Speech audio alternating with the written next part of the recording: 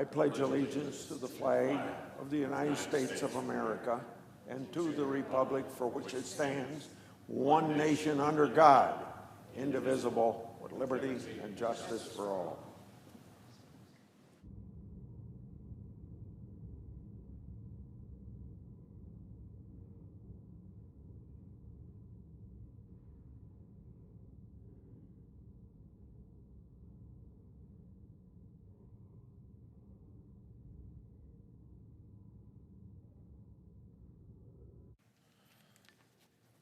Senator from Iowa. Speak for 1 minute in morning business. Without objection. As chairman of the Finance Committee and head of the tax force, I want to highlight a few areas of bipartisan economic relief we will be voting on today. Recovery checks to give Americans needed cash to provide for their families and get through our current health crisis look like this: $1,200 for individuals, $2,400 for married couples, $500 for each child. There's no minimum, no phase-in. It starts out at the lowest level. Anyone with a Social Security number who is not dependent on anyone else should be eligible for a check under the income caps. We also have a very strong unemployment compensation additions to the present program in this bill. We also have incentives to help charities because they play a very important role in this recovery. My colleagues across the aisle said last week that the business tax issues were corporate bailouts. That couldn't be further from the truth, and I think my Democratic colleagues now agree. This is about helping our workers keep their jobs.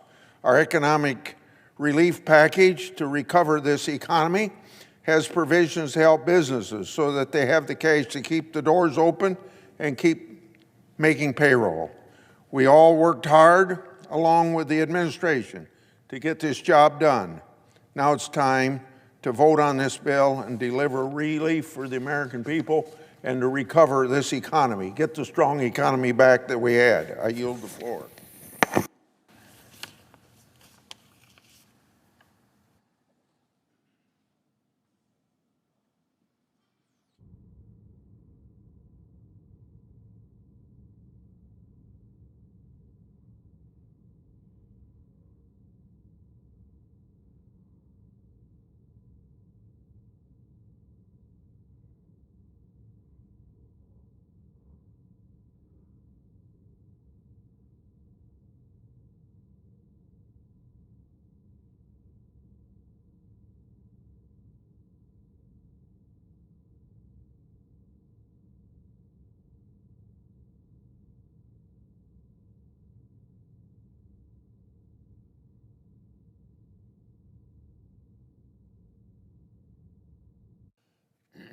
Mr. President. Majority Leader of the Senate.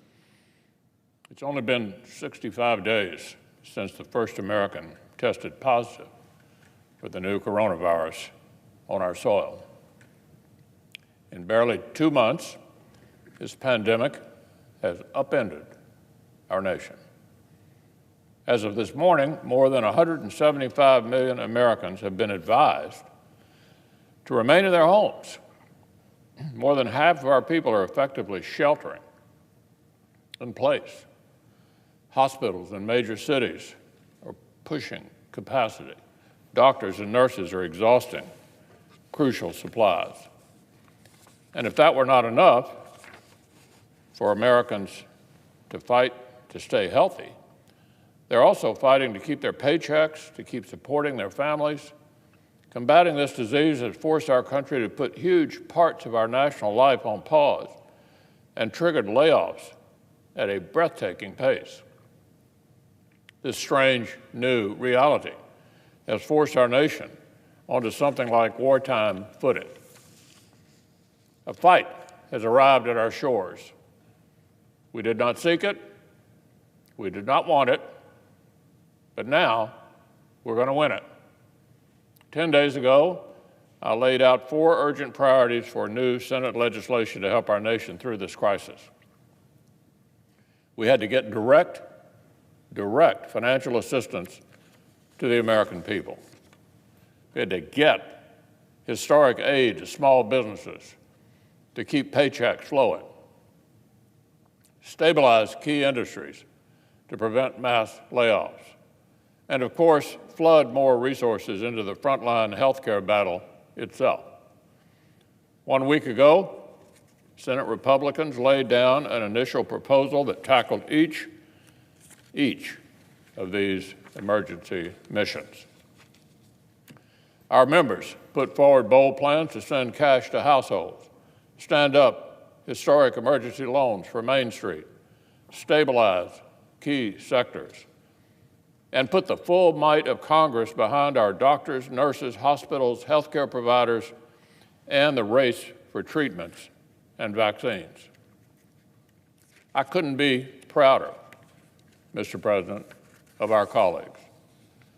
Our nation needed us to go big and go fast, and they did. The creative policies our chairman crafted in just a couple of days' time remain the central building blocks of the proposal we will pass today. But Republicans knew the nation had no time for conventional political gamesmanship. So the instant we released our first draft, I created a series of bipartisan working groups.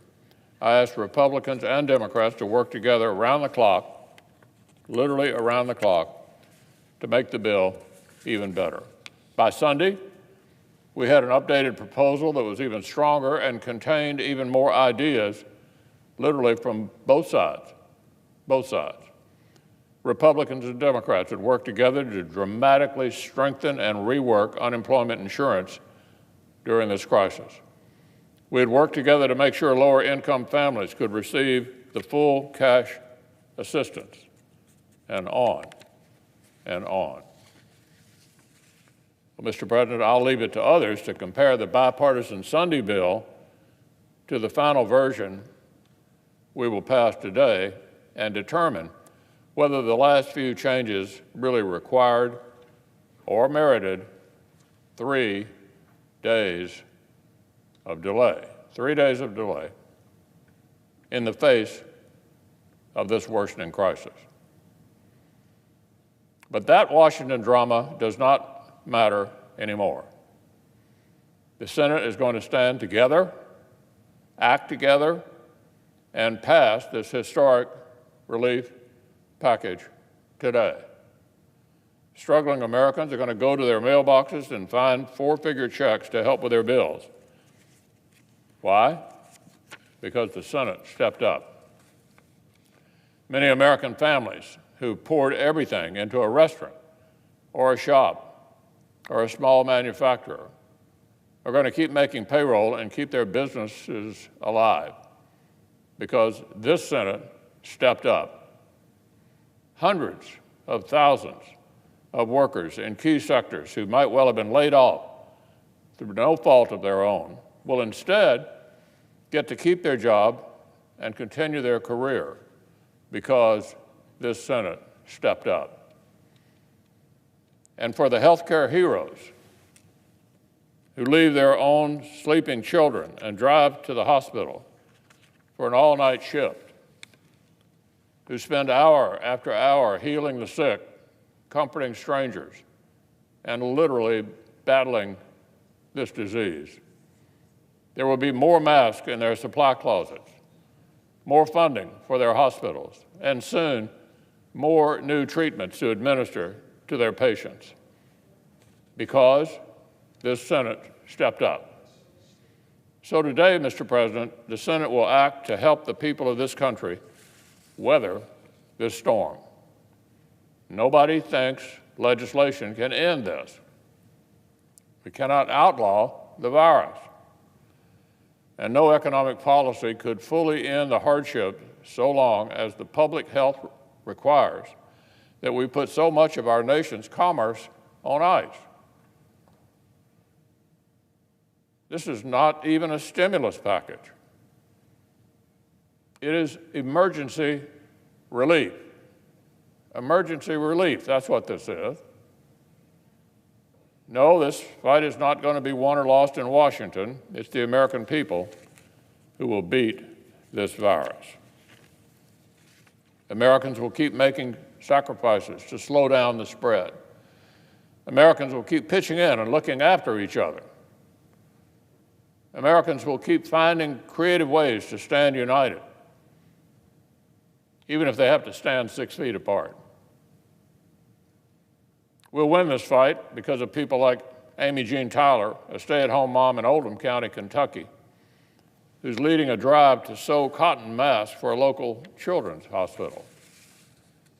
We'll win this fight because of people like Pastor Grant Hasty in Stearns, Kentucky, who's gathered volunteers to distribute more than 550 home-cooked meals. We'll win this fight because of people like Peg Hayes, who runs a distillery in Christian County, Kentucky, and is temporarily converting her bourbon-making facilities to churn hand sanitizer. We'll win this fight because national companies are switching production lines to make medical supplies, because our largest high-tech companies are partnering with the government to throw supercomputing power right into the race for vaccines. We'll win this fight because of families, neighbors, and church communities that cannot even worship together in person, because of small businesses, big businesses, public health, PhDs, and local entrepreneurs. It's been 18 years since every American was united in amazement and prayer as firefighters and first responders rushed into burning buildings on September the 11th, 2001. In the coming days and weeks, our nation is going to meet new heroes. Many may be police, firefighters, and EMTs once again. Many others will be truck drivers, grocery store clerks, and pharmacists who literally keep our supply chains running. Utility workers and delivery drivers who leave their homes so everyone else can remain in theirs. Teachers who somehow manage to keep educating their students over the internet while looking after their own kids at the very same time. And most of all, we're going to meet a whole lot of American heroes who wear scrubs and masks and gloves. Heroes who rush toward the sick and wash their hands until they bleed and work around the clock to heal our friends and our families. When our nation comes through this and takes flight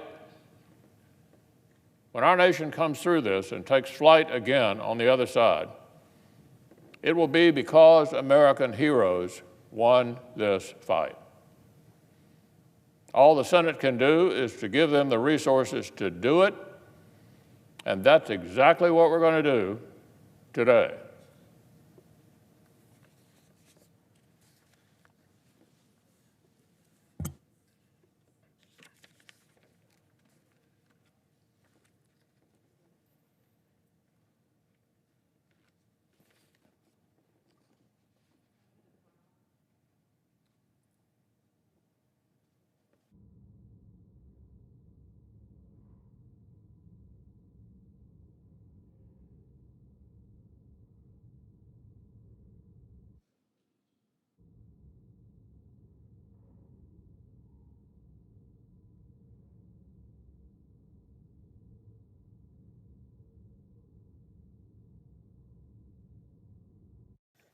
Mr. President, Senate Majority Leader.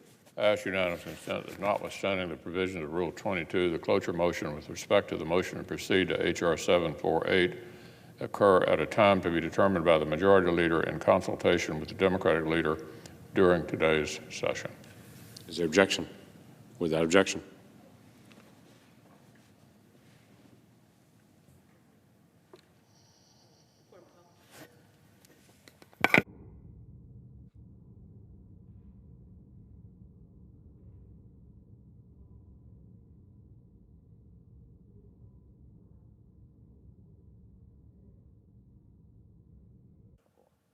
Clerk will call the roll. Mr. Alexander.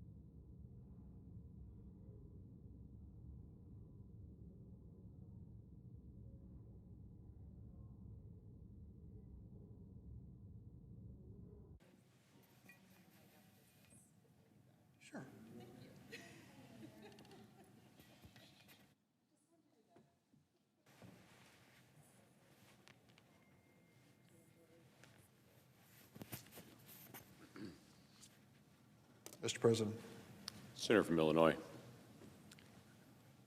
you have an announcement? Since in a quorum Oh, call. I ask the quorum call be suspended. Thank you. Without objection. Under the previous order, the leadership time is reserved. Morning business is closed. Under the previous order, the Senate will resume consideration of the motion to proceed to H.R. 748, which the clerk will report. Motion to proceed to H.R. 748, an act to amend the Internal Revenue Code of 1986 to repeal the excise tax on high-cost employer-sponsored health coverage. Mr. President. Senator from Illinois. Mr. President, America's never seen anything like this before. To think that half of the people who live in the United States are under some order to either stay home or at least avoid contact with others, unheard of. This is an enemy, this virus, the likes of which we've never faced. As strong and determined as our nation is when it comes to these challenges, this is unique. And it calls for unique leadership. There are a lot of critics of the United States Congress for good reason, but I think what we've demonstrated in the last several weeks since we've addressed this coronavirus is that there is a capacity for common sense, bipartisan work, and a timeliness that is essential. The first two measures were passed in record time, one for $8 billion, that really opened the door for more medical resources. The second for $100 billion, which tried to guarantee to people they would never have to pay to be tested for coronavirus, that there'd be adequate food supplies during this calamitous time, that we would have resources sent to the states for Medicaid reimbursement at new levels, that we would also engage people with family leave if necessary so that they could stay out of the workplace if they felt badly, and that we'd also have an idea that we would come together as a nation to move unemployment insurance with dispatch. That passed, again, in a timely way with a bipartisan vote. And then we came to the third challenge, a challenge the likes of which I've never seen in my time in Congress, and I don't imagine anyone else has. Because we decided in a span of about 7 days to come up with a package of authorizations and appropriations which is larger than the annual federal budget for domestic discretionary spending in America. In 7 days, we did what usually takes 12 months or longer, but we knew we had to because the need is that great, and America was watching and wondering if we could rise to that challenge. There were some bumps in the road, and it's no surprise. An undertaking of that magnitude with this kind of pressure to get the job done quickly and properly is bound to create differences of opinion, and it did. There were moments of anxiety on the floor of the Senate, and those who have followed C-SPAN have watched many speeches that reflected the emotional levels that were reached in this chamber. But the emotions in this chamber were not that different than the emotions in most homes across America as people worry about whether this illness will touch their families, and if so, will they be able to conquer it?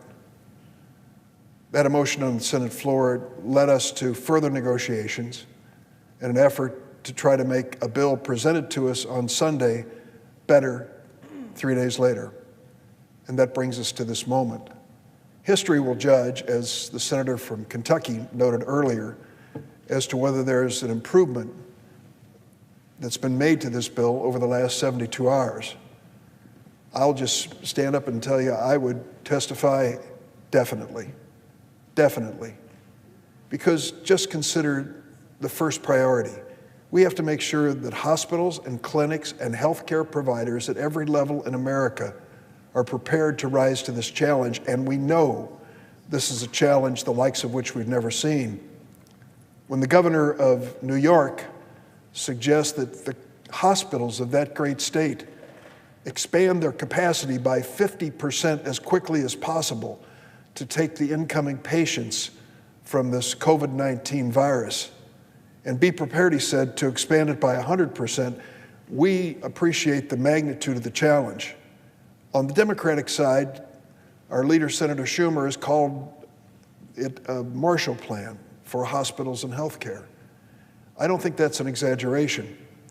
The bill that was presented to us on Sunday envisioned some $75 billion for that purpose, and many of us felt that was not adequate, as large as that number may be. So today we'll bring a bill to the floor that will increase that allocation for healthcare from the $75 billion in the bill just 3 days ago to $130 billion. Is it enough? Probably not, unless God spares us from the spread of this disease even further in the United States. But it says to those who are anxiously expanding their resources, expanding the number of beds, bringing in retired medical personnel, as the governor from Illinois, J.B. Pritzker, is doing, that we hear them and we're providing them the resources to go to work to fight this challenge that we face at every corner of the United States. The second thing that we set out to do when the bill was presented on Sunday was to expand the opportunity for unemployment insurance. Some have criticized us on the floor and said, don't get into structural changes. Well, you couldn't expand unemployment insurance without getting into a structural change, because the system, which affects only a small percentage of Americans, is not adequate in most cases to keep a family together. If you lose your job and try to live on that unemployment check, it's hard to do. People lose their homes over that, their cars. They can't pay their utility bills. And so what we've done, it's been described as putting unemployment benefits on steroids. The amount of money which is going to be sent to families who are furloughed, laid off, or unemployed is dramatically bigger than it would have been if we hadn't restructured unemployment compensation. At the same time, the President and White House suggested direct cash payments. We never argued against those, but said it's just a down payment. It's just a single check. We believe unemployment insurance is going to be a guarantee of payments for months to come. Since Sunday, we expanded the period of additional unemployment compensation from 3 months to 4 months. There's a big price on that, of course, but we think it's reasonable to give people peace of mind that for 4 months they'll be able to keep their families together as we work our way through these medical challenges and, God willing, see our economy back on its feet. I hope that happens.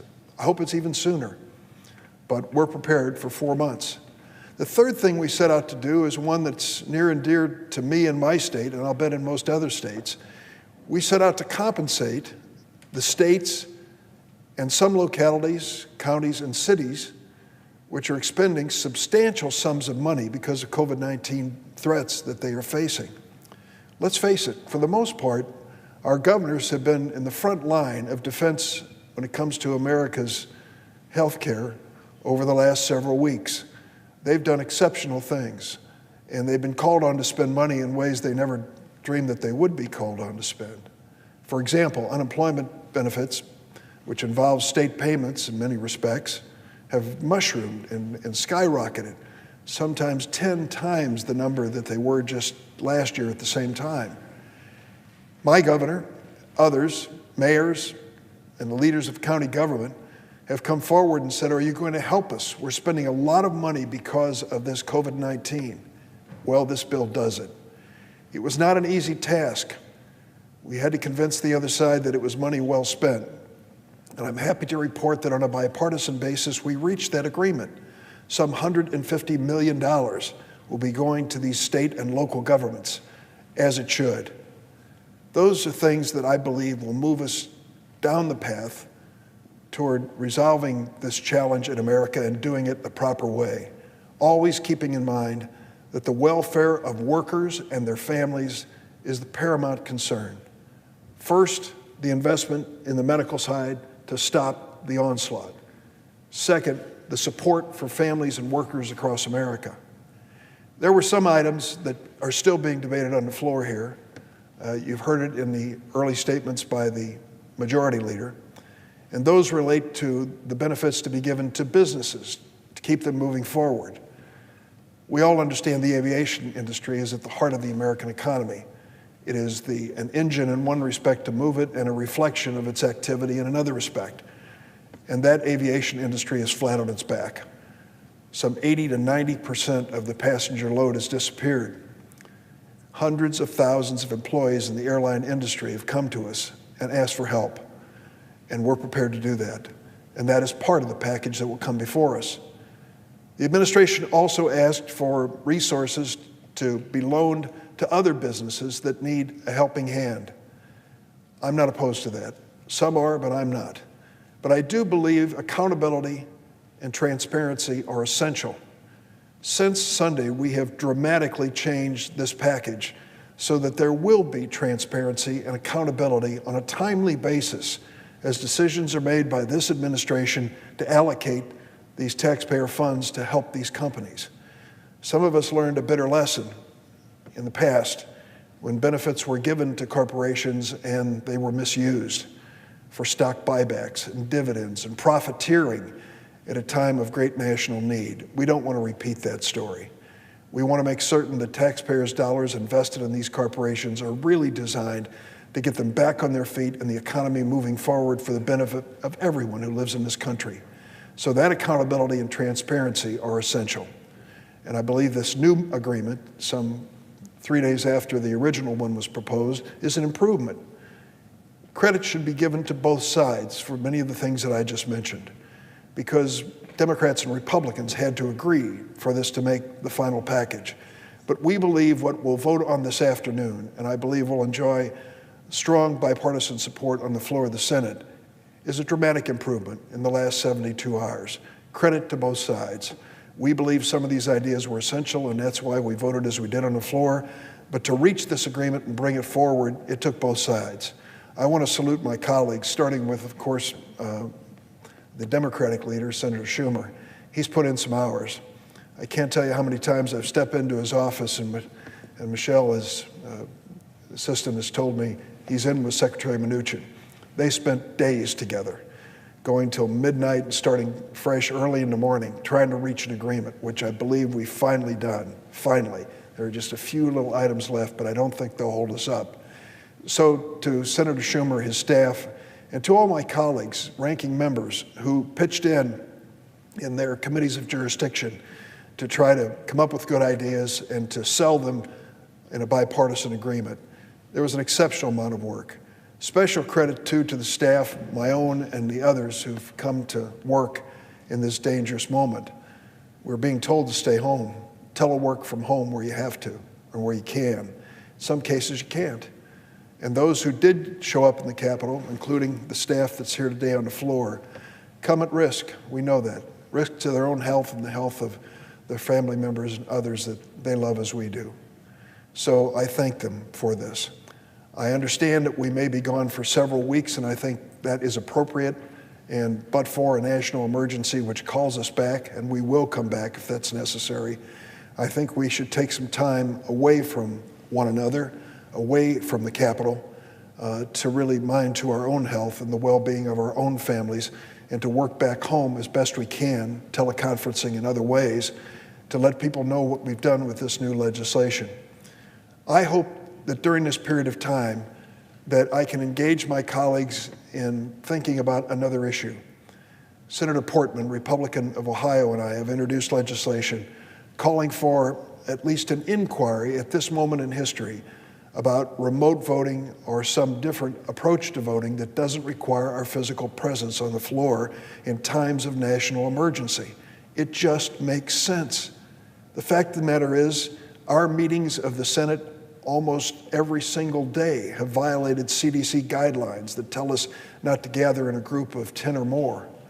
And yet we come to the floor because we have to, because this is life or death when it comes to this legislation that we're considering, and we know what our jobs are. We can find a better way to do this in the 21st century, using the technology that is available in so many different ways to have verifiable, accurate, honest voting for those who cannot or should not physically be present on the floor. I've spoken to Elizabeth McDonough, the parliamentarian of the Senate, and her staff, and want to engage in a conversation. What we know is that this is historic, and it really is a dramatic change from what we've done in the past. But I don't think it's unrealistic. I think it reflects the reality of where we are today with a public health crisis. It may reflect the reality of tomorrow, which could be some different national emergency or, God forbid, some terrorist activity that keeps us away from this Capitol building when we still have work to do. So I want to thank Senator Portman, Senator Klobuchar, who has really been one of the leaders in this effort, Senator Schatz, who I know is a co-sponsor. We are now up to close to 20 co-sponsors on a bipartisan basis to move forward in this change in the Senate rules. I hope we can have conference calls during the time that we're physically away from the Capitol and move this idea forward. The House is considering the same thing as well. Now is the time to do it. It's time to bring this great body, the United States Senate, into the 21st century when it comes to executing our constitutional responsibility without endangering anyone, especially members and their staff and family. Mr. President, I yield the floor. Senator from Wyoming. Well, Mr. President, for families, for healthcare workers, for small businesses, people who are waking up today all across the country asking what's next, I believe that today we can report there is good news. The resolve and the determination of this Senate, working in a bipartisan way and working with the White House, have delivered a rescue plan for the American people and for our American healthcare workers. Today, we are going to pass new authorities, new resources, and new programs to deal with two crises that we as a nation are facing. One is the medical crisis, the coronavirus, and the other is the economic crisis that is a direct result of the medical crisis that we are facing. The Senate is providing an overwhelming and a massive health care and economic response package. We're doing both, and we have to do both at the same time. It's a rescue operation. The resources that our health care providers need and the resources that our economy needs.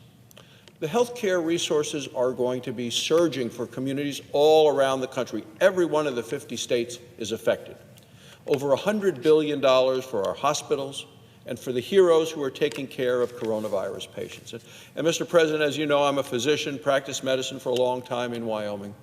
People go into medicine so that they can do a number of things. You go into medicine, and what we expect of our health care providers is to save lives, to cure the sick, and to prevent disease. For all of those men and women working in this profession, I will tell you, this will be their finest hour. We're hearing about heroes all over the country, and that's going to continue as long as this crisis is in effect. Because that's what we're asking them to do every day. Save lives, heal the sick, and prevent disease. We see that with our public health officers who are out there trying to prevent disease. We see it in the communities, people trying to heal the sick and to save the lives in the hospitals day and night. And what they're asking for us are resources, and that is now going to be provided in the bill that we're going to pass today and will hopefully soon be on the President's desk. So we're also surging dollars to individuals and to families and to businesses and distressed parts of our economy. Direct money, $1,200 per individual, $500 per child. You take a look at that, and $350 billion in bridge loans and grants to small and medium-sized businesses. Unemployment insurance to make workers, we're talking about people who were working and ready to go to work the next day, but weren't able to because of the medical crisis affecting us. So workers who weren't able to work right now, to make sure that they are made whole. Now, we have held the line against so many of the ideological issues that Democrats, and specifically the Speaker of the House, tried to put into this legislation. We made it clear. Lives are at stake. Those are debates for another day. The crisis is upon us, and the rescue work needs to be done. I believe time was wasted. We should have passed this last Sunday. Time was wasted, and it's time that was wasted that the American people don't have and didn't have. But today we are working on this action plan. Pass the Senate bill today to stabilize American jobs, to surge health care resources to the front lines. The House cannot delay. Mr. President, the House needs to get this passed today and sent to the President of the United States for his signature today. America should not wake up tomorrow and have to watch and wait and worry to see if the House was going to pass this bill. The House needs to act today. The American people need that reassurance today. But families, young people, everyone, they have committed to slowing the spread for the remainder of the 15-day window, about a week more to go. People are doing it all around the country. People are going to continue to ramp up manufacturing of medical equipment, masks, ventilators, respirators, tests to save lives. People are going to keep cutting red tape and pressing on scientific and medical breakthroughs for treatment and vaccines. Going forward, and I see that the minority leader on the floor, going forward, we need to take a long, hard look at our supply chain. China has been exposed. We cannot allow ourselves ever again to be in any way dependent on China for medicines, for materials, or for minerals. Mr. President, my focus, along with what I know is the President's focus, is to bring America back, stronger than ever before. We are a strong and a resilient nation. We will get through this. Our country's healthcare infrastructure and our economic resolve is today being tested. We will defeat the virus, and we will be back stronger than ever. Thank you, Mr. President, and I yield the floor.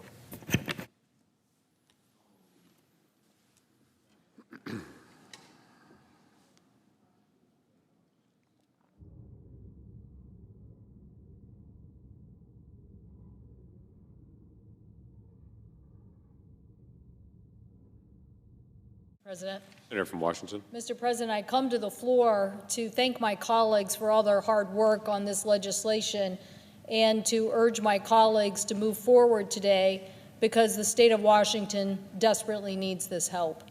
When I think about this package that literally has been crafted since Saturday about 10 o'clock and people running to go and collaborate, and yes, there were many challenges to that collaboration, I also think about the people who are on the front line in the state of Washington who have paid such a heavy price.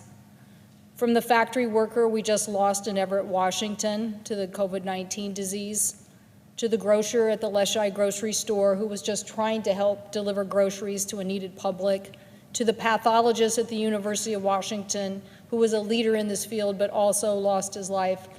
Real sacrifice and real crushing blows have been dealt in this disease. But today, we are responding with more help for our state. We are giving them more money for hospitals, more money for the front line with protective gear, more money for testing, and more money to support them as they continue the effort to try to stop this disease. It's so important that we give state and local governments and tribes the resources they need to be on the front lines in fighting this disease. And I thank our governor, Governor Inslee, for leading that charge every single day in trying to focus our response on this disease. Because we were the site of the first COVID-19 case, we have been at this since January 21st. And the sadness that we have all felt over the Kirkland nursing home, where we lost so many patients, we hope will be a lesson for the rest of the nation to pay attention to the seriousness of this virus. We're here today, though, to also, besides giving that frontline support to states, to cities, to counties, and to our healthcare delivery system, we're also here to say we want to try to lessen the economic impacts of a shelter-in-place or social distancing. Our businesses, small businesses, have been hit hard. Our restaurants, our other businesses who shut down, who don't have the same resources to come to Washington, D.C. and to lobby for aid and support, but are counting on us to create a program that small businesses can get both grants and loans. So the $360 billion in this program, I hope SBA will help dispatch with urgency to those businesses who have complied and have done their best to keep their employees while also shutting down their business. We also know that the unemployment benefits in this package, which will be for 4 months, will be a boost to giving people who are unemployed, and the expansion of that definition to cover those who are part of a gig economy that may not have been covered in the past, is important to give people the safety net to make it through this process. I wish we would have come to terms on even allowing for COBRA enhancements, particularly for the aerospace sector. I'll be filing a bill today to make sure that as we continue to move through this crisis, that we think about those who are going to have a shift or laid off, as we have seen in recent days in Everett, Washington, that they too could have health care beyond just 1 month of a COBRA health plan. It's so important in fighting this disease that not only we take care of unemployment benefits, but we also make sure people in unemployment have access to health care. We can't be in the midst of a pandemic and not give people affordable access to health care.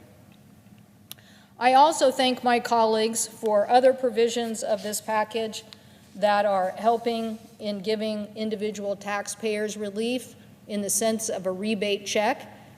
Not only will individuals get a rebate check, but families a rebate check of $2,400 that should help those who have been hit hardest by this disease to help in these sustaining days in which we are sheltering in place in the state of Washington.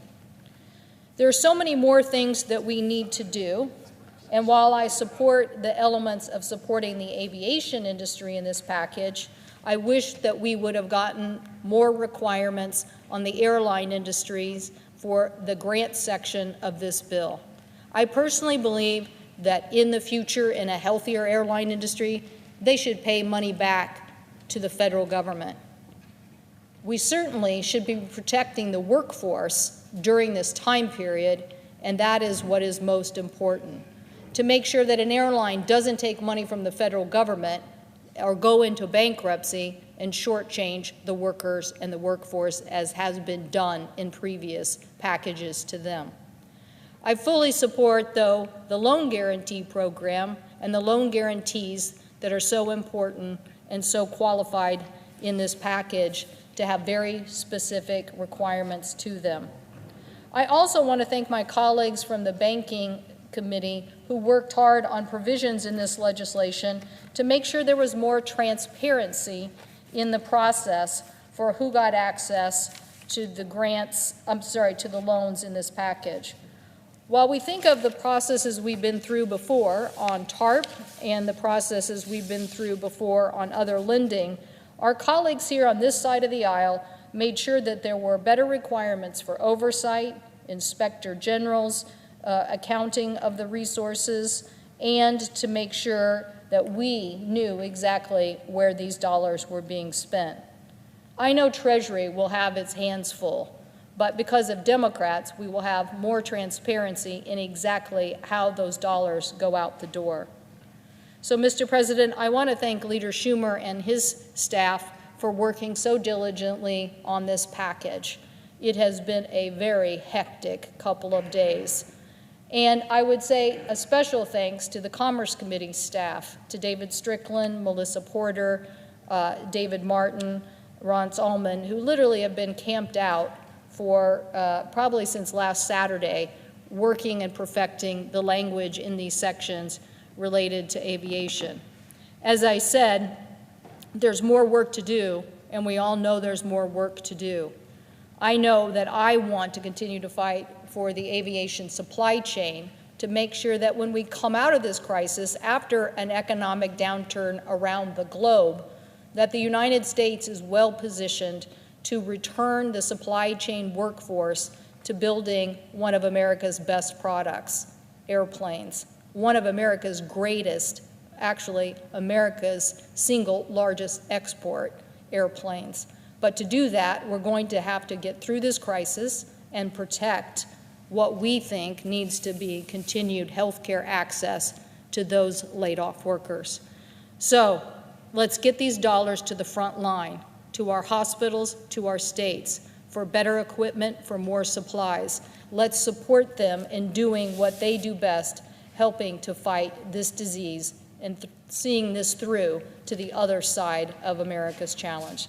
I thank the President, and I yield the floor.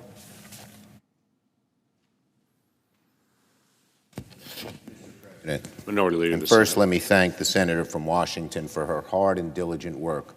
No one fought harder for the state of Washington, which, like my state of New York, is in such crisis, than the two senators from Washington. And I thank Senator Cantwell for her great work up and down the line, whether it was the government, the companies, the people of Washington state. She was there. Now, Mr. President, I say to the American people, help is on the way. Big help, quick help. I say to the American people, because Democrats insisted on making this bill better, we can now call it a bill that puts workers first, not corporations, that has a Marshall Plan for hospitals, and that has accountability, transparency, and watchdogs over much of the lending that is in this bill. Now, 6 days of subtle diplomacy, and here, in these mostly now empty corridors, we've shaped a bipartisan agreement on the largest rescue package in American history, which was sealed last night a few minutes after 1 in the morning when Leader McConnell and I came to the floor to announce we had an agreement. It was not a moment of celebration, but rather one of necessity. Facing an unprecedented crisis, it was the duty of the Senate to produce bipartisan legislation to send an immediate infusion of resources to our public health systems, state and local governments, small business, and American workers. As I said, from the start, Democrats had two main goals: a Marshall Plan for public health workers and hospitals on the front line, and putting workers first, not corporations. Had we not asked for the Republican Party to recognize us by not going forward on those first two votes, this bill would have been much worse. Our actions made it much better. Not everything we wanted, but much, much better. And we're proud as a caucus and united as a caucus as the job we have done to improve this legislation. Because after all, this legislation will be with us not for days and not for weeks, not even for months, but probably for years. To improve this legislation was worth taking an extra day or two, improving it, after the Republican leader just put it down without consulting us and tried to say, take it or leave it. Now, like all compromises, this bill is far from perfect, but we believe the legislation has improved sufficiently to warrant its quick consideration and passage. Because many Democrats and Republicans were willing to do the serious and hard work, the bill is much better than when we started. And starting yesterday morning, we all came together to get this bill done. We worked in a bipartisan way, as this body should have worked and should work, and here we are. Once the language is ready, Democrats are ready to speed up the consideration of the bill as much as possible. We believe that the legislation has been improved sufficiently to warrant its quick consideration and passage. I expect the Senate can get the job done in the new few hours. Now, the American people watching should know what is in this bill, which has undergone many revisions over the past 48 hours.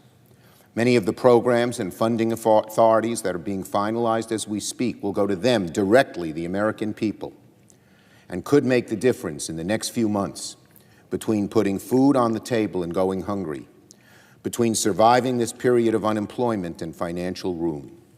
So let me briefly run through the major components of the bill. First, as I mentioned, a Marshall Plan for the American medical system is now underway. This agreement will inject $150 billion into our hospitals and health system, headlined by a new $100 billion fund to provide our health system with whatever it needs to fight back. The grants in that fund will be available to everyone who is fighting coronavirus: hospitals, nursing homes, community health centers, and all types of Medicaid providers and safety net providers. It includes funding for personal protective equipment, testing supplies, a surge in our healthcare workforce, additional Medicare funding, research into coronavirus treatments, and more. The funding will literally act as a lifeline as the number of COVID-19 cases continues to climb. So, as I said, a Marshall Plan for American medical system is now underway. Second, workers first. Millions of workers, through no fault of their own, are losing paychecks with no way to cover their daily expenses and monthly bills. Coming to their rescue is a program Democrats devised to boost unemployment insurance. We call it unemployment insurance on steroids. The agreement increases the maximum unemployment benefit by $600 per week and ensures that laid-off workers on average will receive their full pay for 4 months. These benefits will be much easier to access and will be expanded to include part-time, self-employed, freelancers, and gig economy workers. And the new program has a second. The first job of this program, get money into the pockets of people who are losing their jobs through no fault of their own, and it will come quickly and generously. But it has a second purpose. It will also allow companies to furlough workers so they can stay on as employees, so that when, God willing, this crisis abates, they can quickly resume work with their employer and business reassemble. When this crisis is over, we don't want every worker who's losing their job to scatter to the winds, and so many good businesses, through no fault of their own, will fall apart. By keeping them on furlough, paying them, the businesses can reassemble quickly. This proposal, unemployment insurance on steroids, will be the greatest expansion of unemployment benefits in decades, a social safety net wide enough to catch the millions of American workers who became unemployed virtually overnight, woven with fibers strong enough to hold them through the worst of this crisis. As I said, we're going to pass unemployment insurance on steroids. Third, oversight, transparency, and accountability of all loans made to corporations. The Republican bill initially put the focus on rescuing industry and did not do enough to protect the hundreds upon hundreds of thousands of workers those industries employ. But as a result of our negotiations, Democrats have secured crucial worker protections throughout the bill as conditions to rescuing large companies, including incentives for businesses to keep workers on the payroll during the crisis. For the nearly 2 million airline employees, Democrats have also secured direct payroll payments to keep you on the job. Your collective bargaining rights will be protected, and airlines will not be allowed to spend any grant money on stock buybacks or CEO bonus pay for the life of the grant plus 1 year. Democrats also secured tough new requirements on federal grants and loans to any industry. No stock buybacks for the length of any loan provided by the Treasury plus 1 additional year. Restrictions on any increases to executive compensation. A requirement to protect collective bargaining agreements.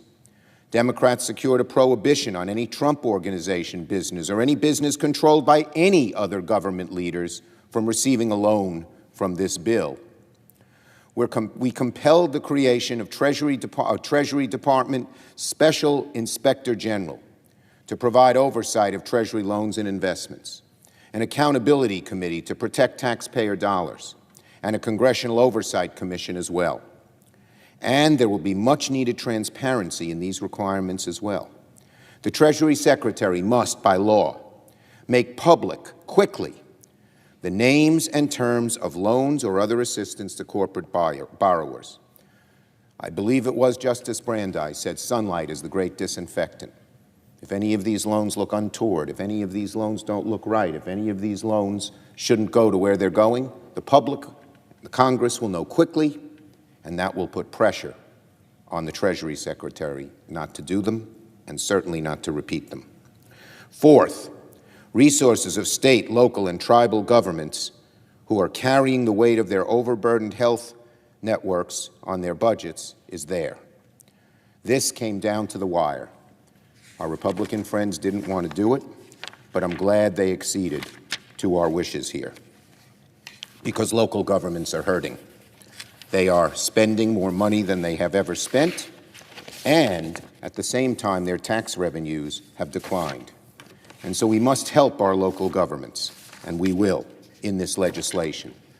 And it will be distributed between both the local government, the county governments, and the state.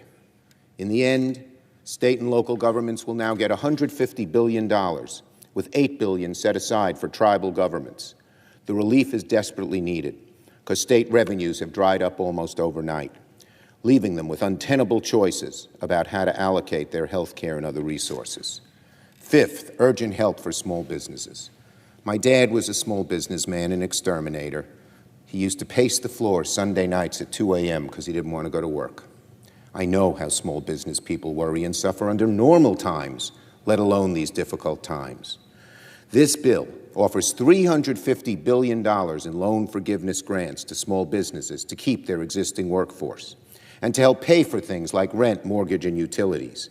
It provides $10 billion in emergency grants to provide immediate relief for small business operating costs. And of course, there are many things besides in this bill. Those were the 5 things we pushed for. Small business was much in the bill that Leader McConnell put forward. All the rest, we, as Democrats, had pushed hard for and gotten in the bill. Now, there are other things too. Support for American families, including child care, education, senior care, housing, and more. One thing of particular importance to my state is public transit. The MTA is drowning after such a steep and sudden loss of ridership.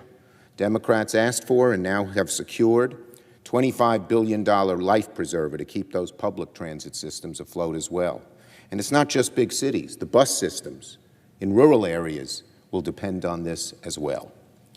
The bottom line is this. This bipartisan agreement will provide more resources to our public health system and protect American workers of all stripes. Now, as I've said before, this bill is far from perfect. Many flaws remain, some serious. But by no stretch of the imagination is this the bill the Democrats would have written had we been in the majority. If Democrats held the pen, we would have designed the assistance to troubled industries in a completely different way. We would have added even more support for Medicaid, hospitals, community health centers, and nursing homes, new patient protections to ensure that everyone with coronavirus can access and afford treatment. We would have increased food assistance. We would have included more relief for student borrowers and prohibitions on evictions and foreclosures on Americans for the duration of the crisis. We've gotten many of those, but not all, on evictions and foreclosures. We would have put workers first in every single part of the bill. That's what we tried to do here as much as possible, but Senate Democrats are not in the majority. We knew this bill had to pass muster with a Republican administration, and a failure to reach an agreement in this time of deepening, serious, painful national crisis was simply not an option. We have before us an imperfect bill, but a necessary one. Despite its flaws, it is far better than where we started, and it's time to pass it. Now, before I yield the floor, there are some people I have to recognize. The Republican chairs and Democratic ranking members and their staffs who have worked diligently on this legislation. Senators Leahy and Cardin and Shaheen and Warren and Reid and Peters and Wyden and so many more. I could name the whole caucus and their entire staffs. Thank you. This bill is better because of your long hours and hard work. The floor staff who kept this chamber open and running at all hours, we thank you.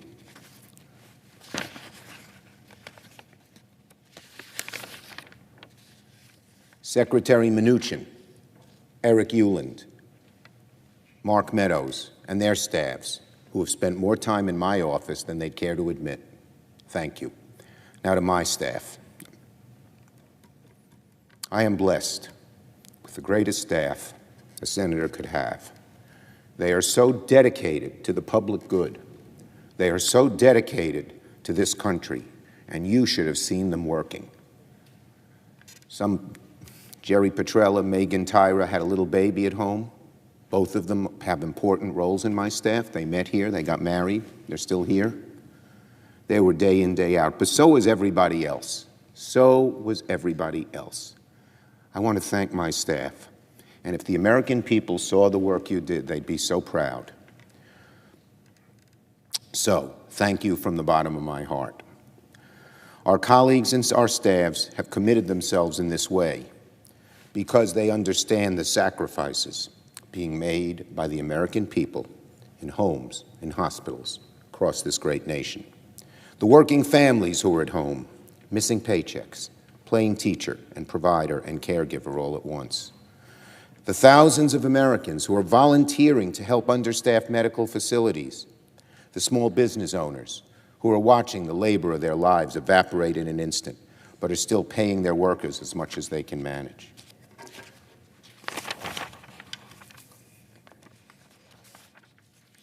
The nurses and doctors and healthcare workers who know better than anyone the risk of contracting this disease by treating infected patients, but go to work every day, working longer shifts to do God's work anyway. To them, to all Americans, I say this: help is on the way. Big help, quick help. We are going to take up this bill and pass it to care for those who are now caring for us and help carry millions of Americans through these dark times. This is certainly not the end of our work here in Congress, but rather the end of the beginning. The crisis continues to deepen. There will be difficult days ahead, and the worst may be yet to come, and we certainly may have to come back and do further legislation. But we know right now help is on the way, and we will not stop working till we see our nation through this time of extraordinary challenge. I yield the floor and note the absent. I yield the floor.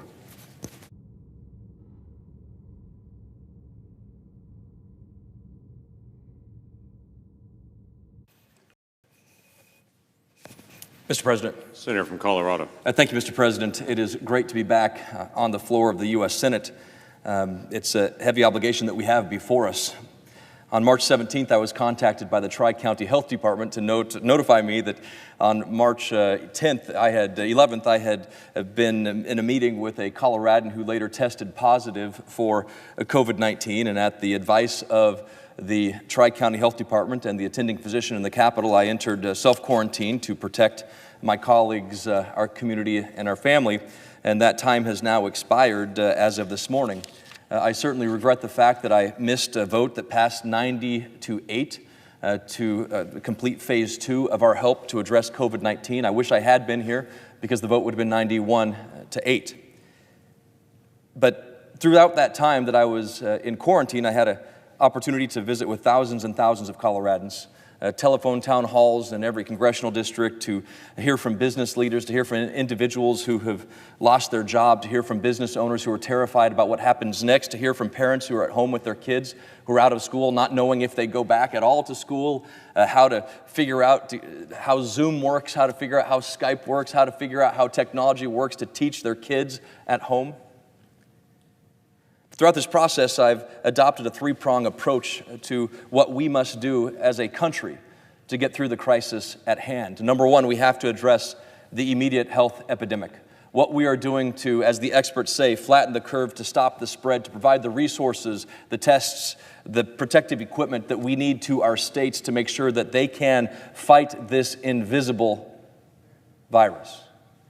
What we can be doing to give them the tools, the skills they need for the heroic efforts of our frontline healthcare providers, the doctors, the nurses, the clerical staff, the janitors, the classified workers, all of the people who have been so heroic to provide healthcare to our people. That's Phase 1, making sure that we stop this epidemic and address the needs of the American people.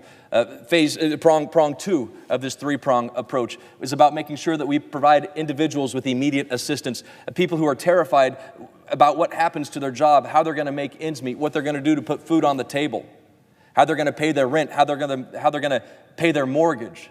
Will they have a restaurant to go back to?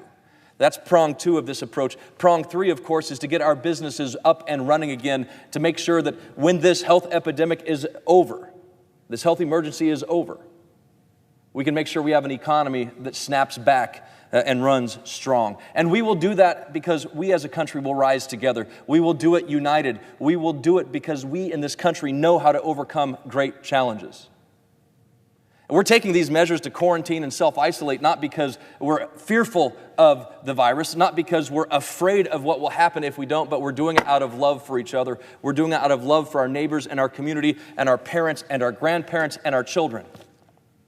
We take the guidances of the health experts and the public policy experts seriously because we want to share that love with people to stop the spread so that we can avoid the surge that could overwhelm our healthcare systems. Because we know under the best case scenarios,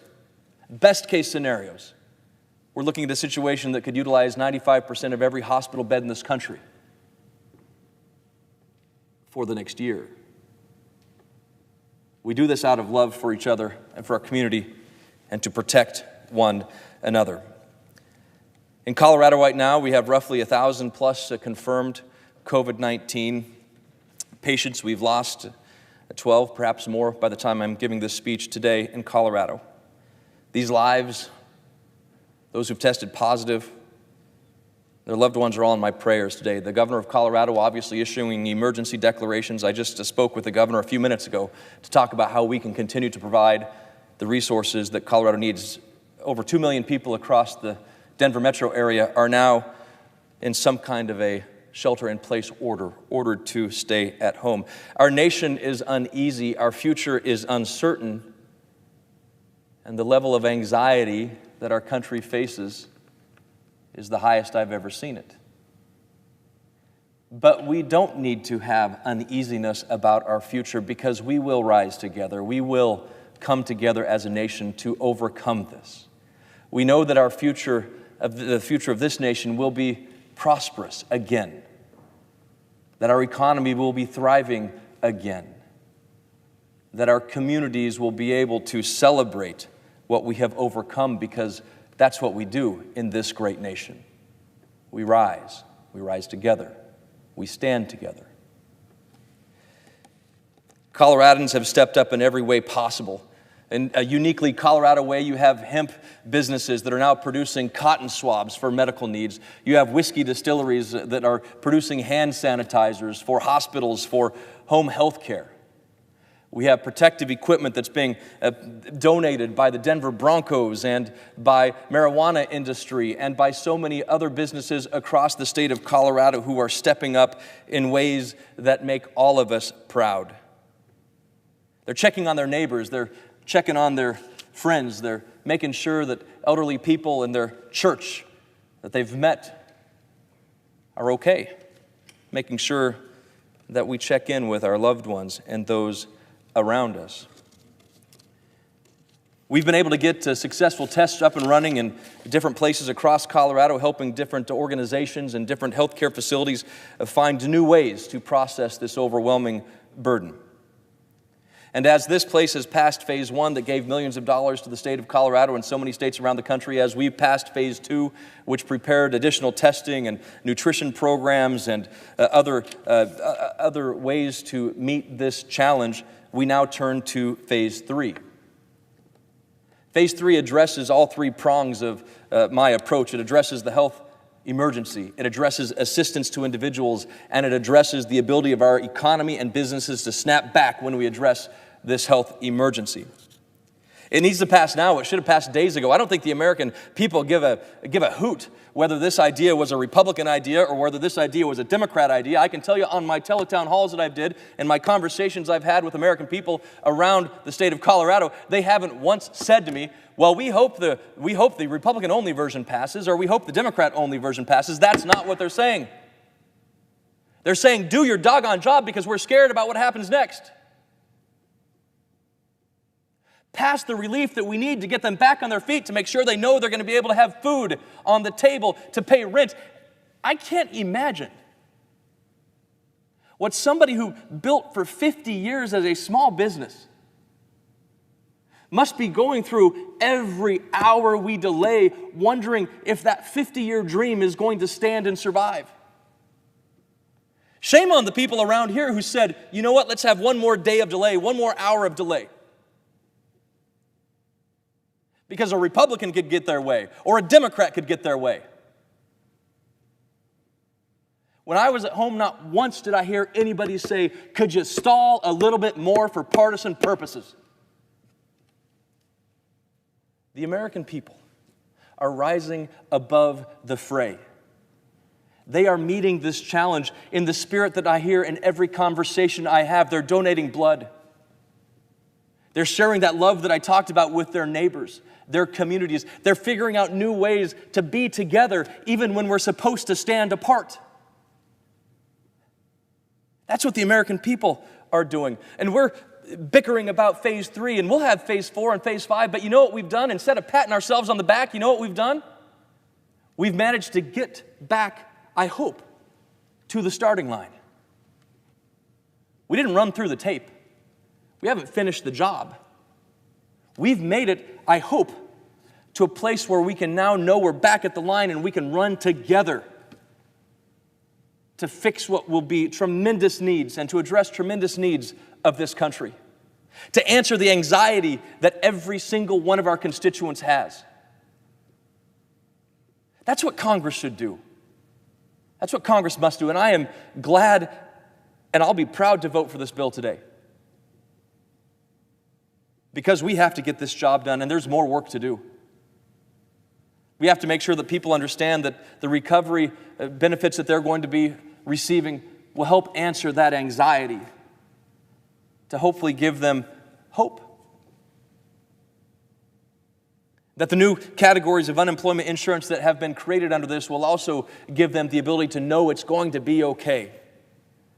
To know that the small business loans that are being made available will help that restaurant stay in business. You know, I talked to Eve and Aurora, and she didn't know how she was going to survive because, yeah, she had converted her whole business to takeout, but she didn't know how successful that would be. To Roberta in Pueblo, who had the same questions about how her restaurant was going to survive.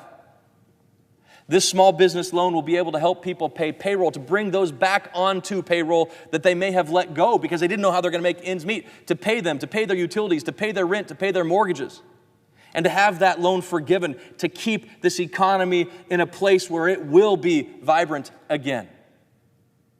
Because that's what we do in this country. We don't look back, we look forward. And in Colorado, we look up to that great Rocky Mountain horizon, and we don't look down, we look up and we see the next horizon. And we strive for that optimistic next day. That's what we do in Colorado. And I know this country does the same. You know, I talked to a 70-year-old Coloradan in Weld County, Colorado, who on a teletown hall, you could hear it in her voice. She didn't know what she was supposed to do because she was older than the experts say should be out and not following guidances. But she said, I can't find the disinfectants and the cleaners that I need. How do I find that? So we were able to find her relief. And the grocery stores have stepped up, and they've provided special hours for people. And they're delivering to people like the woman that I spoke to. They're providing information to their communities, and they've got clerks, they've got cashiers, they've got people stocking the shelves who are on the front lines of this fight as well, keeping our communities safe. So to all of them, thank you for the work that they are doing each and every day. It's important to recognize in this country that we've seen great challenges. I remember my grandmother who passed away this past year talking about her experiences in the Great Depression. This country's been through the Great Depression. We've been through the Great Recession. We will make it through the Great Infection. That's what we do as a country. That's who we are as a people. The Senate will approve this bill today, and the House must approve it without delay. No excuses, no delay. Pass the doggone bill now. The American people have expected this for a long time. Shouldn't have taken this long. Do your job. Do our job. Get this done. We will act out of love for our communities. We will act out of compassion. And we will rise to the spirit that has made this country great. I've heard so many of my colleagues come together and talk about a wartime footing, or they've talked about how we've mobilized in a way that maybe the people have never seen in their lifetimes. It's reminded me, though, of what Thomas Paine wrote in The Crisis during our Revolution, which actually George Washington read to his troops. And here is what Thomas Paine said: "I call not upon a few, but upon all, not on this state or that state, but on every state. Up and help us. Lay your shoulders to the wheel, better here to have too much force than too little, when so great an object is at stake. Let it be told to the future world that in the depth of winter, when nothing but hope and virtue could survive, that the city and country, alarmed at one common danger, came forth to meet and repulse it." We were taught in Sunday school that our struggles lead to perseverance, that perseverance leads to character, and that character gives us hope. We will get through this, America. We will start with this bill. We've got a lot more work to do. But to my colleagues, do our jobs. Get it done. No excuses. I yield the floor, Mr. President, and note the absence of a quorum. Clerk will call the roll. Mr. Alexander.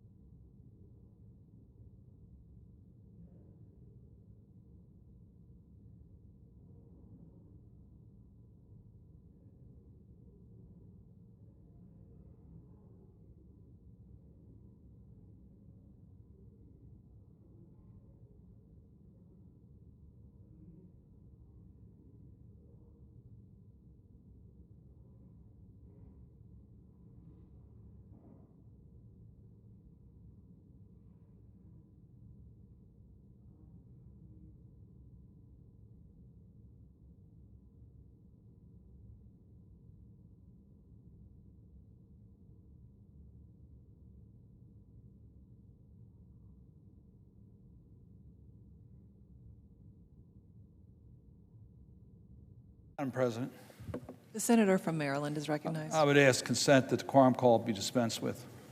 Without objection.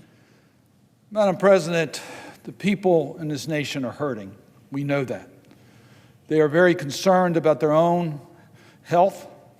They're worried that they may be carrying the virus and they take it home to their elderly parent who could be come down with the virus.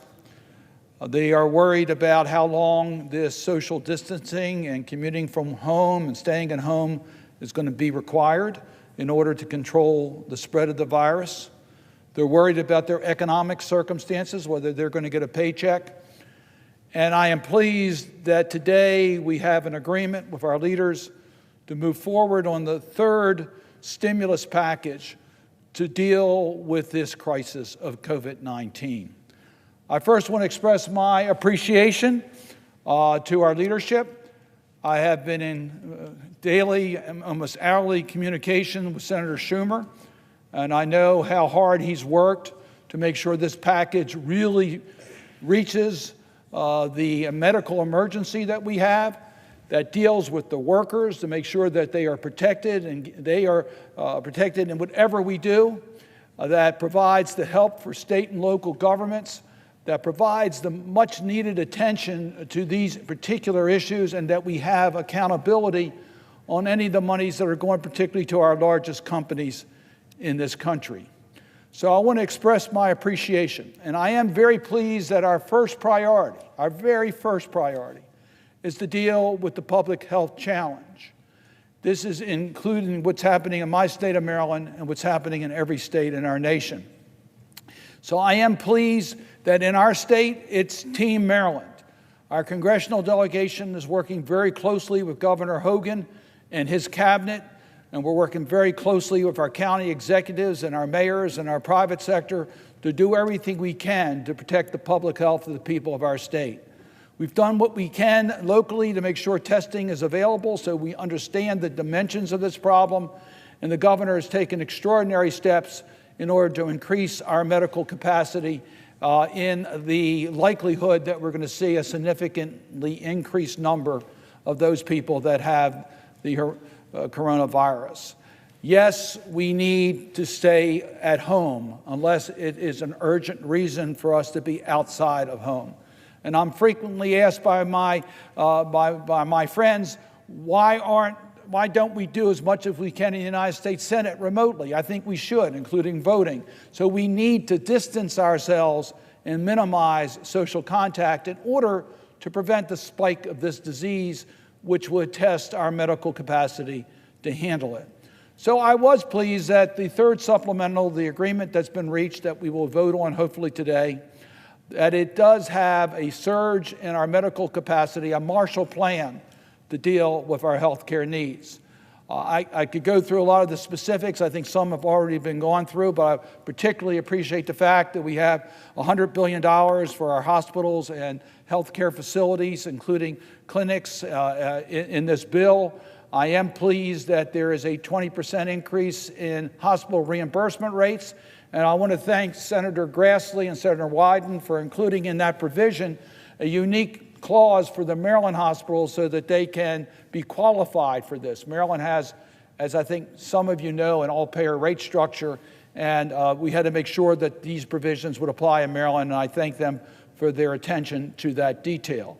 There's also money in here for our hospitals to be ready for preparedness, which I think is extremely important. And there is a separate line appropriation for our community health centers and our federally qualified health clinics. That's critically important. They're being stressed as the needs are increasing and as the cost of treatment is increasing.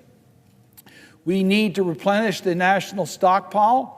We know the concerns on protective gear. We know that. We know that ventilators and respirators are in short supply. We got to make sure that we have adequate replacement of what has been taken out of our national stockpile and available now to deal with the surge that is coming under any scenario, so that our healthcare workers have the protective gear that they need and our patients have the medical facilities and the respirators that they need. We also have plussed up the work being done to deal with the development of a vaccine. I'm pleased that NIH is getting the monies that they need in order to do the work. We know that we're not going to have a vaccine in time this year, but we want to make sure that we get it as soon as possible, and it's on a fast track, and these funds will help us develop that vaccine for the future needs of controlling this type of a virus. But in the meantime, we're also putting resources into therapeutic drugs, drugs that can help people that are sick today. Those drugs are not yet available, but we want to make sure we do everything we can to make them available as soon as possible. FEMA has been bumped up substantially in this bill for good reason, the Federal Emergency Management Agency.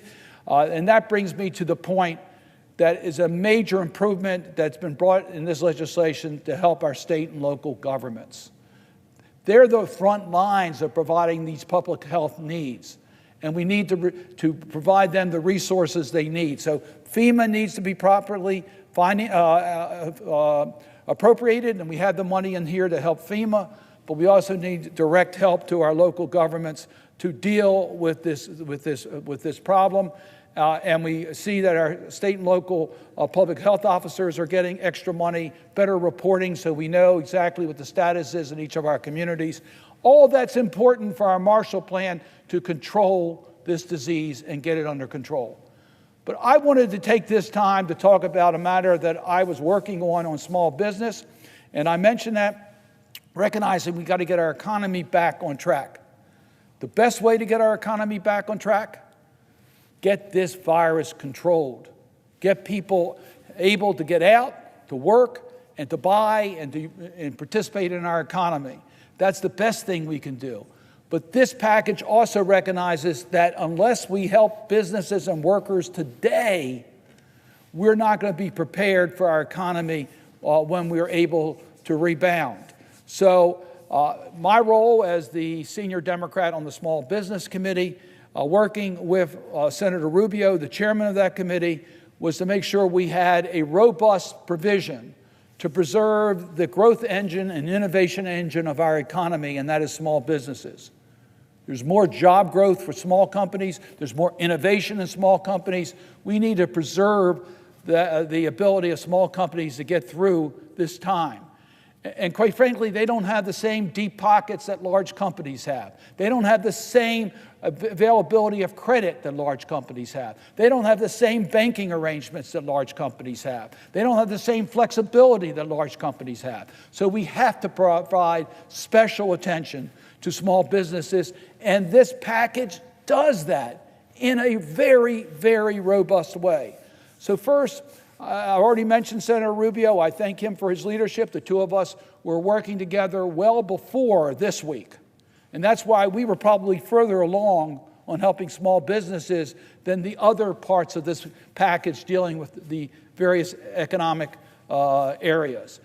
Senator Shaheen was a valuable member of our team. I've worked with Senator Shaheen on small business issues for a long time. She was a key player in putting together the package that we have to present to our colleagues here in the United States Senate. I also want to acknowledge Senator Collins. It was the four of us that were meeting regularly, communicating regularly, that recommend this package that you'll be shortly voting on as it relates to small business.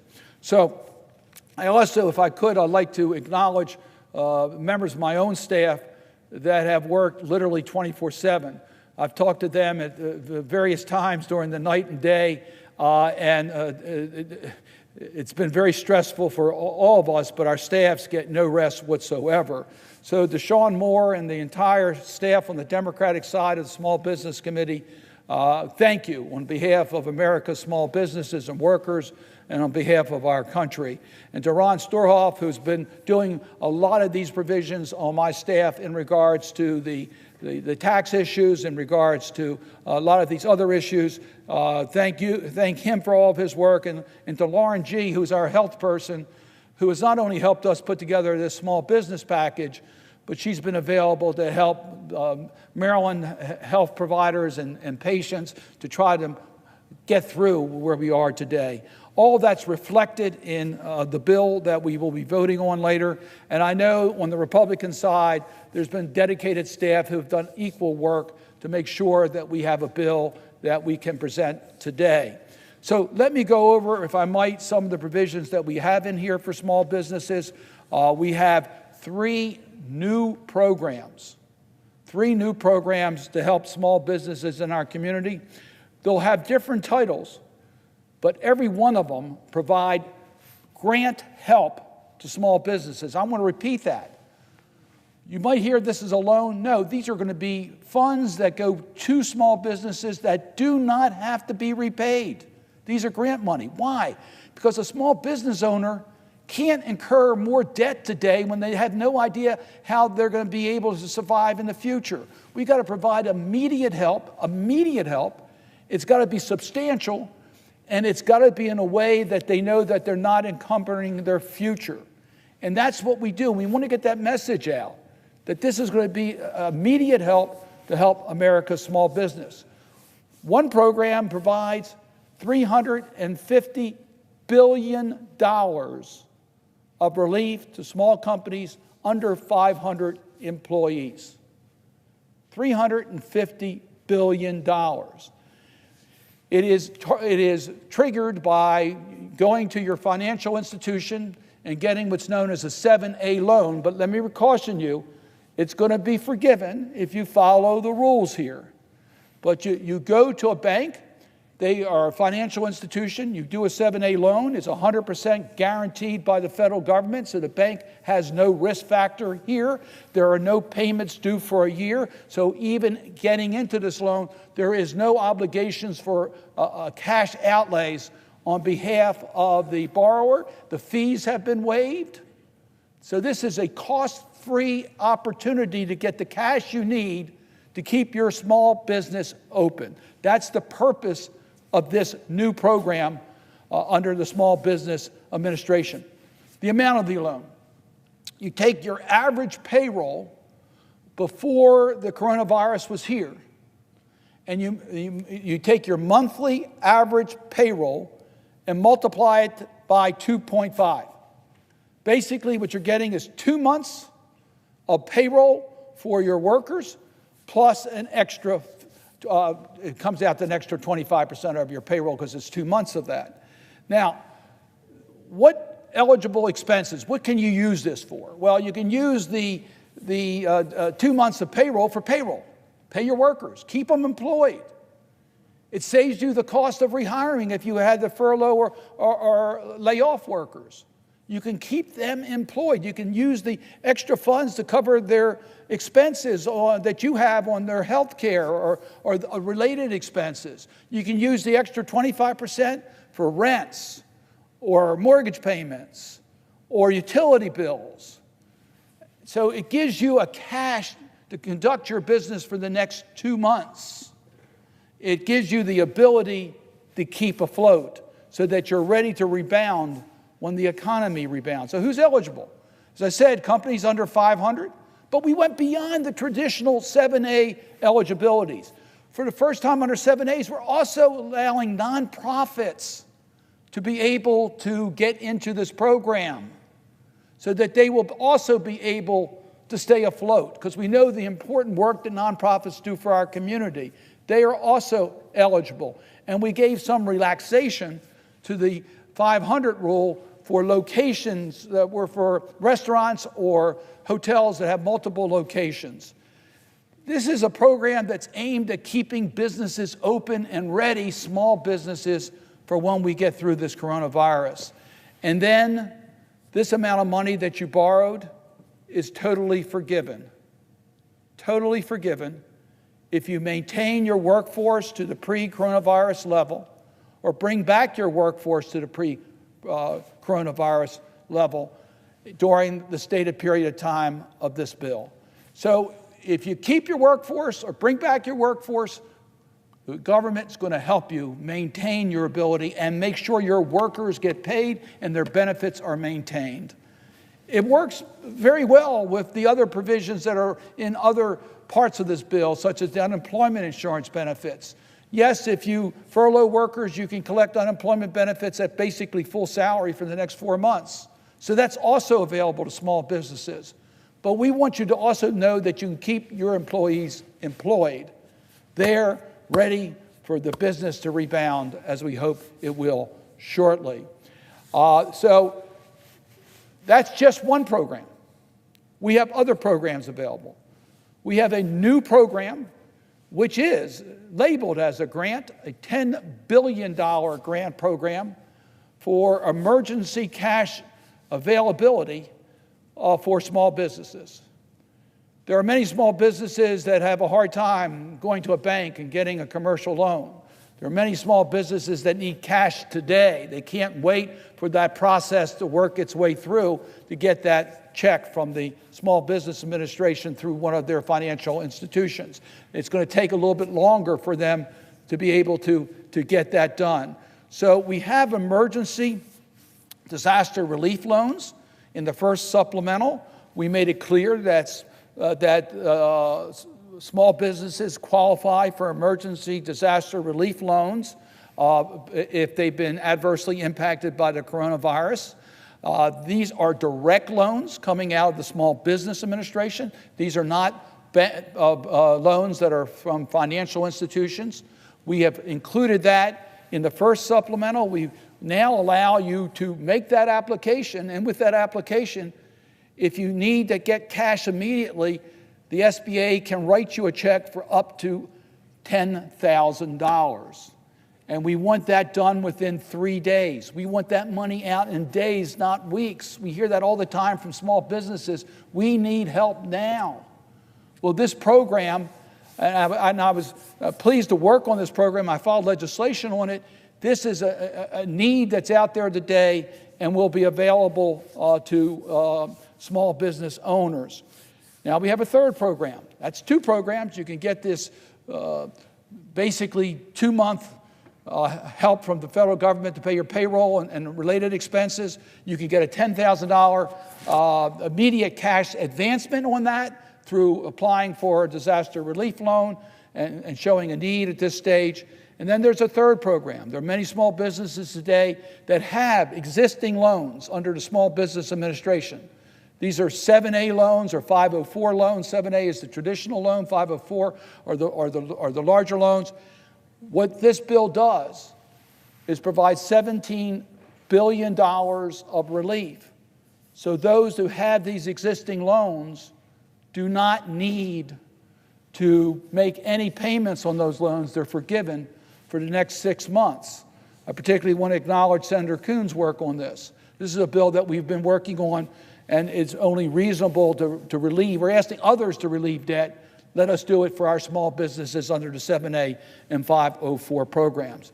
So as you see, Madam President, there's a lot of provisions here that help our small businesses.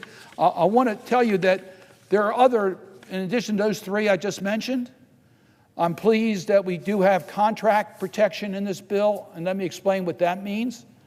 If you're a business and have a contract with the federal government, this applies to all businesses, not just small businesses, but small businesses are particularly impacted by it.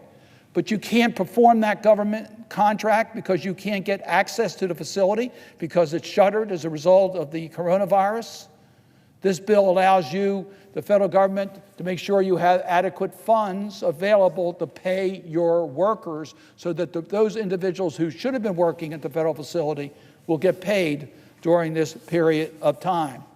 We've also provided money for the women business centers and the minority business development centers that are there in our community. Why? Because we got to get the message out to small businesses about these new tools, how they can access banks to get these 7A loans that are forgiven, that are actually grants, how they can apply to the Small Business Administration for disaster relief loans and get a cash advancement, how they can get relief from their current 7A and 504 loans. So we give money to these institutions so that these entrepreneur service groups so they can help women businesses and minority businesses get access. And I must tell you, Madam President, we've also put a clear intent that we expect that financial institutions to make loans to all size small businesses in all communities so that all communities can benefit from this legislation.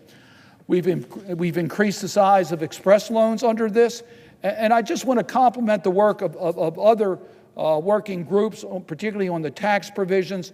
I was very pleased to work with Senator Wyden. The two of us worked on what's known as a retention credit, which allows companies that have furloughed workers to bring those workers back and get a credit up to 50% of that wage, up to $10,000 as a tax credit in order to bring back those workers. Well, for some small businesses, that may be a better option than what I've outlined before in regards to the 2.5 months of aid based upon payroll. You have a choice. If you can do better under retention credit, it's a new credit, use that credit. If not, use the other. Small businesses are given more flexibility. Thank you, Senator Wyden, for helping us. I'm also going to acknowledge Senator Warner, who was very instrumental in getting that provision adopted. So, Madam President, you see there is a whole range of tools in here to keep small businesses operating, paying their workers so they don't have to reinvent their employees after this crisis is over, that they can keep qualified people employed, they get the paychecks, and our economy is ready to get back into shape. Now, there are many other provisions in this bill, including the cash payments under the IRS, $1,200 per taxpayer, that will help in this regard. When you put this all together, this is a robust package to bring our economy, to hold our economy so that it can perform at a level that it's ready to take off again without the dire consequences of people not having income in order to pay their bills. Through these small business provisions, small business owners can keep their businesses intact. Through unemployment insurance, those that are laid off or furloughed can get their salaries. Through the IRS checks, people will have some cash. Through some of these other programs, we are providing relief, like delaying the time of paying the employer's share of the FICA taxes. You put that all together, there is a lot of help out here to keep our economy going during this crisis, with particular focus on the workers and on small business. Last point I should point out, the self-employed, the gig economy are fully covered under the small business provisions. They're fully covered under the UI provisions. We are trying to make sure that we preserve our economy, that we preserve workers and their families and their abilities to pay their bills. And I think when you take a look at this whole package, the challenge will be to get the information out to our constituents, to these businesses, to these workers, so they know what's in this package so that they can act now. Because quite frankly, people are desperate, companies are desperate. When malls are closed, as they are in Maryland, and you're operating a small business in that mall, have no business at all, you don't know how you're going to make your next payroll. You've got to make decisions today. That's why it's important that we vote on this bill today, we get it to the President as soon as possible, get the information out to the small businesses and to the workers and to all businesses, that we are here to help keep them open, to keep the paychecks flowing, to keep our economy moving, that we're in this together. We're going to get through this period of time. Our economy is going to come back. But we want you to know to take advantage of these tools so that we can minimize the adverse impact of the coronavirus. And with that, Madam President, I would yield the floor.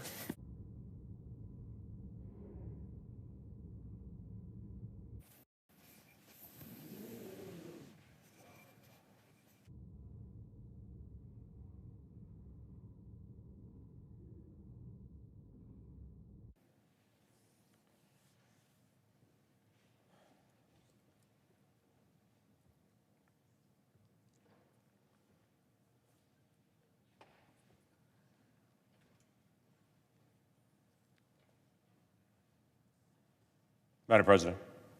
The senator from Oklahoma is recognized. This morning, Technical Sergeant Marshall Roberts of Oklahoma came home. It was a dignified transfer in Tulsa, Oklahoma early this morning.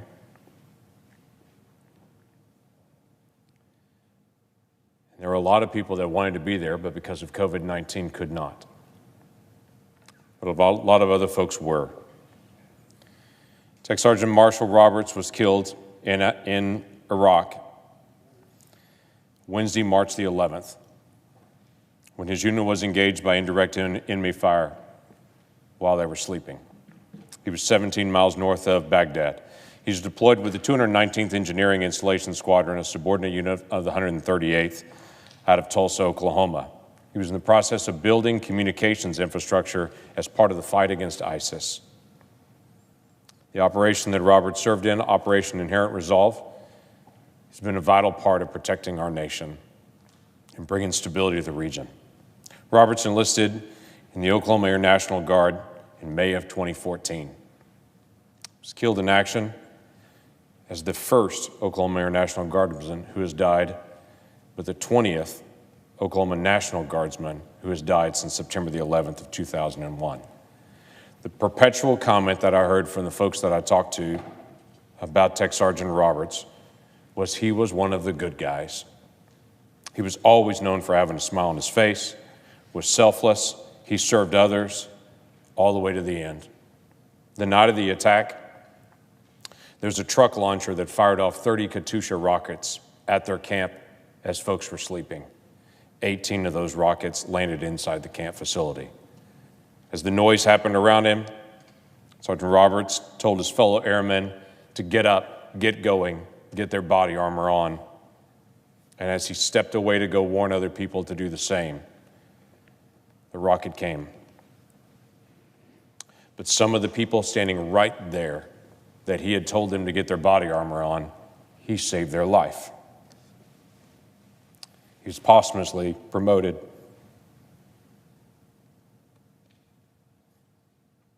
He was posthumously promoted to technical sergeant. He was born January the 29th, 1992 in Tulsa, Oklahoma. Marshall's parents, Sally and Randy, raised him in Owasso, Oklahoma, where he graduated from Owasso High School. His beautiful daughter, Peyton, who's been the love of his life. November the 15th, 2018, Marshall was married to Chrissy Harris. She was also in the 138th, and they met and started dating as both being a part of the National Guard there, the Air National Guard. Their deep love for God, their deep love for their country, and their obvious love for each other was a significant part of the 138th. Everyone knew them, knew what they were like, and were glad to be called their friends. He was a brother, he was a son, he was a father, he was a husband, and our state and our nation grieves him today coming home. Fun story about he and Chrissy, though. They met and started dating, as I mentioned, while they were both serving with the 138th. She had been in the 138th for 15 years, so she had actually been there longer. They dated 4 years before they got married in 2018. They'd been married just less than 2 years. They were both avid football fans, but there was a major problem. Chrissy is a Kansas Chiefs fan and Marshall's a Pittsburgh Steelers fan, and that's a problem, definitely. But he fixed that by proposing to Chrissy at the Steelers-Chiefs game.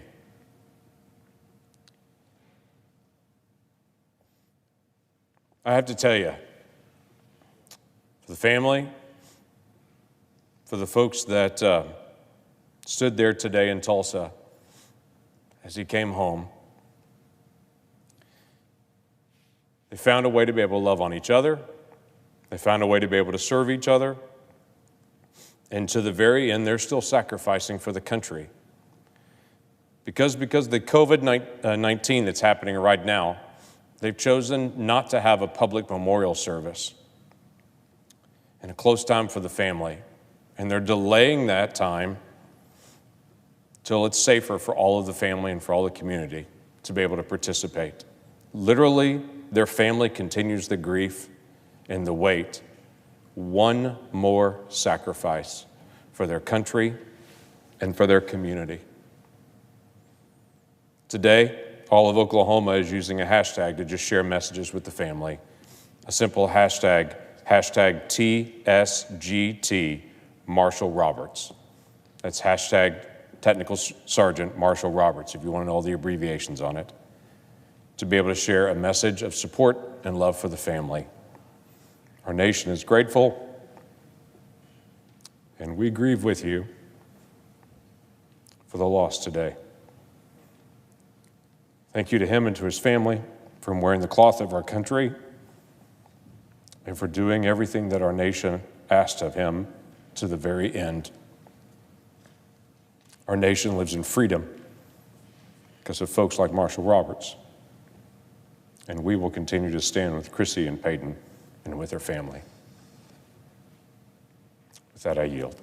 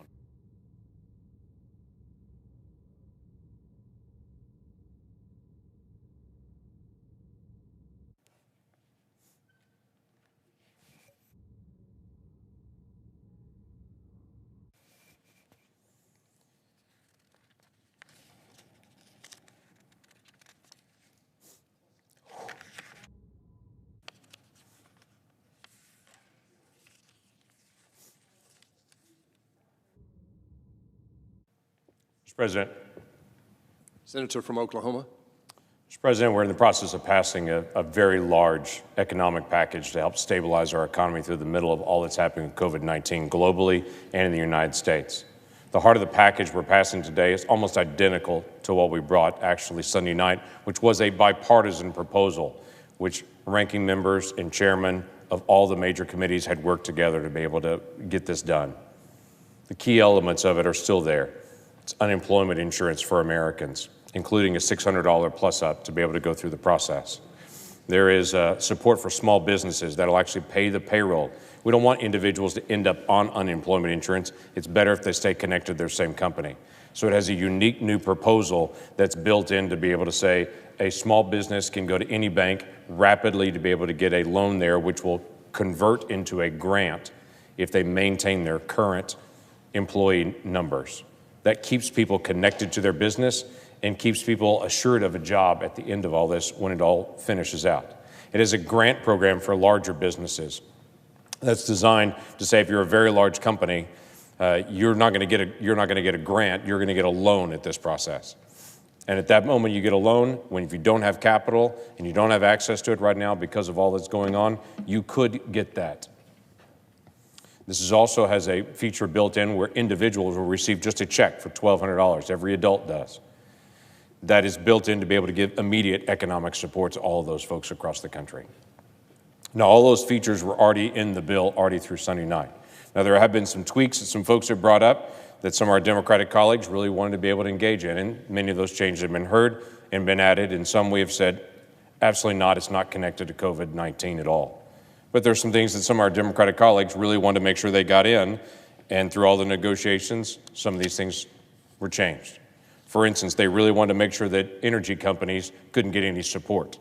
So they fought hard to be able to make sure there is no additional money for the president buying additional oil to put in the Strategic Petroleum Reserve at this lowest price now. So it will actually cost us more money in the future, but it was their intention to say we don't want oil companies to get any kind of support in this downturn. They also wanted to make sure that there was great transparency because they didn't trust the Trump administration, so they built in an inspector general and a whole bunch of additional people to be able to watch the Treasury through the process. And they put in a neat little feature that they demanded, and that was that no son or daughter or family member or any individual that works with the presidency, vice presidency, or the Congress could get any of, not the grant programs, the loan programs. In fact, it was interesting the language they demanded. No son-in-law could get that. I wonder who that could be targeted towards. A particular son-in-law that might be there. Literally, a lot of this fight that we've had over the last 3 days is because they were demanding that there was no way that the president or any of his family could get any kind of loan or benefit from this program at all. So we spent 3 days, 3 days of delay, because they had some additional demands for some things they wanted to do. significantly targeted a lot at the president and his family. I understand they don't like the president. I get that. We want to do everything we can to be able to protect the workers. That's why we had all these programs in place already and why we had done a lot of bipartisan work to be able to get it done. It's done now. Let's get it going. And our encouragement is to be able to have the House be able to finish this up as quickly as possible and to be able to get the support to the American people. What has been interesting, though, is in the speeches that I've heard on the floor today from my colleagues and from many individuals and releases that I've seen, is folks have mentioned their prayer. They have mentioned with God's help we're going to get through this.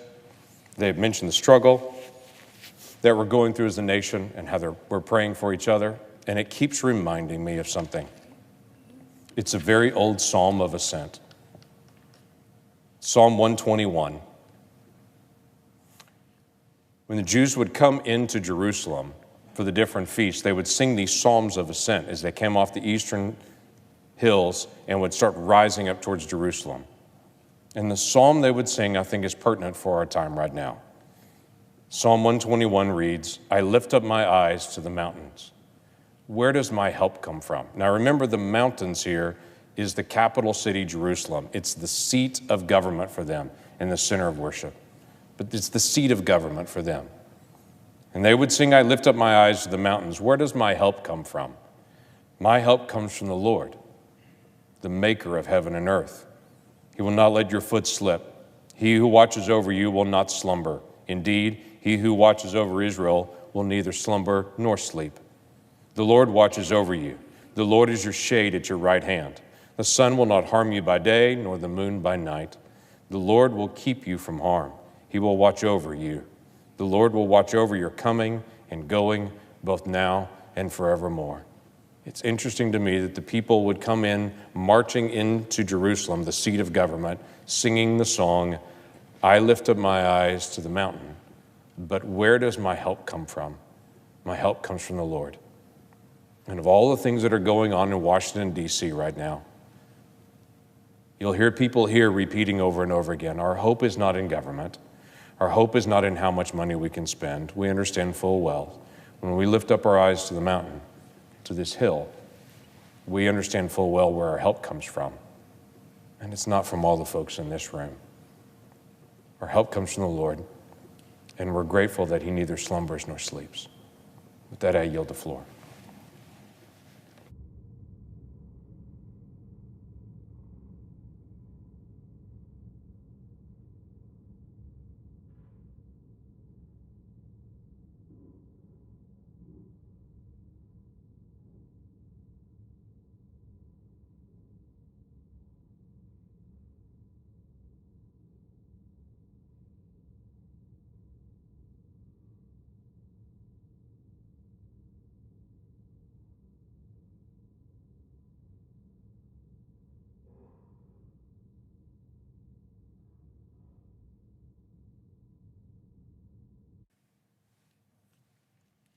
Mr. President. Senator from Arkansas. The deadly coronavirus that emerged from China late last year has now spread across the globe. The Chinese Communist Party deceived the world, even their own people, and unleashed the worst pandemic in a century on us all. Now it falls to us to defeat it. Here at home, a strange and unsettling hush has fallen over much of the country as businesses close and millions of Americans brace for what's to come. In New York, Seattle, New Orleans, and elsewhere, preparation for the virus has ended. The virus has arrived in force. The urgent battle to suppress it has begun. In emergency rooms and ICUs, courageous doctors and nurses are already locked in a battle to save the lives of their patients. Protective gear is in short supply, but their regard for safety and even family comes second to their duty. The days ahead will be a close-run thing in those cities as they struggle to keep their hospitals open and functioning. But make no mistake, the China virus will spare none of us. From the high rises of the big cities to the hills of the Ozarks. Soon, the Senate will finally pass desperately needed emergency legislation for our nation, including a massive infusion of funds to our healthcare system. But this legislation isn't about stimulus. It's about survival. With this legislation behind us, Americans are beginning to ask, what's next? Yes, the virus is testing us already, and it has already touched most of us by closing our churches, shuttering our businesses, and threatening the jobs and retirement savings of millions of Americans, and of course, threatening our lives. It's only natural that so many are wondering anxiously when and how this unprecedented crisis will end. And when it ends, will their jobs still be there? How will they put food on the table? How will they pay the bills? Americans want to know the plan so they can do their part. More fundamentally, they want to know that there is a plan. Upended routines combined with worry about the future naturally breeds frustration. We are citizens, after all, not merely passive carriers of a deadly pathogen. This frustration has given rise to a new and growing argument that Americans can't wait any longer, that we ought to open back up and take our chances with this virus. After all, we can't stay inside forever. We can't, as the saying goes, let the cure be worse than the disease. The urgency to stave off economic collapse is, of course, understandable. And it's tempting to think that we face a simple choice between shutting down to fight the virus and opening up to save the economy. But the choice is not so simple. Some thoughtful observers note that the seasonal flu and automobile accidents kill more Americans annually than has this virus. That's true as far as it goes. But we're just at the beginning of this pandemic. And I have to add, the Javits Center in New York City has never been converted into a field hospital for the flu and car wrecks. Granting that, some say, perhaps we can reopen in a few days, since our elderly are most at risk from this virus. Quarantine them, keep them safe, the argument goes, while the rest of us get back to work. But there are 72 million Americans over the age of 60 in this country. Many of them raise children, live alone, or work outside the home. They can't wall themselves off from the world, nor should we wall them in. Moreover, tens of millions of younger Americans have pre-existing conditions that put them at elevated risk from this virus. Are we to quarantine all of them too? Because even younger and healthier Americans are not safe from this pandemic. The China virus attacks the lungs of the young and the old alike. Of the cases we know about, the virus appears to send about 1 in 7 younger people to the hospital. It's true that survival rates for younger patients are better, but even their recovery depends on a functioning healthcare system. If we give up on our efforts to control this virus now, our medical system will be overwhelmed. Hospitals will collapse. Care will be rationed. Doctors will face the terrible choice of whom to save and whom to let perish. And not just for patients of this virus, for every American who needs intensive care, whether from heart attack or stroke or car wreck or anything else.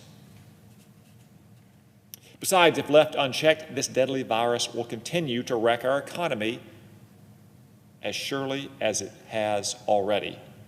It wasn't President Trump who shut down businesses after all. And it really wasn't even governors and mayors, though they issued the orders.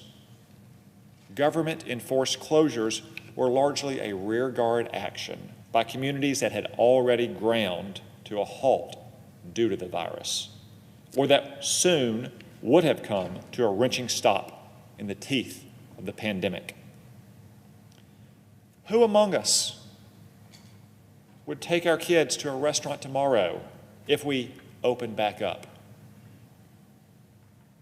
Our economy isn't seized up because of government dictates, but rather because our people are understandably fearful of a dangerous virus.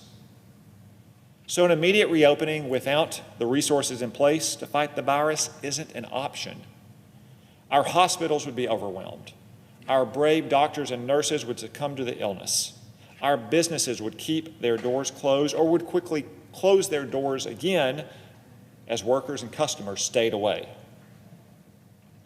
The supposed choice between saving the economy and fighting the virus turns out not to be much of a choice at all.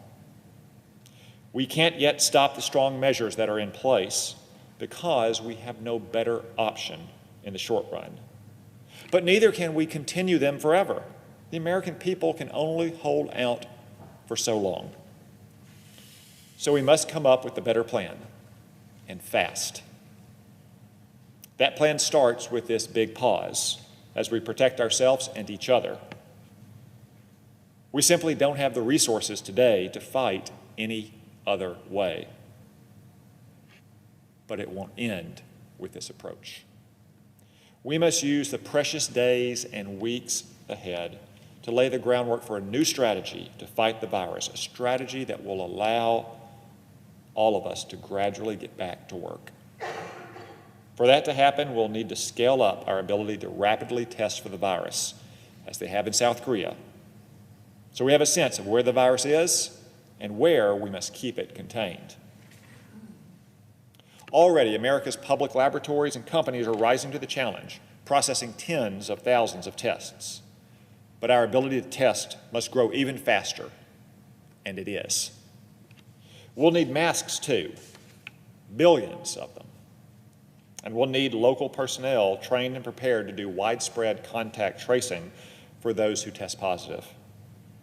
We'll have to develop procedures for strict quarantines of those who test positive or those who've been exposed to the virus, with zero tolerance for breaking quarantine and endangering our fellow citizens. Once these elements are in place and the first wave of this virus is passed, then we'll be prepared to reopen our cities and communities while remaining vigilant about new outbreaks. These preparations will ensure we're ready to sustain our way of life until our scientists can create what we so desperately need: therapeutic drugs and, ultimately, a vaccine. A vaccine may take a year or more before it's available, but these other intermediate precautions must go into effect much, much faster. America must indeed reopen. When we do, these decisions must be based on local conditions, not an arbitrary nationwide timeline. Our governors and mayors understand their local conditions. They can make gradual, rolling, calibrated decisions in a way that is responsible when the tools to effectively fight this virus are ready and available. What I've outlined may seem like a daunting, even an impossible challenge, but our nation has overcome far greater challenges before. Already, America is rising to take on the China virus. The giant of American industry is awakening, retooling our factories to join this fight, just as we did during World War II. Never bet against America's workers and American ingenuity. And all across this country, Americans are springing into action. We know the vital role our doctors and nurses will play in the coming months, alongside our first responders, our factory workers and farmers, our grocers, and on down the list. Ask yourself now, how can you help? Can you keep your distance from those most at risk, realizing that the China virus preys on our most earnest desires for society and companionship? Can you offer your charity to a friend in need? Can you pick up groceries for your elderly neighbor? Can you keep your workers on payroll and benefits just a little longer till our legislation kicks in? Can you postpone your tenant's rent for a month? Can you pray for deliverance of our nation and the world? These are just a few of the things we must do as a country to make reopening possible and life bearable in the months ahead. We're all in this together, so we'll need to have each other's best interests at heart. Many years of comfort and ease have perhaps conditioned us to ask only what we're free to do, not what we're called to do. But the old disciplines of peril and privation threaten to return. We'll need old notions of duty to maintain order in the face of them. The darkest days of this crisis are, in all likelihood, still ahead of us. Let us face up to them bravely. Let us acknowledge the troubles ahead, and let us devote our whole energy to winning this battle quickly so that the normal life of our nation can resume. Mr. President, I yield the floor.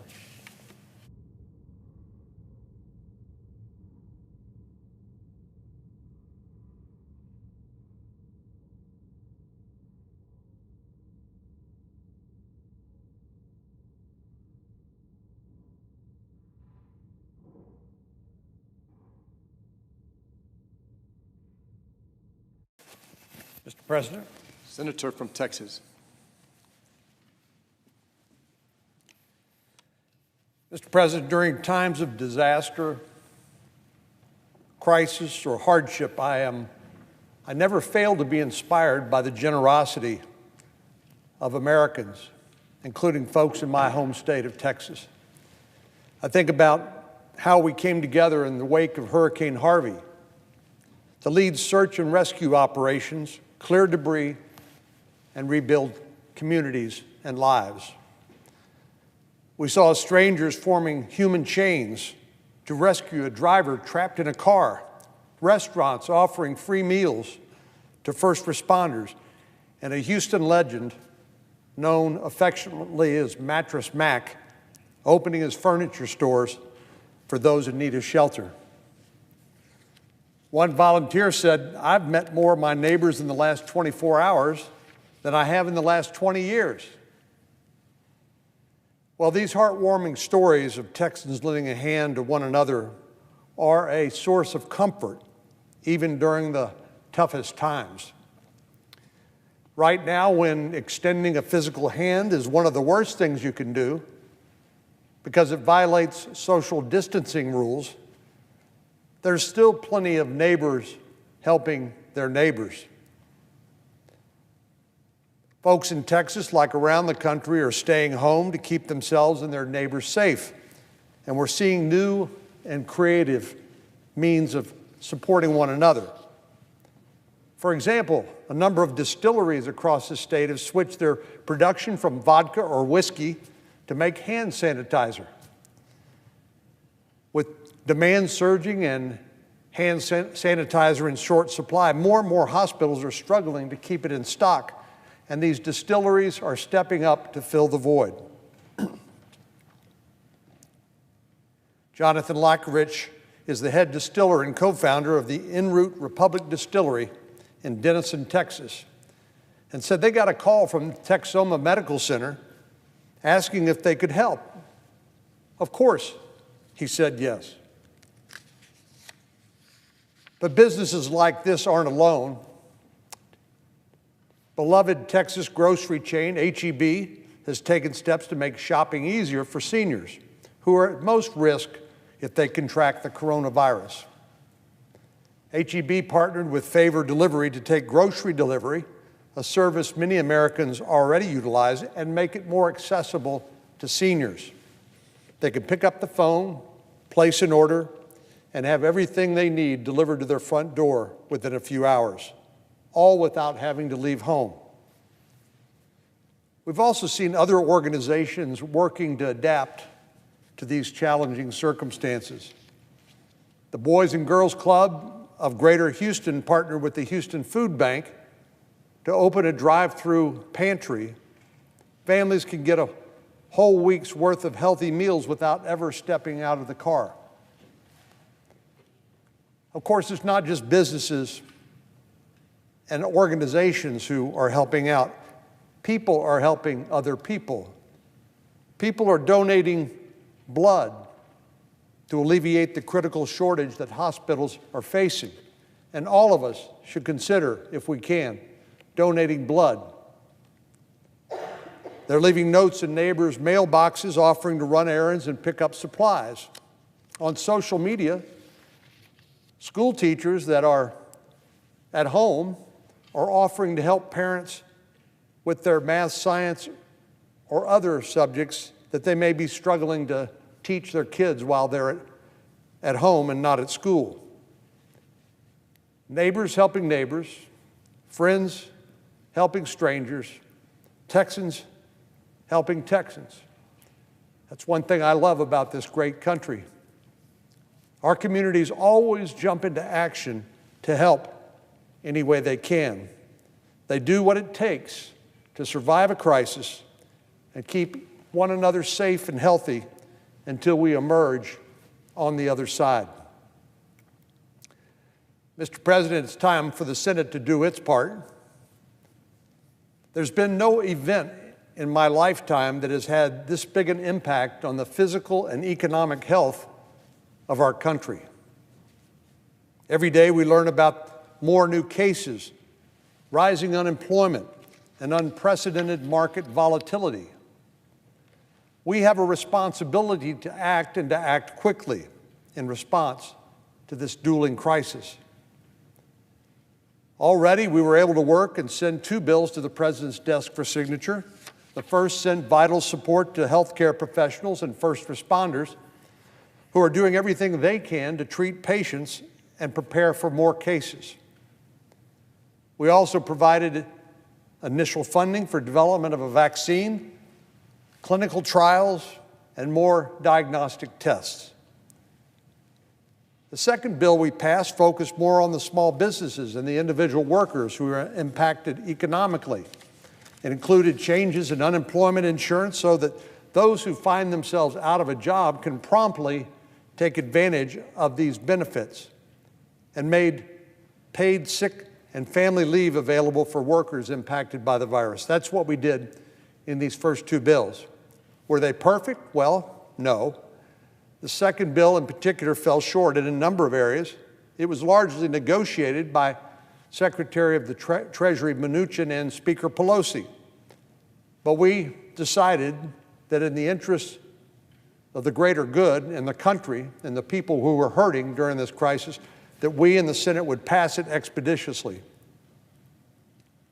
As the saying goes, you can't let the perfect be the enemy of the good. We acted quickly to get both bills to the President's desk because the circumstances demanded it. Sadly, over the last few days, our colleagues on the other side of the aisle have been oblivious to the sense of urgency that every other American seems to understand. After the original intense bipartisan negotiations, we were finalizing a third relief bill, which included, by definition, ideas from both Republicans and Democrats. We were optimistic that we'd be able to take up and pass the bill on Sunday, or at least get it started and pass the bill on Monday, but clearly that didn't happen. Our Democratic colleagues blocked us from even debating the bill, not once, but twice. The minority leader said the bill, which his members had helped write, wasn't good enough. He spent the next 3 days trying to change the bill to include provisions that he thought were more important priorities during a national emergency. Things like tax credits for solar panels and tighter emission standards for airlines, proposals that have absolutely nothing to do with this crisis. After a few incredulous days, America woke up to the news today that our Democratic colleagues are finally ready to stop this posturing and this obstruction and to get this job done. After blocking this bill twice and holding up this emergency lifeline Here's what the minority leader claims as a victory. He says the Democrats expanded unemployment insurance to help laid-off workers and those who are self-employed. But, Mr. President, as we all know, that was already part of the bill that had been negotiated between Democrats and Republicans. Then the minority leader said Americans will get direct aid, but we've been talking about that for weeks. That was part of the bill that Democrats blocked twice. And let's be clear about this. Here we are, members of the United States Congress, getting a paycheck, and they have the temerity to block 2 times emergency aid to people who have no income at all through no fault of their own. It's outrageous. Then the minority leader said he secured unprecedented aid for America's hospitals, but as it turns out, that was part of the bill Democrats blocked twice. It was the subject of bipartisan negotiations, and we thought a consensus. Well, the bill that Democrats blocked twice was a bipartisan bill to begin with. Democrats and Republicans worked together and agreed to each of these points before the first votes were cast. The minority leader's members had spent countless hours negotiating with Republicans. That's how you get things done. But then he single-handedly tries to take credit for the work that they have done. For days, Democrats needlessly blocked a bill that would have bolstered our fight to defeat this virus and protected our economy in the process. I am absolutely angry that they chose to waste so much valuable time when there are so many different people in need. But I'm also relieved that they finally agreed to quit playing their partisan games so we can vote on this legislation today. This bill sends desperately needed funding to hospitals that are struggling to manage an influx of patients and helps fight the shortage of masks and other personal protective equipment, one of the priorities my governor had mentioned to me.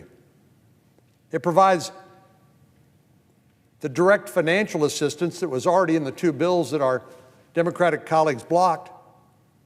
A family of 4 will receive up to $3,400 under this legislation, which will go a long way to throwing that lifeline to them and cover their rent, groceries, electric bills, and other expenses until they can make other arrangements, like apply for unemployment insurance under our beefed-up provisions. This legislation will also provide relief for small businesses that are struggling to stay afloat. Many of these businesses have had to shut down because they've been ordered by the government to do so. And now they need some help to make sure that the jobs they currently provide will still be available when we get to the other side of this crisis. And particularly, we need to make sure that the employees they depend on and will depend on in the future will still be there when they reopen their doors. With both the physical and economic health of our country in crisis, this bold legislation is our best path forward. I appreciate the work that's been done by so many around the clock for the better part of the past week to get this bill finally to the floor. And I look forward to supporting it so that my constituents, the 29 million people that call Texas home, will get help as soon as possible. As we prepare to pass this legislation and send it to the House, I urge them to act quickly. But you may recall, Mr. President, it was Speaker Pelosi who flew back into town after a week-long recess, dropped an 1,100-page bill, and made all these outrageous new demands, clearing out their partisan or ideological outbox or wish list. Well, incredibly, now that there has been an agreement here in the Senate with the administration, Speaker Pelosi hasn't even called the House back into session. Matter of fact, they gavelled in session and out of session today, and they won't be back in session until tomorrow. Speaker Pelosi has a huge challenge. Unless she can get unanimous consent to pass a $2 trillion bill through the House, she may well have to call back into session the entire House of Representatives with restricted flights because of the lack of demand and the cost cutting that airlines are going through, with the concerns about people sheltering in place, maintaining social distance and good hygiene to stop the spread of this virus. Speaker Pelosi has created a terrible problem for herself. But more importantly, she's created even more of a problem for the rest of the country, because we need to get this passed out of the Senate today and out of the House into the President as soon as possible. The American people are depending on us to respond responsibly in a bipartisan way during an emergency like this, and we cannot let them down.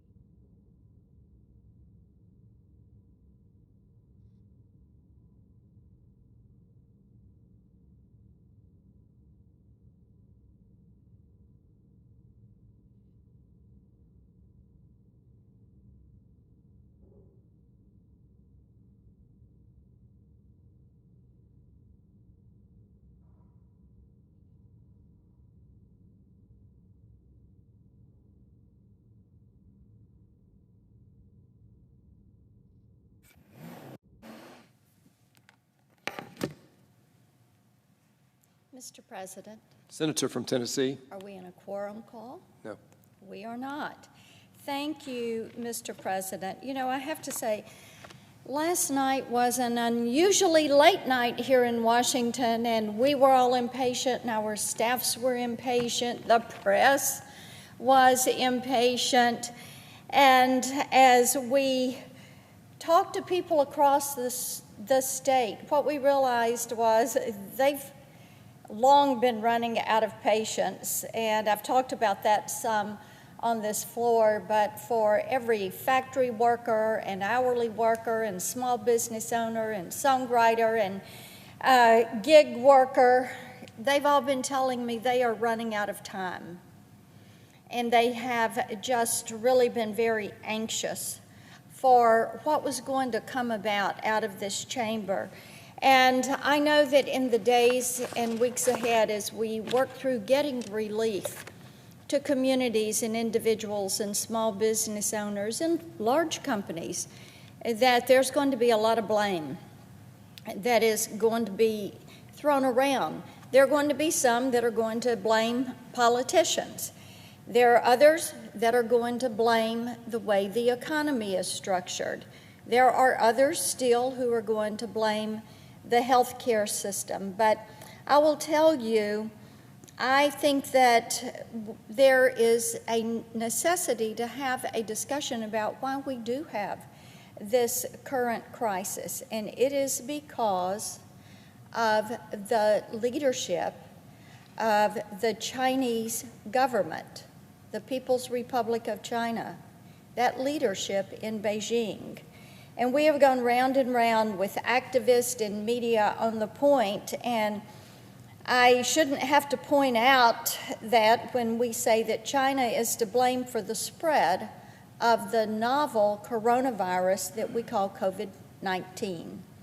We do not mean the Chinese people as a whole, but yet we have some that do not want to say this is where it came from. I think we should stop that, and we should move forward with decisions based on fact, with decisions that are based on data. And we need to begin to collect those facts and to collect that data as it pertains to this disease. This is how we get to the antivirals. It's how we get to having a vaccine. And it's how we look at lessons learned so that we don't go back through this again, so that we plan to tackle some of the unexpected occurrences that will come our way. And as we talk about facts, we do know that COVID-19 originated in Wuhan, China. From there, it spread rapidly, and it has had devastating consequences. The economy is crumbling. We're working desperately to shore it up. Innocent people have been in the hospital or sick. I talked to one Tennessean this morning who said, "I'm happy to report my husband is coming back around. He has been suffering for the last many days with COVID-19. We've got the world's healthcare professionals, and what are they doing? They are working to the point of exhaustion. And what you have is Beijing's reckless communist dogma, and they're trying to blame everybody else. And today we are going to move forward with the rescue package. This is the phase 3 package. It is the 4th tranche of money. I'm including in that the president's emergency declaration, which put about $50 billion toward fighting this. And as we do this, and as we say, what is our way forward on addressing this, what we have to do is realize that our relationship with China is going to need to change, and change for the better. There is no denying that the way they have conducted themselves has put that relationship on dangerous ground. And today I invite my colleagues to support the bicameral Senate Resolution 553 and acknowledged that Beijing intentionally spread misinformation to downplay the severity of COVID-19 and baselessly denied the risk of person-to-person transmission of the disease. They refused to cooperate with international health authorities, including the CDC. During the early days of the outbreak, they censored doctors and journalists. We all remember what happened with the late Dr. Lee when he tried to give us the warnings, and on top of everything else, they maliciously ignored the health and safety of ethnic minorities. Mr. President, this is the easy part. The facts are there. All we have to do is acknowledge the facts that are there and use this as a beginning, because this resolution is, as I said, it's bicameral, it is bipartisan in the House, and we have no reason not to push it forward and send the message that we realize what happened to cause a global pandemic. And after we acknowledge Beijing's gross malfeasance, we're going to adjust the way we think about China in the context of the economy, of our national defense, technology, human rights, and pharmaceutical manufacturing. When you think about it, the fact that Beijing intentionally downplayed the deadly nature of COVID-19 should come as no surprise. For decades, China has made a business, it has been their business, to search out our vulnerabilities, exploit those vulnerabilities, and then what do they try to do? They try to use that as leverage against us. So it is time for us to say no more. Now, here is another component, and I've talked about this week on the floor, our pharmaceutical supply chain. On February 27th, 2020, this year, the FDA announced the shortage of a drug used to treat victims of COVID-19. Imagine that. There was a drug shortage. They attributed the shortage to difficulties obtaining the active ingredient in this pharmaceutical. The active ingredient, they are called APIs. Now, they couldn't get it from this site in China, which was the site that manufactured it, because that site had been affected by COVID-19. So here we are. We need this component to go into a pharmaceutical. We cannot get it because the factory that produces this has been affected by COVID-19. And it's not the first time that this has happened. In 2016, we saw a shortage of an important antibiotic when the sole source of its production, the only place on the globe that produced this antibiotic, was in China, and that factory was shut down. Couldn't get it.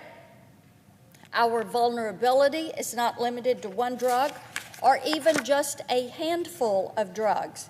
In 2007 and 2008, 246 people died after taking a contaminated blood thinner that came directly from a factory in China. They died, 246 people, just like that. Routine inspections didn't catch the contaminant, and the drugs flowed right into our medicine cabinets. 2010, regulators have also found serious problems with batches of thyroid medication, muscle relaxers, antibiotics. And this week I got an email from a Tennessean. He said, "I saw what you said on the floor, and I want to let you know I take a heart medication, and it was just recalled because it contained a carcinogen, and it was made in China." Think about this. These are the pharmaceuticals we take to return ourselves to health and wellness, to manage chronic conditions. And here we have example after example of things that are contaminated, are not what they're intended to be.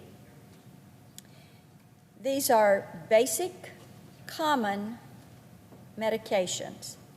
In 2018, the FDA recalled several blood pressure medications made in China that were contaminated with cancer-causing toxins. Now, I would imagine there are a few people that come to work every day in this building that take a blood pressure medication. What if you had been taking one for a period of time and it contained the cancer-causing toxins? Americans deserve better than this from their pharmaceutical supply chain. If we allow this to continue, we are going to do so at our own peril. I encourage my colleagues to support the bipartisan Securing America's Medicine Cabinet, or SAMC Act. Senator Menendez has worked on this legislation with me, and I'm grateful to him for his support. Mr. President, you are working on legislation that would address some of these issues. Bring this pharmaceutical manufacturing back into the United States of America. We need to end Chinese control over our health and wellness in this pharmaceutical supply chain. This may seem like something that is too large or too risky an undertaking, but we have already paid dearly for our reliance on Chinese drug manufacturers, and it's not going to stop, because that vulnerability is leverage in the hands of madmen in Beijing who seek nothing but power and will go to any lengths to acquire that power. They don't care who they hurt. It's clear with this global pandemic. They don't care if it is innocent people that are sick or maybe even that lose their life. And they defy us. They defy us when we try to stop them. It's time that we rise to the challenge and that we return the supply chain. I yield the floor and note the absence of a quorum. Roll. Mr. Alexander.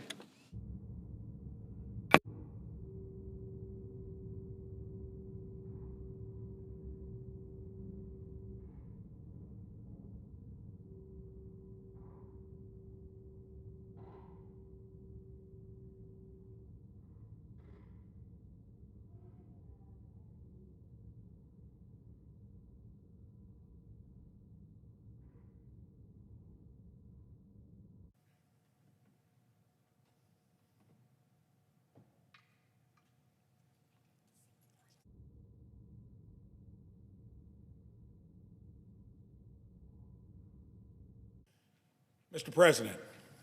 Senator from Indiana. Are we in a quorum call? Yes. Could we lift the quorum call? Without objection. Mr. President, I've been here a little over a year. I keep mentioning that often because what a year it's been. In that stretch, there's not been a period of time where I think there's been so much urgency for us as a Senate, for the other chamber to do their job, to deliver for the American people. We're in the midst of a crisis that, in building a business over 37, 38 years, you've constantly got hurdles to jump. You never really know the clear outcome. You try to have a great strategy with good implementation, good tactics that would be your salvation through thick or thin. When it comes to the coronavirus, it's not like we haven't had other recent issues, but nothing quite like this. To where it started in another country, it's gone across the world, and it now looks like that vector into our country, we may be dealing with it on the broadest scale. I'm a guy that believes in free enterprise. I don't like it when government has to step in, but I don't know what we would have done otherwise in this case. Until we tamp the disease down, until we get that curve flattened, no one is going to be at ease. We've invested 3-4 weeks of actual guidelines. We knew it was coming way before that. I'm hopeful that we've been doing a lot of the right things even before we were required to do them. So we can't relent on that course. On the other hand, never in my wildest dreams would I have imagined an economy could be affected like it has. Get stories from my home state of Indiana all the time. And not only from the places like hotels, restaurants, bars, airlines.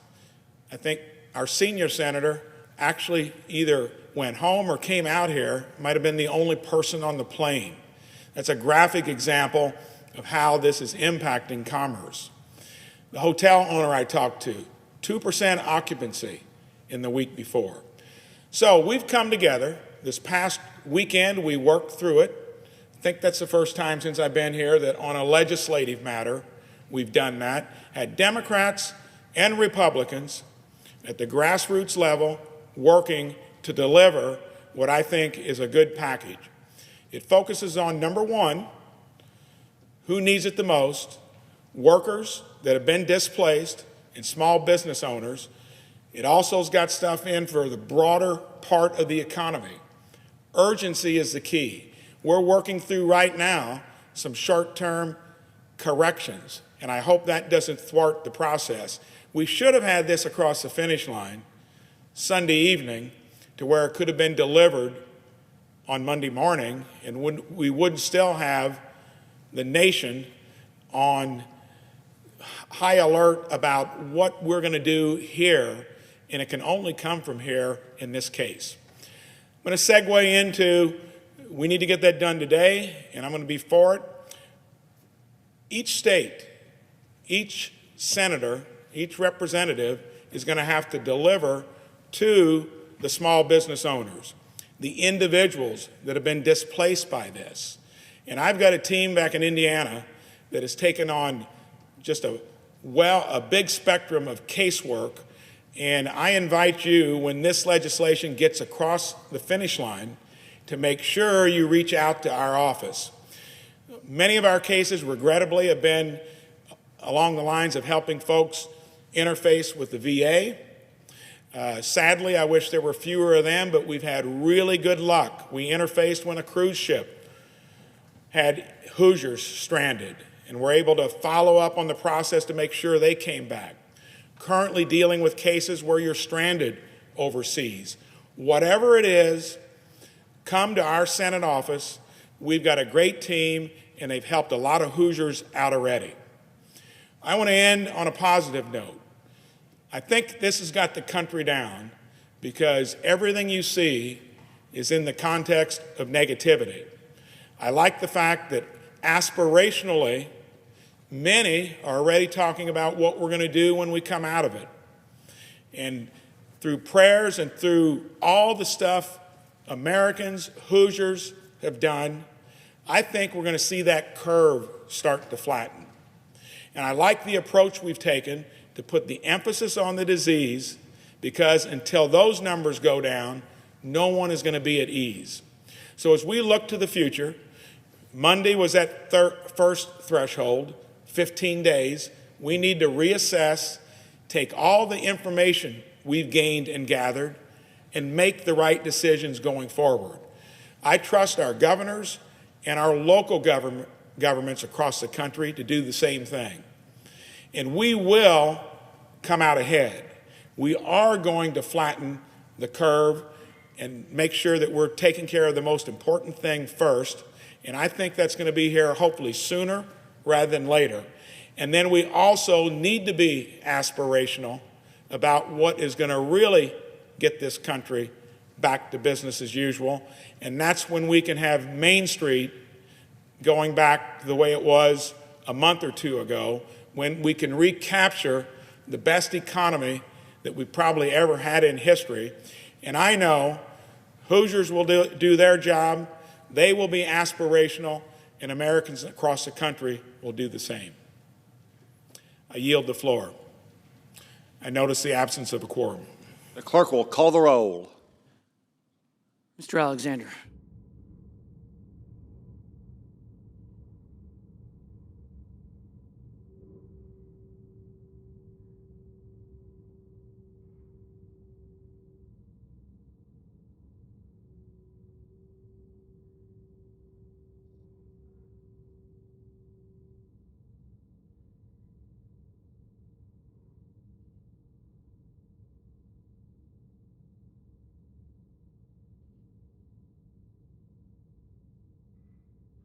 Mr. President, Senator from Georgia. I would ask that the quorum call be vitiated, please. Without objection. Mr. President, we're on the cusp of a historic bill today, bipartisan bill, that we took a different approach thanks to Republican leadership, where we put the leaders of each of the committees, both Democrat and Republicans, to focus on their portion of the needs behind this COVID-19 crisis. Before I get into my remarks today, though, I want to remind the colleagues here today that we have sponsored a resolution recognizing and thanking all the people in America who are stepping up and, as others said, put their own health and their family's health at risk to make sure that their neighbors and friends and patients and business partners are taken care of. I'm talking about supply chain people, healthcare workers, transportation workers, all the people in the country, ag industry, all the people in the country who are keeping the essential needs of our population going. While restaurants are closed, they have takeout services, even here in Washington, D.C. That is not an easy thing to do for those folks. It's a loss leader. They're losing money on it. And I wanted to make sure that we recognize in the midst of this crisis how Americans are responding. Americans always respond to crisis in a better way than anybody else in the history of the world, in my opinion. Sometimes we're not always the quickest to recognize that we're in a crisis, but right now we are responding to this one right here before us. As a matter of fact, Mr. President, I believe we have two crises today. One is obviously the medical crisis, the healthcare crisis that we now are characterizing as COVID-19 virus. We know how it originated, and we know now what other countries are learning from that who are ahead of us in the cycle. But because of that, we have a connecting economic crisis that we're trying to deal with in this piece of legislation today. I hope we can get this done tonight. I don't see any reason why we can't. We have a deal. There are some questions here in the last hour, but I think we'll get those done and hopefully get this voted on and get this voted on tonight. As we deal with these two crises, though, Mr. President, it's my suggestion that we look at this, how we address dealing with this crisis in three phases. One, we're in the middle of the first phase right now, and I would characterize it as mobilization, where we're identifying the severity of the disease, we're identifying who is the most vulnerable, we're identifying what we need to do to deal with it, and we're mobilizing behind that. We see a dramatic increase in the number of tests, thanks to Vice President Pence. We still have shortages of testing kits and swabs and reagents and even testing machines, but we have things like in my state where one of our major hospitals, Emory University Hospital, has their own testing. They can do it in a matter of hours versus days, and they're making that available to other hospitals in the state. This is all hands on deck. And they'll probably lose money doing that, Mr. President, but they're willing to do that.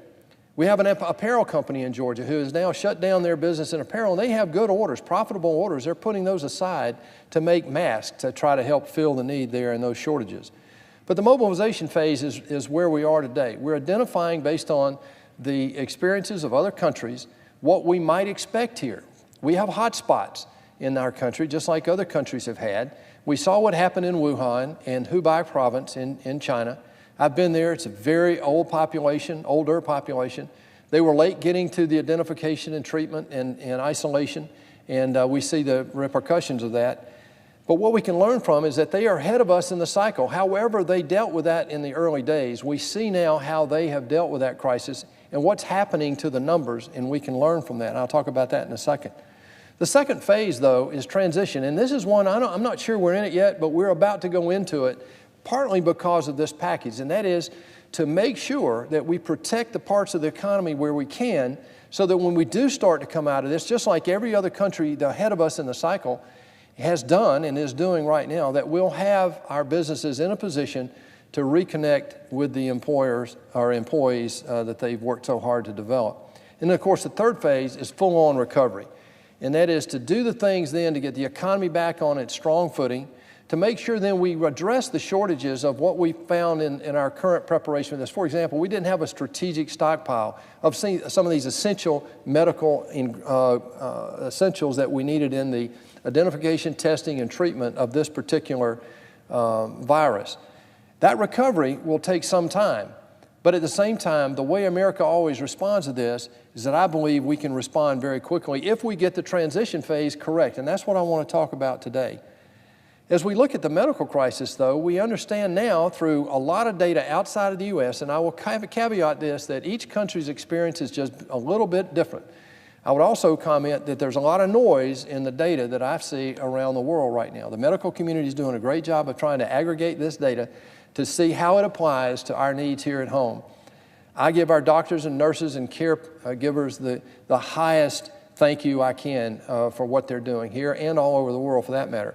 But what the experience is in Italy might not be the same as it is here. The experience in South Korea might not be the same as it is here. So we have to look at those and be very careful that we don't try to extrapolate either the severity or the lack of severity as being applicable here.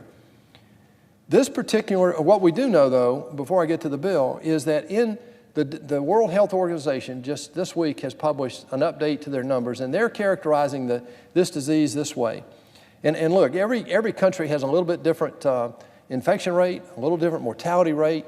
I believe the United States, because we haven't tested as broadly as some of the other countries like South Korea have done, we don't know what the denominator is yet, so we really don't know what the mortality rate is or the infection rate for that matter. But this is what the World Health Organization is doing. Just to put this in perspective, that about 80% of the people infected with this COVID-19 virus will probably have a mild, that's the way they characterize it, a mild experience with this disease.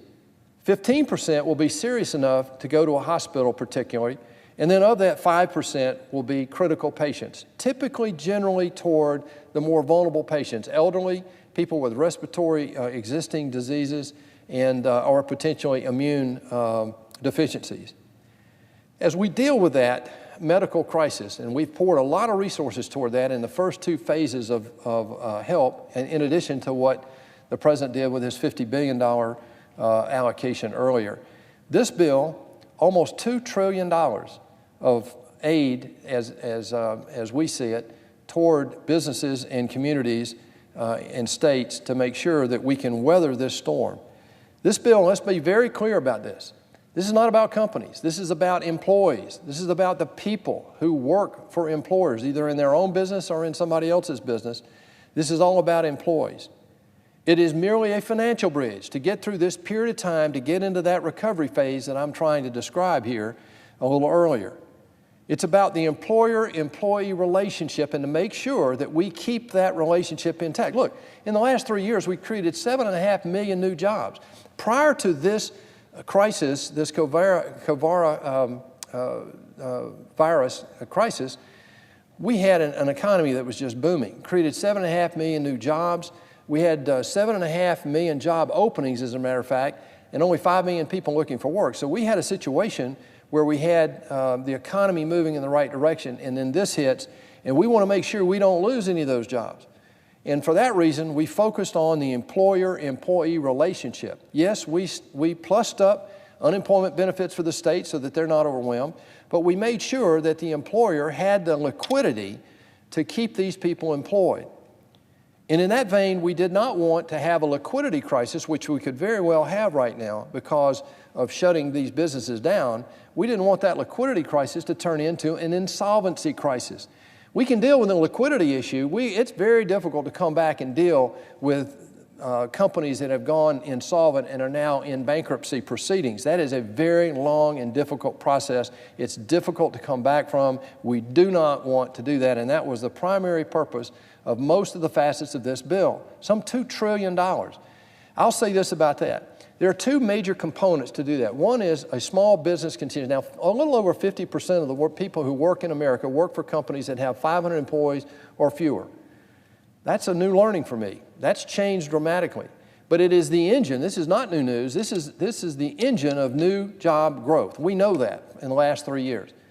Well, we have $350 billion directly targeted toward those small businesses, who can then, by the way, go to their existing local banker and get this facility done, a government-backed loan guarantee.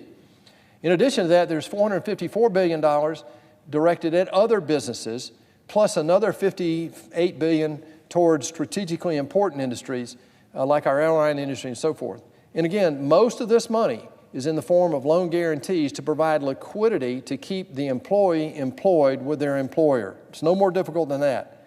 But one other thing that's not being talked about, and I want to highlight this, and that is $454 billion is historic. That's a lot of money.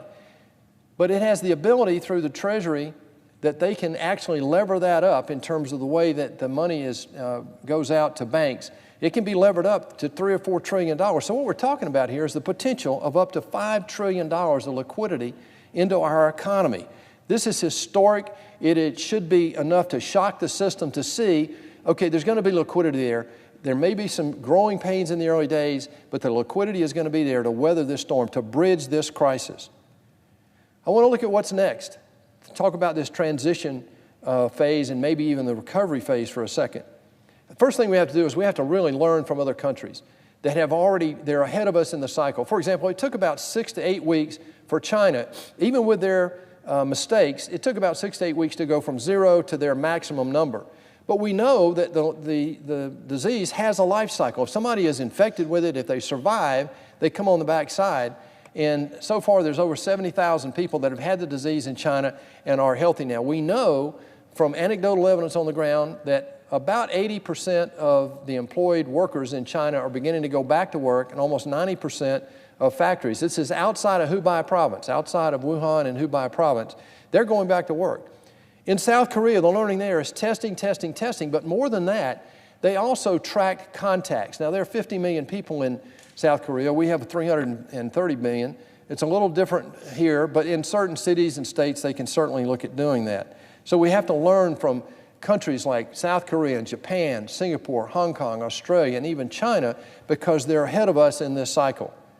We should be in the first few weeks of this cycle going from 0 to whatever our maximum number is, but it's the number of active cases that's the most important, not the number of total cases.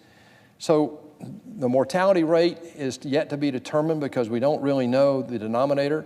But I believe if we can test more, and the acceleration curve, according to Vice President Pence, is underway right now, that we will have that ability to do. Contact tracking is another, and then isolation is another one we have to think about, unfortunately. We have hotspots. In the Ebola crisis in Africa, what we learned from the medical community was if they could put a full court press on the areas of flaring where we had the disease flare up and isolate it where they didn't have people traveling outside of those areas. So isolation by geography and demography are unfortunately called for if we're going to do everything we have to do to control this disease in the time frame that we should.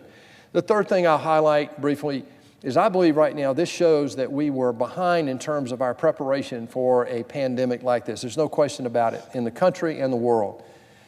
We can point fingers and blame. That's not my purpose today. What I want to talk about is this. In America, and if we can bring the world's resources with data, this is the big thing. We have limited data in the United States. There are other countries that have a lot of data. I believe if we aggregate that data and create a Manhattan Project type effort to go toward vaccines and treatments, that we can absolutely be ready for flu season next year if in fact this particular COVID-19 virus has a seasonality. We don't know that yet.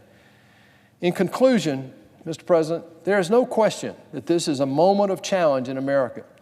I will say this, that President Trump, for all his detractors, early on stepped up and was a strong leader. I said this several years ago. He reminded me of Winston Churchill, irascible but effective in getting results. And that's what we've had early on.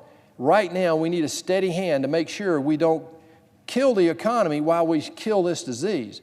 And my only point is in this transition period, and nobody has all the answers yet, We need to start asking the questions of what can we do in this transition period to find a balance between protecting life and protecting the economy long term, so that when people get well, they'll have a job to go back to, and we'll have an economy that can help the world prepare for the next pandemic that we're talking about here. The American people have the best spirit, I believe, in the history of the world when it comes to dealing with this crisis. I've talked about a couple examples in my state. The airlines right now are another one. I know that Delta is one of the primary airline carriers we have in the country. They're keeping some flights on. I know I have a reservation on a commercial flight later this week, and I asked my assistant, you sure I can get a seat on that plane? She said, yeah, there are only 5 people who have booked a seat on that plane. So it shows that people are trying to do their part here. Neighbors, people going to grocery stores for their neighbors, taking care of picking up mail, doing anything they can to protect the people that are at risk. In small communities, we know how to do that. In major cities, it's more difficult, but it's even possible there. I'll conclude with this, Mr. President. There is a day coming, and it's not that far off, that we'll be behind the top end of this curve in America. We will have lost some lives. That's unfortunate. We all regret that. But what we have to do now is to make sure we prepare ourselves for this transition phase, that while we're coming and still dealing with people who are getting the disease is on the wane, and the economy needs to be brought back so that we can make sure that we can prepare this country for the next round that we may or may not see in the future. With that, I yield the floor.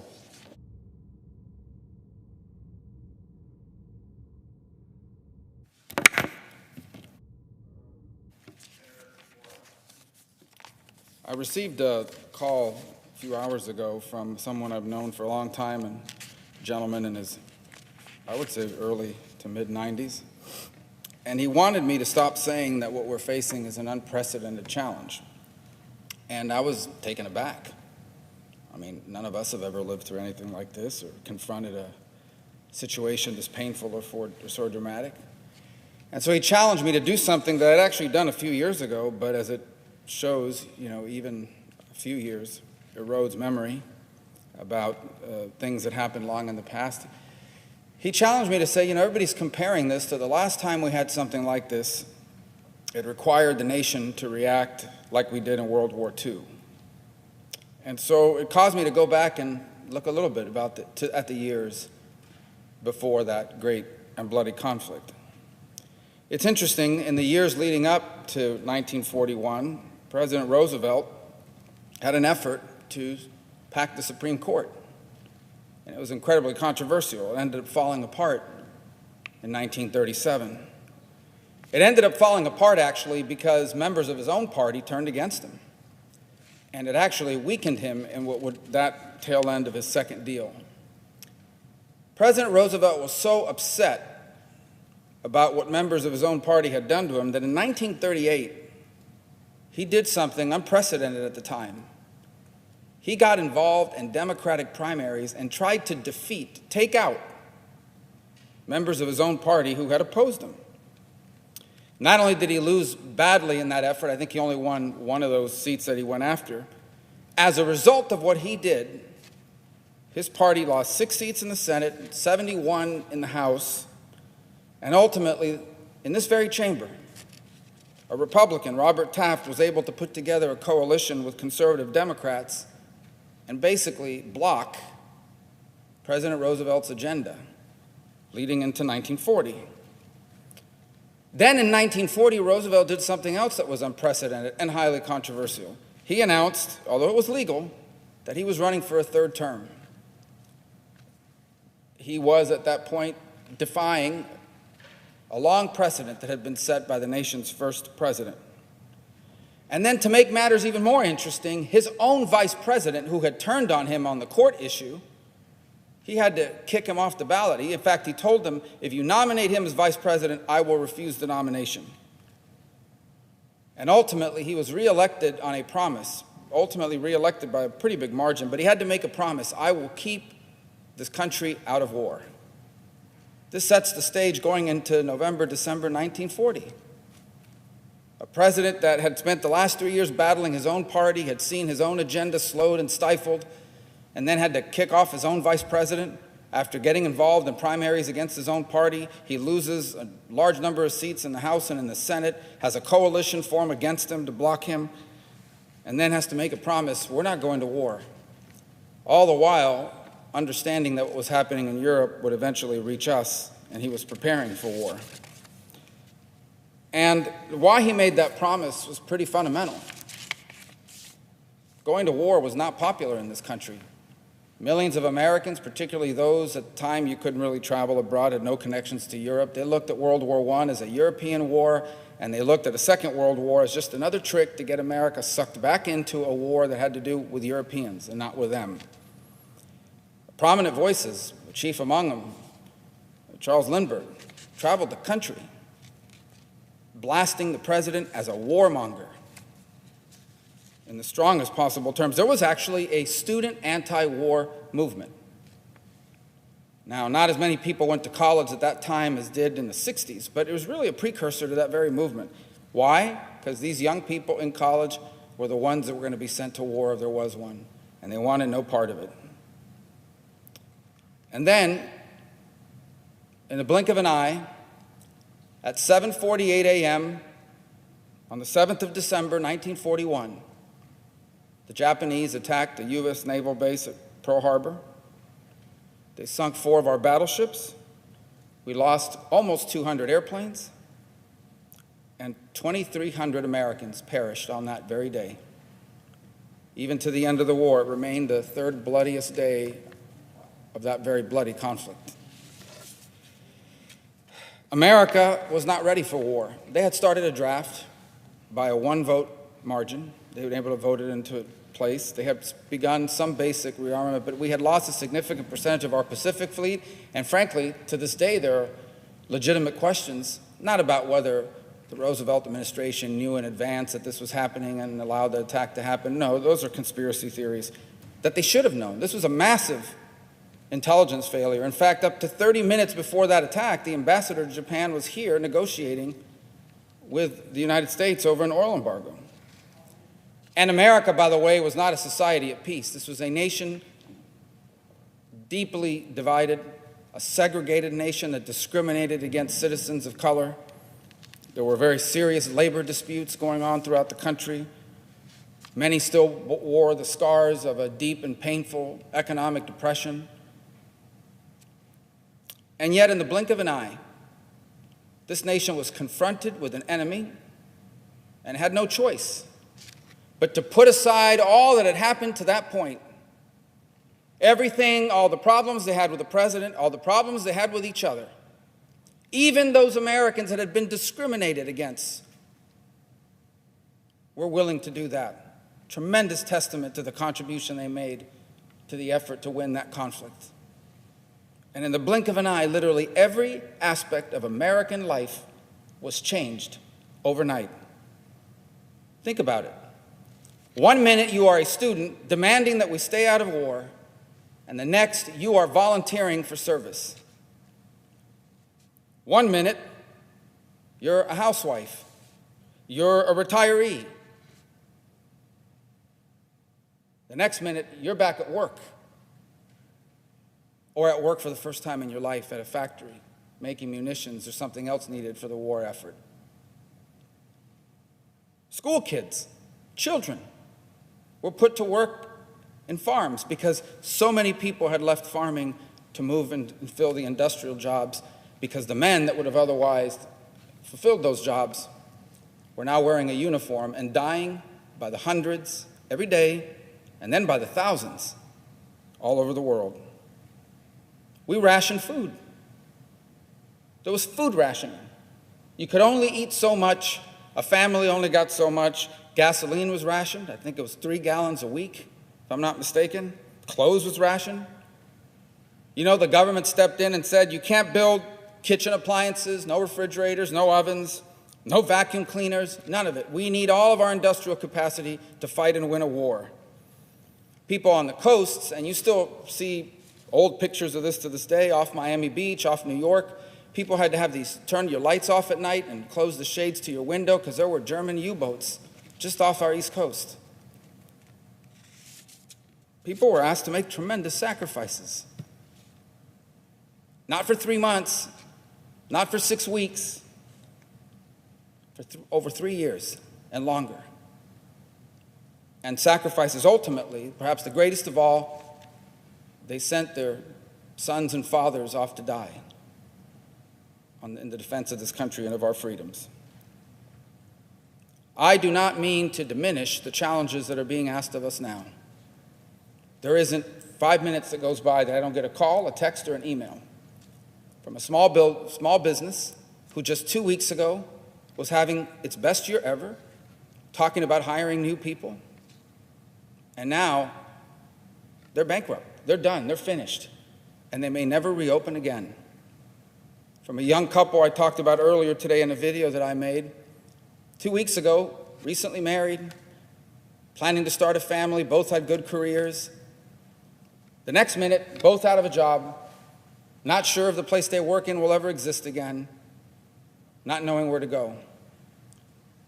1 minute, you're the father in a family or the mother in a family who has never had a day in your life where you were not employed by someone. And the next, you're being told, go to a website or call this number, you need to go get unemployment. They don't know how to do it. They've never done it. So I do not mean to diminish the sacrifices that our people are already making. I simply mean to put it in perspective and also to give a little bit of clarity as to what will be required of us to win this war. Because in the end, our enemy is not a nation state. It doesn't wear a uniform. But it has invaded our nation in a way that's required us to do things we have not been asked to do or anything close to it since late 1941. So what are the lessons to be taken by that era in our history? By the call I got today saying, stop saying this is unprecedented. The lesson to be taken is, number one, in moments like this, government action matters. It is important that we have a functioning government that can address problems in the space in which government must act. That is what is being asked of us here today. What is being asked of us is not to pass a perfect bill or to pass legislation that will cure the virus or to pass a law that has everything we've ever wanted. What's being asked of us is, can you function as a government? Can you do the most basic things that a society needs from its elected leaders at a moment of true crisis? Can you do that? And so far, for 3 days, the answer, sadly, has been no. I hope the answer at the end of this day will be different. But the second thing it teaches us is, you cannot confront a challenge such as this with just government. That war was not just won because of political leaders or our armed forces. It was a whole of society effort. Every day, Americans were being asked to do things they had never done before in places they had never been, not just to make sacrifices from what they couldn't have, but sacrifices in what they were asked to do affirmatively. That will require the same of us now. And I want to tell you, there are people already doing that as we speak. The examples are too long to mention.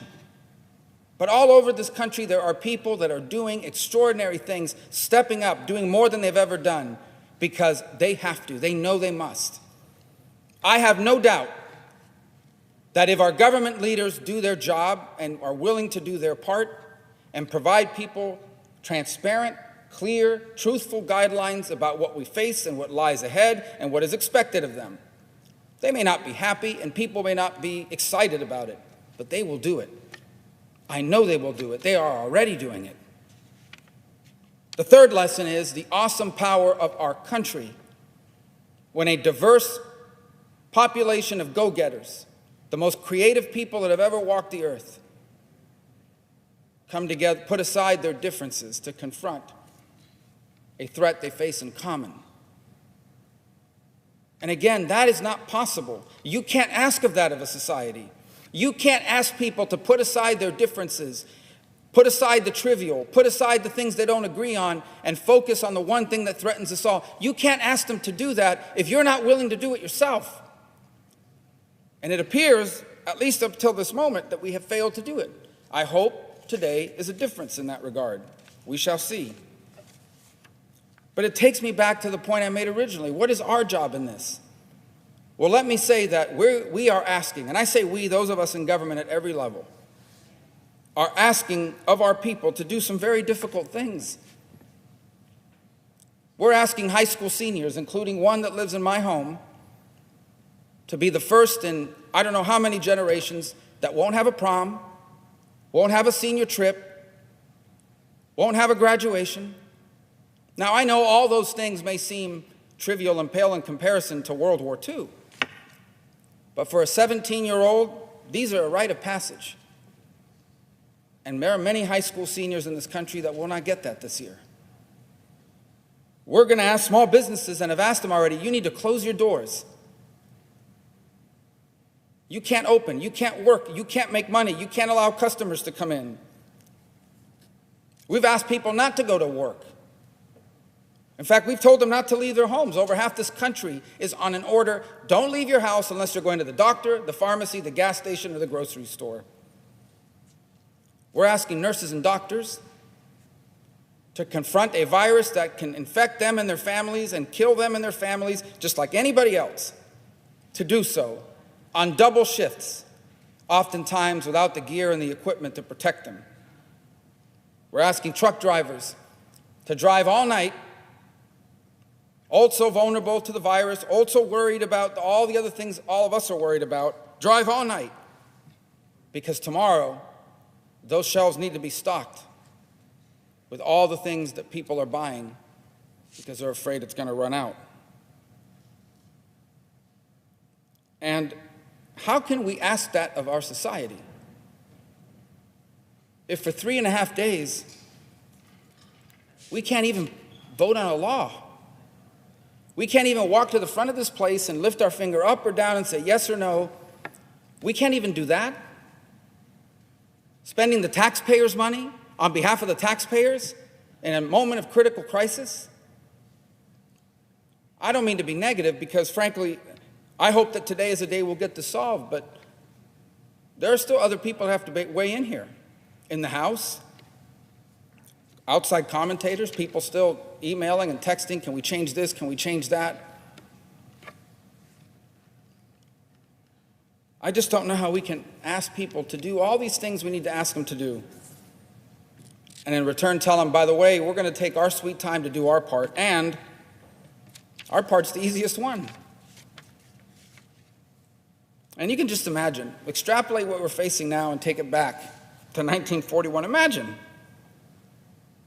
if back then people would have been saying, boy, this is a great chance. This is a good opportunity to get back at FDR. This is a great opportunity now. He's in war. Let's roll back the New Deal. Let's really stick it to him for what he did 6 years ago with that court thing. Or the reverse, if he would have said, boy, this is a good opportunity to use the war powers that a president has to steamroll my political opponents and put in place whatever I want and run them over. Or imagine if we were saying, we need to build a lot of ships, but I'm not going to vote to build it unless you're building it in my state. I don't want to go any deeper into that because I don't mean that to say that some of the issues that people raise around here are not legitimate issues. They are. But sometimes the legitimacy of the issue, the importance of the issue, has to be weighed on a scale against the gravity of the moment. And I would say to you, if we were dealing with permanent policy in a normal course of business or even in a moment of a cyclical economic downturn, we'd have some weeks to make some of these decisions. We've already taken too long. People got laid off today. People will be laid off tonight and tomorrow and the day after and for days to come, even if we pass this bill. Imagine if we don't. What we are facing is the toughest thing this generation's ever faced. There's no doubt about it. And perhaps with the exception of gentlemen and people like the gentleman that called me this morning, it'd be the toughest thing we ever face in our lives. World War II was worse. This virus is terrible. But it will not last as long or kill as many people as that war did. But it will kill far too many people and last far too long. But it will last longer and kill more if we don't take action now. And that requires everyone to finally wake up and realize this is not This virus doesn't care who you voted for in the last election. It doesn't care what you write on Twitter, what snarky remarks you come up with in your commentator moment on cable news. It doesn't care about any of that stuff. It doesn't care who you plan to vote for in the next election. It will infect you. It will kill you. It will kill people you love. It will kill members of your family. It will disrupt your community and your economy. It doesn't care about any of this other stuff. And it really is important for us to realize, not just for this bill, but moving forward, that there's no such thing as an outcome here that's good for half of us and bad for the other half. There is no possible political victory here. None. There is no outcome here in which half of us are going to be able to go back and say, boy, we really looked good and we made those guys look really bad and people are going to reward us for it. They're not.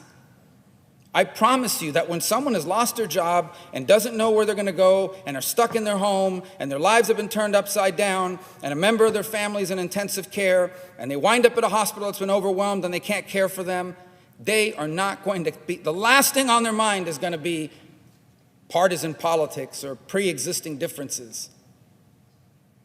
If you don't believe it, we're about to find that out, unfortunately. There is no outcome here in which half of us is happy and the other half are upset. It's a cliche. We use it all the time. I can't think of a better example than this one. We are truly all in this together. The carnage, the damage that this will do to our country is extraordinary. It will know no geographic bounds, no political affiliation, no demographic differences. This is a virus that can infect the heir to the crown in Britain just as easily as a 92-year-old retiree in a Florida nursing home. And so I hope that the gravity of the moment finally sinks in and that we take the necessary actions quickly. And if there's something in this bill you just really don't like, I don't mean to diminish it. If we can fix it, we should. But at this point, I'm going to tell you that there is nothing wrong in this bill. There's nothing in this bill that will damage our country more than our inability to act. No matter how bad some provision in this bill you think may be, and I say this to both sides, there is nothing in this bill that will damage us more than doing nothing will. By far, the most damaging thing that can happen is not any provision of this legislation. It is our inability to act and to send a message to the American people that their leaders can't function, that their government doesn't work, not just on a day-to-day basis, but in a moment of crisis. And so I hope that whatever differences may still exist at this moment, and I'm trying to be fair because I know a lot of people have finally seen the full text of it just in the last few hours, and if you've caught something that can be fixed, it should be fixed. But I plead, I don't know what other word to use, that we don't leave here tonight without having passed this bill. Because I honestly don't know how this nation and our people can afford one more day of this. Mr. President, I yield the floor and suggest the absence of a quorum. Clerk will call the roll. Mr. Alexander.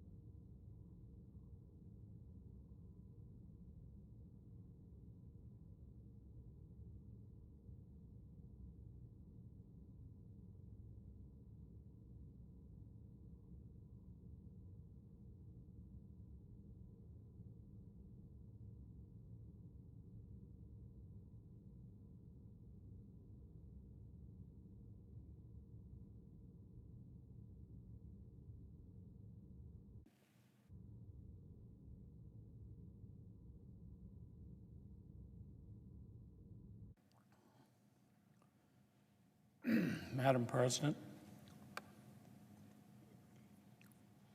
Senator from New Mexico. Thank you very much, Madam President. Are we in a quorum call? We are in a quorum Yes, call. I would ask, Madam President, to vitiate the quorum call. Without objection. Yeah. Thank you today, Madam President, and thank you for the recognition. Today, New Mexico and the nation face a pandemic the likes of which we have not seen in over 100 years. And today, the Senate must act to pass the largest relief package for the American people in our history. First, I'd like to extend my thoughts and prayers to everyone who is personally affected by this coronavirus pandemic. I thank the healthcare workers who are working long hours and risking their own health to save lives. They are performing a national service. The numbers of infected individuals and the rapidly rising death toll are staggering.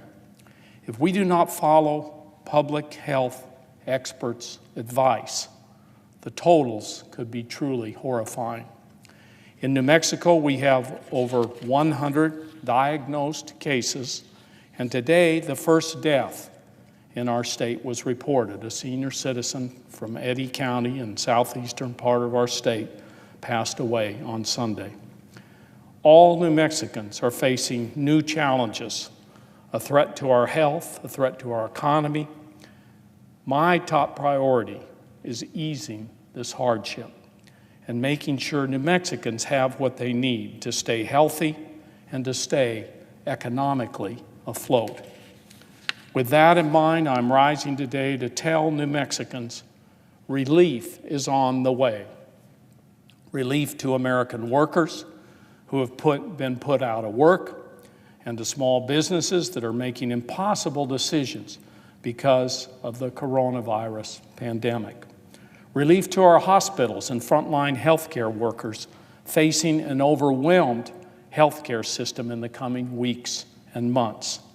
And relief to states and local governments that are doing their best to take care of their residents and maintain essential services. State and local governments are desperately in need of assistance. Only the federal government can provide. And tribal governments to whom we owe trust and treaty obligations to provide health care, education, and community assistance, particularly in times of need.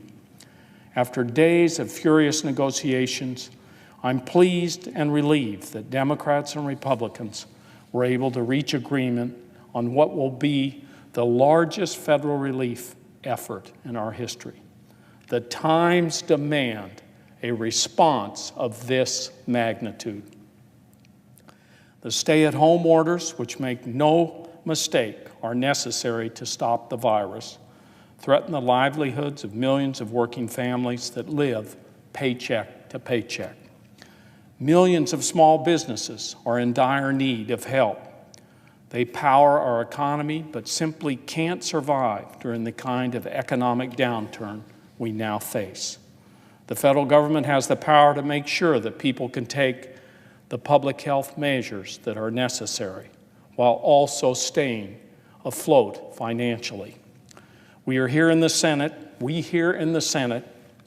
need to make absolutely sure that everyone, not just those at the top, that everyone is taken care of and can weather this crisis.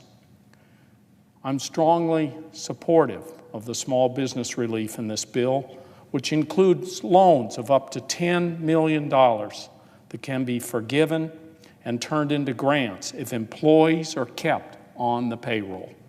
This relief will go through the Small Business Administration and be available to any business or nonprofit under 500 employees.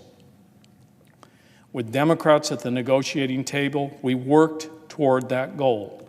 And as a result, American workers will receive 4 months more of unemployment insurance instead of just 3.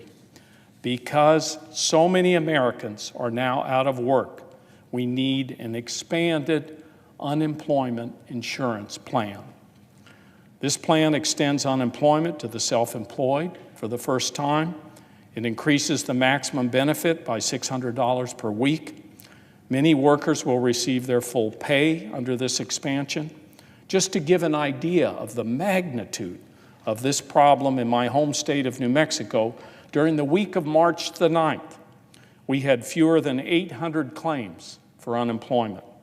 This last week we had 11,000, and now we are receiving 7,000 every day. Also, because Democrats stood firm, our healthcare system will see an infusion of $55 billion more dollars into the Marshall Plan for healthcare. The total public health care investment in this bill is now $150 billion. We will establish a $150 billion relief fund for state, local, and tribal governments to help cover costs of fighting this virus. New Mexico is eligible for up to $1.25 billion from this fund. And we will bring accountability and transparency to the relief for industry and large corporations. This relief bill puts in transparency and independent oversight, and also makes sure that elected politicians, including the president, are not the beneficiaries of this fund. We face a national crisis of monumental proportions, and I'm heartened that Republicans and Democrats in this body joined together over the last several days to face this crisis together as a nation. This is what we do as Americans. And I have hope that as we continue to face down this crisis in the coming weeks and months, we will continue to do so in a united fashion. As Vice Chair of the Senate Indian Affairs Committee, I've been particularly focused on making sure that Indian country is not left out, and ensuring that tribes who are on the front lines of this public health and economic crisis have the resources they need and deserve. Together with my Democratic colleagues, I fought for and secured an $8 billion set-aside for tribal governments and their enterprises. This tribal relief fund will provide the 574 federally recognized Indian tribes with flexible resources they need during the COVID-19 response. And I'm glad we found bipartisan agreement on this. We also secured over $2 billion in emergency funding for tribal needs, and this includes over $1 billion for the Indian Health Service that will be used for everything from expanding medical services to purchasing equipment, to promoting public health education, to expanding telehealth services and increasing disease surveillance. And over $700 million that will go to the Bureau of Indian Affairs, the Bureau of Indian Education, and the HUD, Office of Native American Programs. These funds will assist tribal governments as they make their way through this crisis and support their members. Support BIE schools and tribal colleges and universities so that students continue with their education. And provide housing for those most in need who are impacted by this terrible virus. These are key victories, but we're not done. We must uphold our trust and treaty responsibilities to all American Indians and Alaska Natives. And so Congress must do more to respond to the unique COVID-19 related public health and economic crises in Indian country. Tribes are some of the most vulnerable populations with the least robust healthcare systems. We have a very scary outbreak on the Navajo Nation, and I'm sure that we need to weigh in and help there. For our next response package, and believe me, we're going to have to monitor this closely, and we're in all likelihood going to be back here again. We must make sure Indian country has equal access to federal coronavirus resources.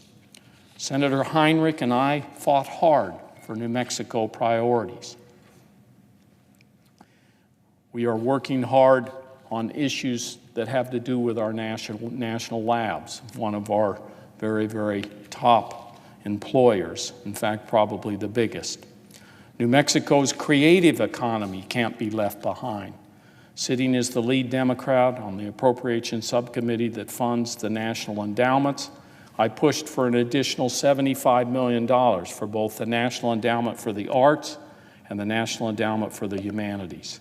These funds will support local artists and arts programs through this tough economic time when arts and cultural venues are shuttered and artists and all others are out of work. There is no doubt that these are exceedingly difficult times, but together we can get through this. I would like to remind everyone to follow the public health measures recommended by the experts. Staying at home is the best thing we can do to slow the spread of this virus and ensure our healthcare systems are not overrun.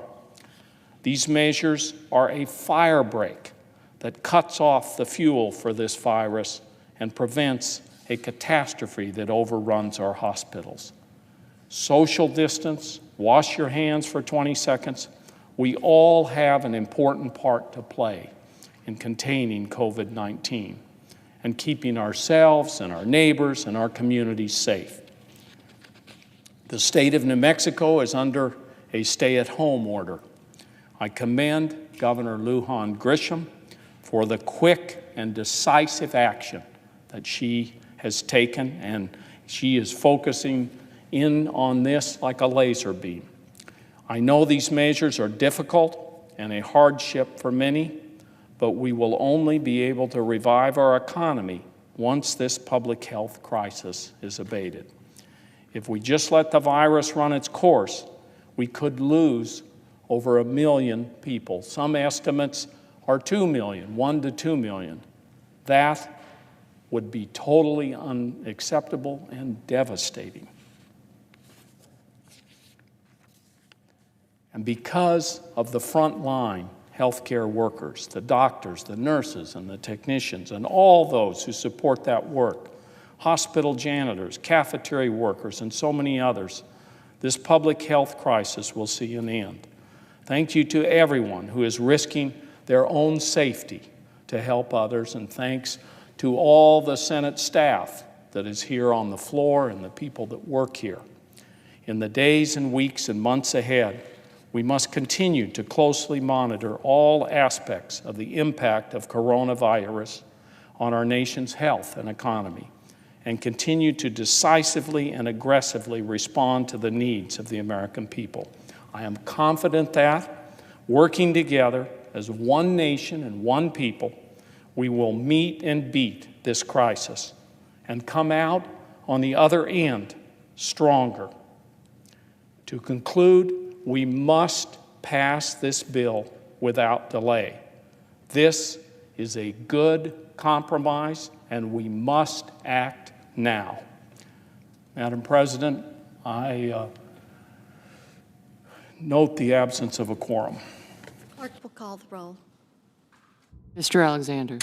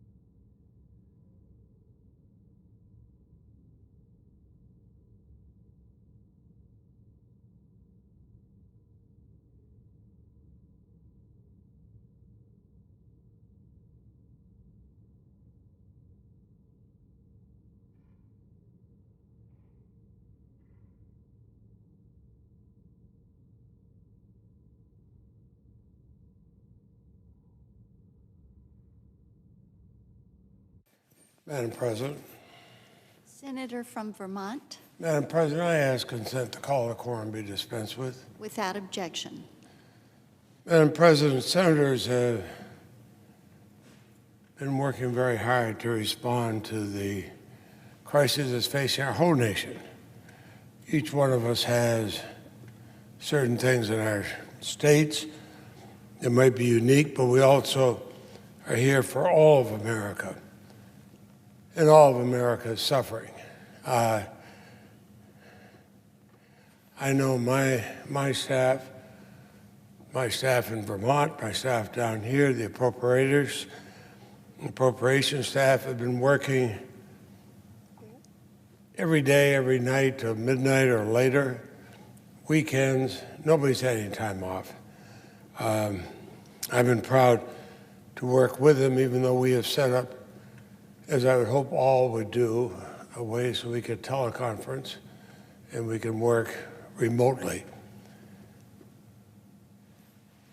Earlier this week, we were faced with the prospect of a bill that was very one-sided. Republicans and Democrats had not done what we do best, sitting down and putting it together. We were given almost a take it or leave it bill. And I applaud Senator Schumer, who said, come back together. Let's not pass that bill, which leaves out so much of America, so much of the people that we represent. Let us come together, both Republicans and Democrats, and find a better bill. Now, late last night, actually, it's close to this morning, agreement was reached in principle on such a bill. The appropriators do only a part of it. But Senator Shelby and I tried to work together to have something where all the Appropriations Committee, or the vast majority of the Appropriations Committee, Republicans and Democrats would agree, and we did that. And that's what we had before us. I'm sorry that there seems to be some slow up now. I think that senators have, and senators again of both parties, have worked so hard to put together something we can all agree on. We have something we should be able to agree on. We should be able to vote. I agree with the discussions that, speaking of just our party, discussions that Senator Schumer had this morning. We all know that none of us got every single thing we want. Just as I'm sure my Republican friends have not got every single thing they want. And is any bill perfect, especially something of this unprecedented magnitude? Of course not. But we're at a point where reality has to overcome rhetoric. We have to stand up and be the conscience of the nation as we have been in the past and can be today. It is time for senators to come together and vote. I know on our side, Senator Schumer, under his leadership, and the others were ready to do that. It's interesting. I don't think people realize that even in our caucus, we go across the political spectrum. We all had different things we wanted. I'm the dean of the Senate. I'm the most senior member here. I have things that I want. I'm not going to get everything I want. Neither is the presiding officer. Neither is anybody here. But America would get a lot more than it has now. A lot more than it has now. Let's do this for America. Let's pass this bill. Let's bring it up. Let's vote on it. Let's stop saying, oh, but yes, you have 98, 99% of what I want, but I've got this other little piece, or I've got this other little piece. No. As Americans, we should say it's reality time, not rhetoric time. Reality trumps rhetoric any day. Let's go ahead and vote. I commend those senators in the Republican Party and those senators in the Democratic Party who have worked so closely with each other. I know we have in appropriations, but in so many other parts we have. And it's time to say, okay, let's vote. With that, Mr. President, I will suggest the absence of a quorum. Clerk will call the roll. Mr. Alexander.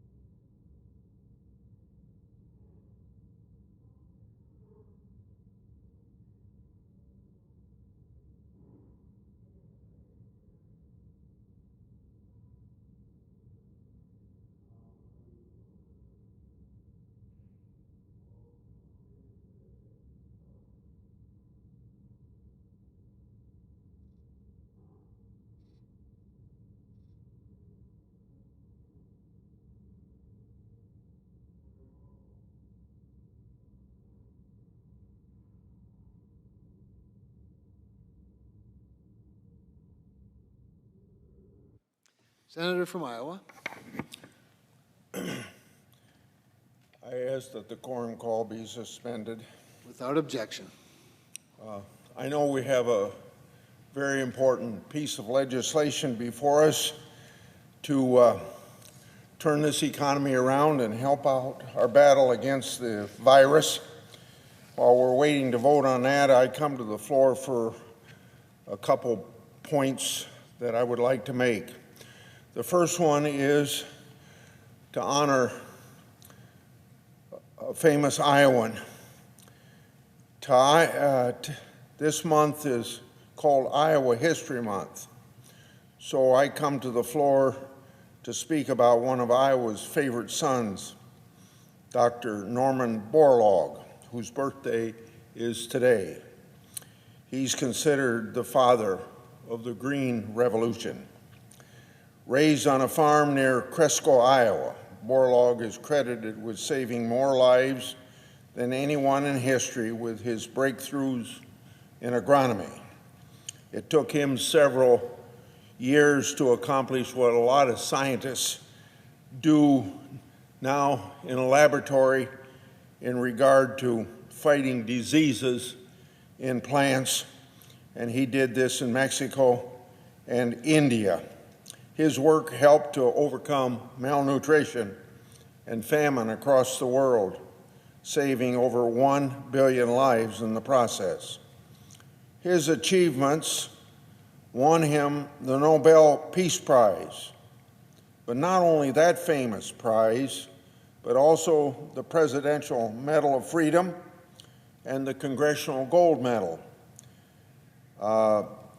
I think that there's only 5 or 6 people that fall into the category of winning all 3 of those prizes. His achievements also prompted the state of Iowa to honor him with one of Iowa's 2 statues in the Statuary Hall here in the U.S. Capitol. On another subject, some pundits and even members of this body have suggested that it's inappropriate to criticize the Chinese Communist Party for its mishandling of the coronavirus that originated in Wuhan, China, because it distracts from bashing the president. We went from mainstream media outlets routinely referring to the virus by its origin to this being totally politically incorrect. There's an excellent timetable published by Axios that lays out the Chinese cover-up that prevented early action to contain the virus. The Chinese pro-democracy activist, Mr. Wei, warned that General Secretary Xi is ordering people back to work prematurely, risking another massive outbreak of what he calls Wuhan pneumonia. Telling the truth about the Chinese Communist Party's misdeeds does not preclude talking about how we can improve our own response. We can learn from free countries like South Korea, which has been able to contain a widespread outbreak, and Taiwan and Japan, who appear to have been able to prevent widespread outbreaks. So, this is not the time for political correctness or political point scoring to get in the way of telling the truth or working together in a clear-eyed way to address the challenges at hand. I yield the floor and suggest the absence of a quorum. Clerk will call the roll. Mr. Alexander.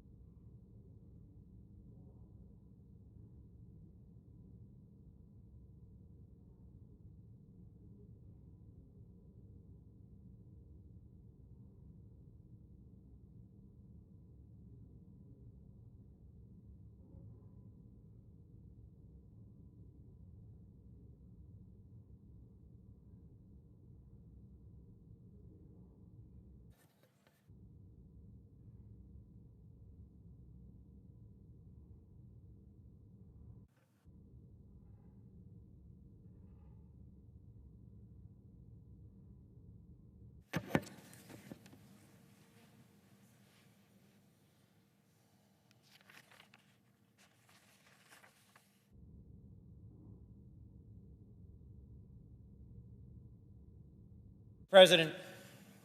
Senator from Delaware. Mr. President, are we in a quorum call? We are, Senator. Mr. President, I ask the proceedings under the quorum call be vitiated. Without objection. Mr. President, I came to this building, this Capitol, about 12 hours ago today and recorded first thing this morning a video to share on social media with folks back at home who have been eagerly asking, what's up, what's happening, what's next? And my message was simple. After days of disagreement and of tussling, of fighting and of crafting, we have a deal and I am ready to vote. Let's move forward. 12 hours later, I stand in a largely empty chamber with an odd sense of foreboding, as I have all day, as have many of my colleagues, wondering what is taking so long? What is the delay? What are the remaining issues? And I am hopeful, prayerful even, that we will resolve what is left, move to this chamber, take up the text, vote it out, send it to the House, send it to the President, and send $2 trillion in support to our nation. But let me tell you, as I have waited today and yesterday, as I've taken phone calls from folks from Delaware, for whatever reason they all say, when will the Senate act? And we faced a challenge over our last couple of days between moving swiftly and moving wisely. To put together a package of this size with no hearings, with no committee proceedings, with no detailed legislative process means it is rough-hewn, means there are rough edges, means there will be mistakes in this bill. Is it perfect? No. In fact, in some pieces, we will discover as it unfolds, far from it. But across the country, just as in this chamber, there is that sense of anxiousness, of anxiety, of when will it happen? Just a few weeks ago, the vast majority of our country was reading about coronavirus, about COVID-19 as something happening in distant countries on far shores. They read about sort of concerns about its alarming and rapid growth in Asia and then Europe.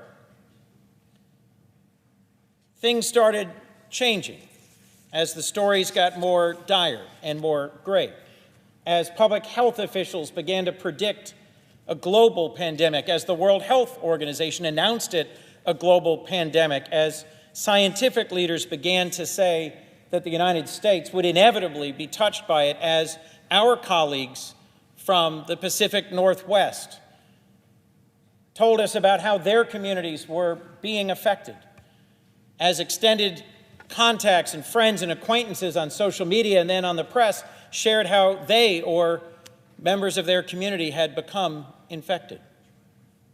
And as it began to move across our country, it began to impact a remarkable range of institutions from baseball to Broadway, the closures of all sorts of treasured American institutions, every major sports league, every major public gathering. And as now state after state has issued edicts, as city and county alike all over our country have asked people to close their restaurants and their bars, their small businesses, as hotels have no occupants, as airplanes fly with no passengers, it's become haunting, eerie, the sense of an imminent disaster. Just before coming over here, I read an article in the New York Times about how in my region, in the Mid-Atlantic, it has hit. In the borough of Queens, in the city of New York, in a public hospital known as Elmhurst, yesterday, 13 patients died. And in a riveting account, the nurses and the doctors described a catastrophic situation. Public health officials, trained health aides stretched to their limits, tested as they hadn't been before, struggling to get personal protective equipment, to have enough ventilators, to have enough ICU units. And I'll tell you, as over the last couple of days, I've talked with the heads of each of our major hospitals, folks who run skilled nursing facilities, nonprofits, community health centers, as I've heard from nurses and doctors I know, the level of alarm and concern has steadily risen in recent days. So, folks, tonight as I stand here on the floor of the Senate, I am mindful that our nation is suffering, that there are people all over the world, but particularly here in the United States, in the states that we represent, who are anxious, who are unemployed, who are uncertain, in some cases, now too many, who are infected, who are hospitalized. It has come home to this chamber as one of our colleagues has tested positive, and one of our dear colleagues' husband's spouse is hospitalized. We know members of the House and the Senate, of our staff and our immediate community have been touched by this dread disease. And we are now at a critical moment in our modern history, simultaneously a public health crisis and an economic crisis. I've heard too many people say it's unprecedented. It's not unprecedented. The United States and our nation have made it through tougher times than this. To say that the Great Depression and the Second World War, the Civil War and the Revolution, the hard work of labor organizing and the desperate work of throwing off the shackles of segregation and of Jim Crow, to say that those weren't tough and difficult struggles misses the significance of our history and the things we've overcome. But for most of us, for most of our families, for most of our communities, this wave, this pandemic, this virus, and the combined health and economic disaster that is upon us may be the greatest test we have faced. So how have we answered? Thousands of businesses already closed, millions of people already unemployed, and a nation fearful of a pandemic swamping the resources of our hospitals and our health systems. Let me just speak briefly in broad strokes to what is in this bill, which we have finally ultimately hammered out after days of disagreement and in advance of our getting the final official text. In the broadest strokes, the help that will be delivered to the American people by this bill starts with individual assistance, something the President has championed and the Democrats have supported. We've had different versions of it, but we've roughly agreed on $1,200 to every adult citizen making below $75,000, and it phases out to those making below $100,000. With $500 per child, your average family might well see $3,000 to $4,000. These checks will come out in weeks, delivered directly for those with direct deposit through the IRS or by check to those harder to find who haven't filed recently but are eligible. This is a remarkable direct support to help millions of Americans have cash in their family checkbook to get through the unexpected hardship of these next few months. There's more than $100 billion in this bill to support our health workers on the front line and the hospitals that make our public health possible. You heard that story about Elmhurst Hospital. In my own home state, there's hospitals, rural and urban, large and small, that without this support will struggle to make it through this period. The heroes of this period are the folks who are working, the folks who are cleaning offices, trains, hospital rooms, often without enough protective equipment, often without health care themselves, often without adequate pay. The folks who labor at night here in this Capitol in our offices to make sure they're clean and safe from this virus we can't see. The folks who work in public hospitals work long hours. They're orderlies, they're nurses, they're the paramedics and the ambulance drivers who deliver the sick, and they're the surgeons and the doctors who direct their care.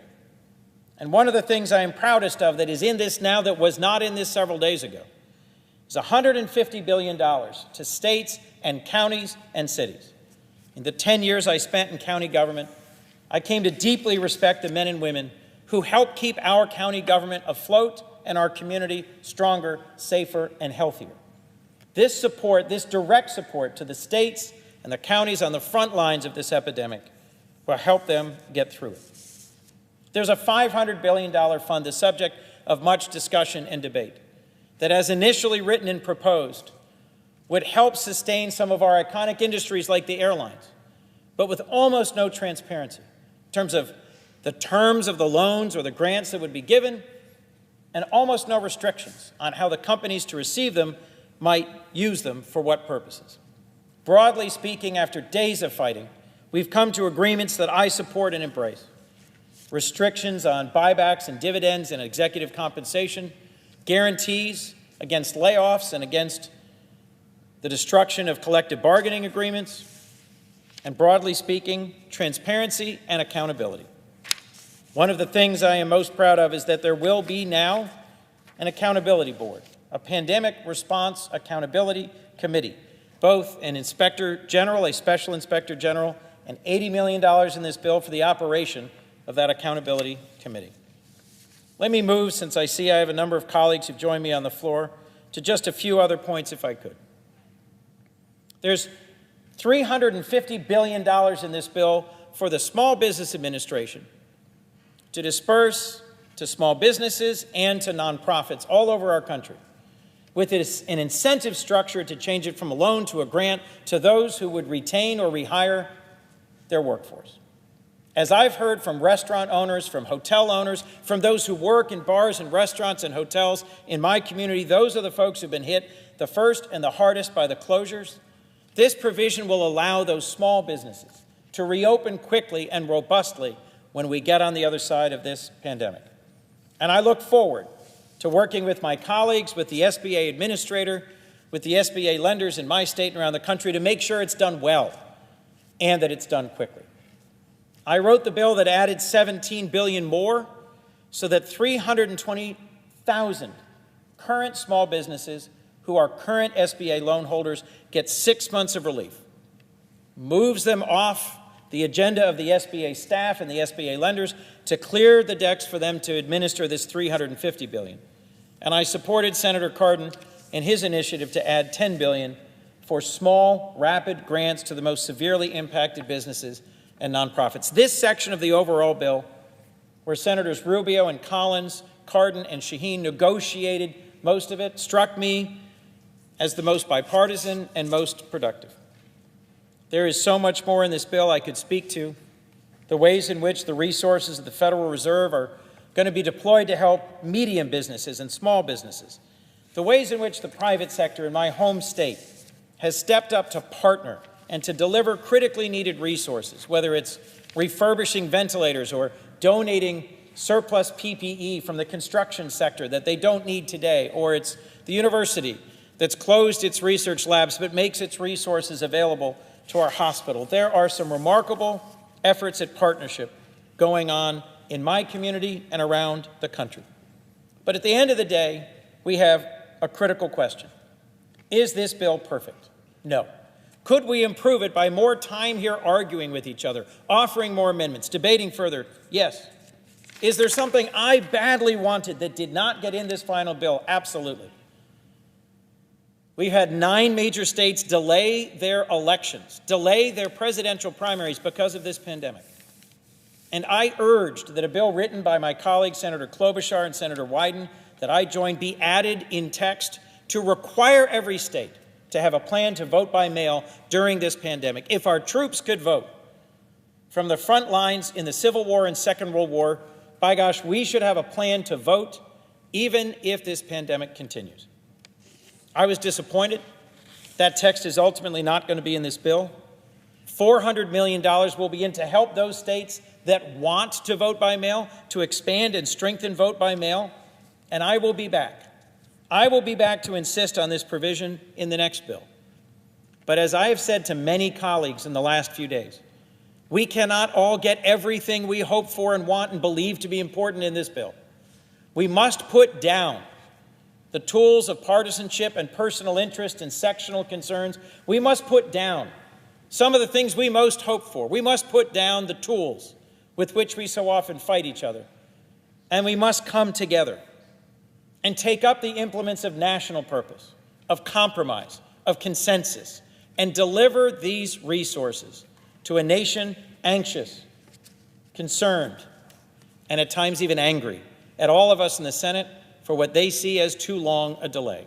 So with that, let me just say to my colleagues, it is time for us to take up this bill, rough-hewn as it is, pass it through this chamber, send it to the House. I've urged my colleagues in the House to pass it promptly, send it to the President's desk for signature, and then let us all get to the hard work of making sure we do the best we can for the people we represent with this historic stimulus package, this remarkable coronavirus relief package that is going to deliver $2 trillion of assistance and support to communities all over our country.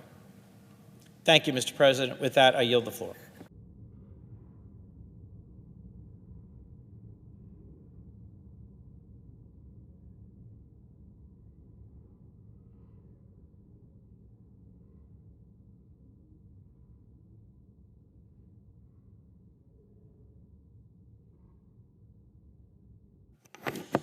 Mr. President.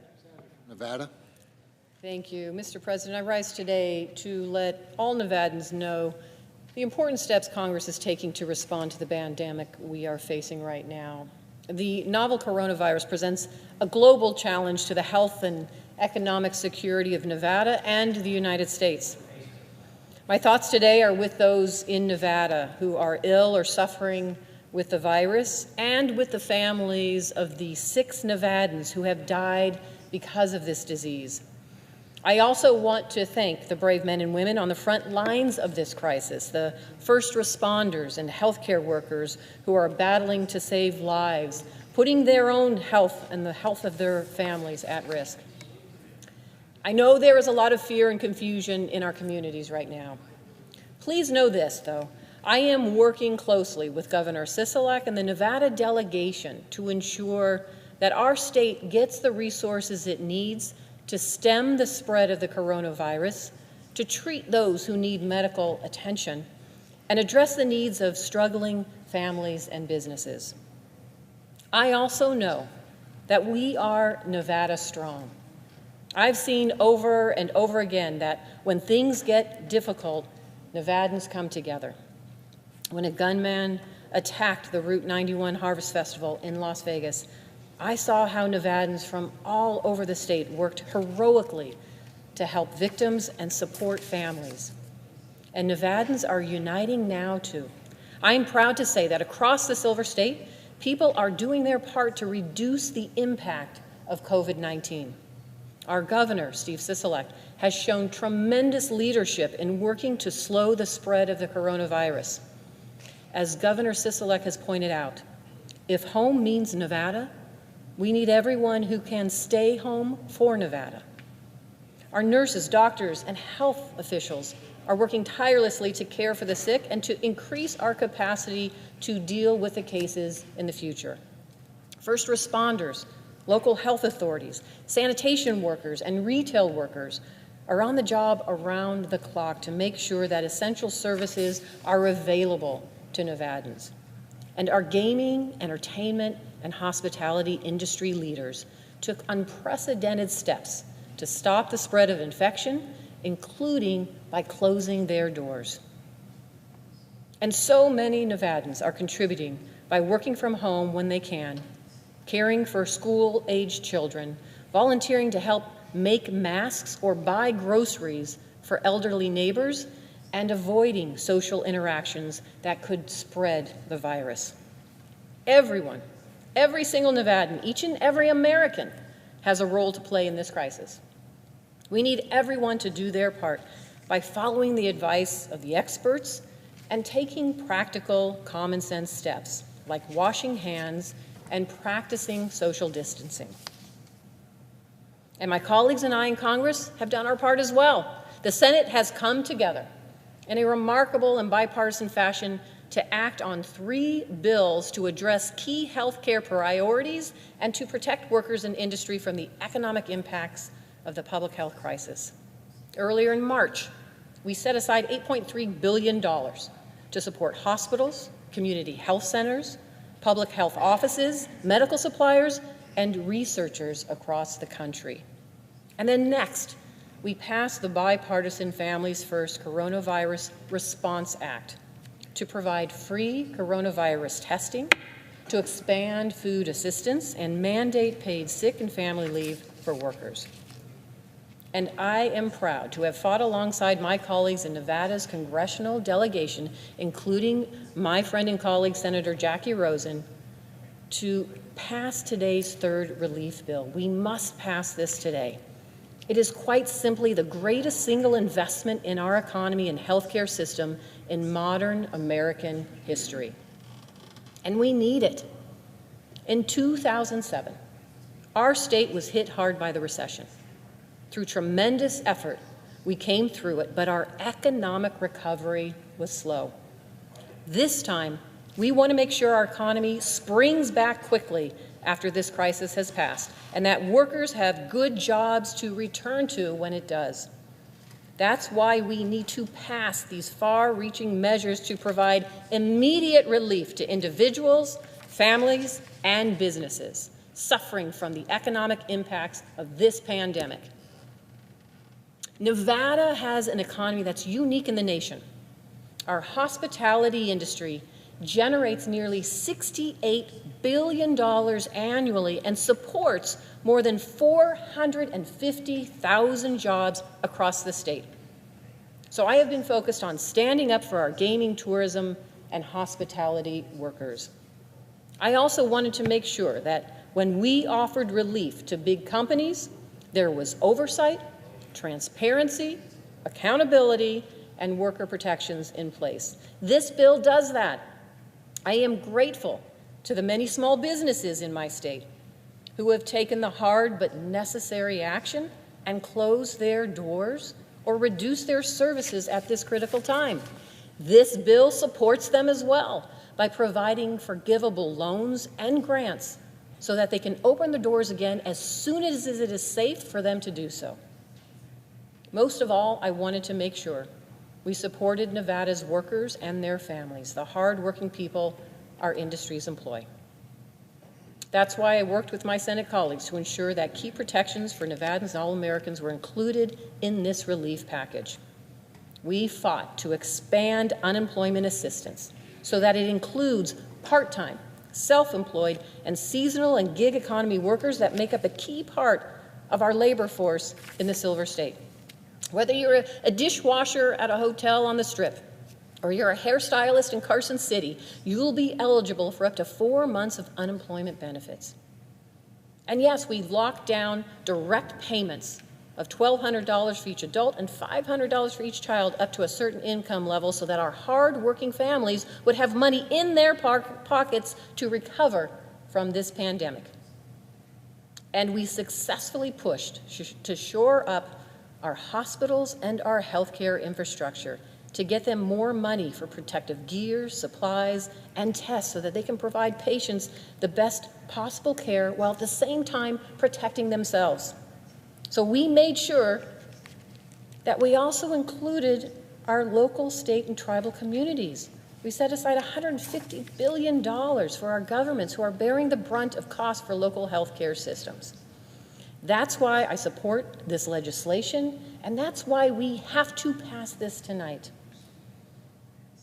And I would be remiss if I did not say thank you to the incredible staff that worked so hard for this past few days, 24/7, to put this relief package together in a bipartisan way. From Leader Schumer's staff and Leader Schumer, the negotiating team, the senators that I get to work with every single day, their hardworking staff, and my staff as well, who worked late nights to make sure that we were fighting on behalf of Nevadans. Listen, I know this is a difficult time for everyone, but we are going to get through this just as we persevered before. And we'll do it by rallying to help one another, as Nevadans always do. There will be moments of challenge ahead, and each of us has a responsibility to answer these questions. Let's listen to the experts. Let's take care of one another, and let's be kind and understanding of what we are all going through. But let's not lose sight of the beauty of our everyday lives, that familiar rhythm we're all eager to restore. In Nevada and across the country, we will be back at our workplaces again, solving our everyday problems. Our children will be back at school, learning for themselves how to make the world a better place. And yes, we'll begin the long task of grieving those we have lost. But we'll also be celebrating marriages again and marking births with a newfound joy. We will get through this together. And I promise everyone in the Silver State that I will be fighting in the Senate to make sure we rebound from this stronger than before so that Nevadans can get back to work. Mr. President, I yield the floor and ask that we pass this bill tonight. I know you feel the same way, and I look forward to working with my colleagues to get that done. Thank you very much.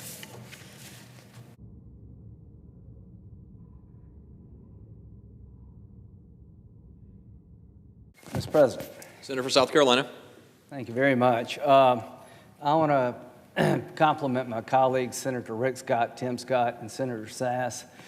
Today, when we were getting briefed about the bill, something hit me like a ton of bricks, and there are a lot of good things in here. There's money for healthcare providers, hospitals, nurses, and doctors. There's so many good things. The country's under siege. And I was one of the first Republicans, Mr. President, to join my Democratic colleagues. I think I talked to Senator Durbin. We need to do something more on unemployment insurance because the Collins-Rubio construct, I think, will help, but some people are going to fall through the cracks. Never in my wildest dreams, Senator Durbin, did I believe that what we have done is to pay people more not to work than to work. Under this bill, the $600 payment on top of state benefits actually allows people to have their income almost doubled in certain circumstances. And I want to help people. I want to make sure that if you lose your job, that we cover your wages. But under this bill, you get $23.15 an hour based on a 40-hour work week not to work. And if you're trying to hire somebody in South Carolina in the next 4 months, you got to compete with that wage. And if you're working in a restaurant, or probably not now, but if you're working anywhere for $15 an hour, somebody's making $23 an hour and you're working. It's just not fair. It's going to hurt the Rubio-Collins construct. Restaurants that are out of business, we want them to be able to borrow money to pay the payroll to keep people connected to their employer. Now, what do you do when you make $23 an hour being on unemployment? How do you keep that waitress or bartender at $15 or $17? You've made it a nightmare for small businesses. They're being pitted against their own employees. So to Senator Durbin and everybody else, the reason we're doing this is because they tell me it takes 6 to 8 months for unemployment commissions at the state level to figure this out. What are we asking you to do? To get unemployment, you got to tell us where you work and how much you make. And what we want to do is fill in the difference between the state unemployment benefit and your actual wages and stop there. We don't do that under this bill. There are people getting paid more not to work than they were in the workforce. It's going to be hard to not incentivize people to leave their job.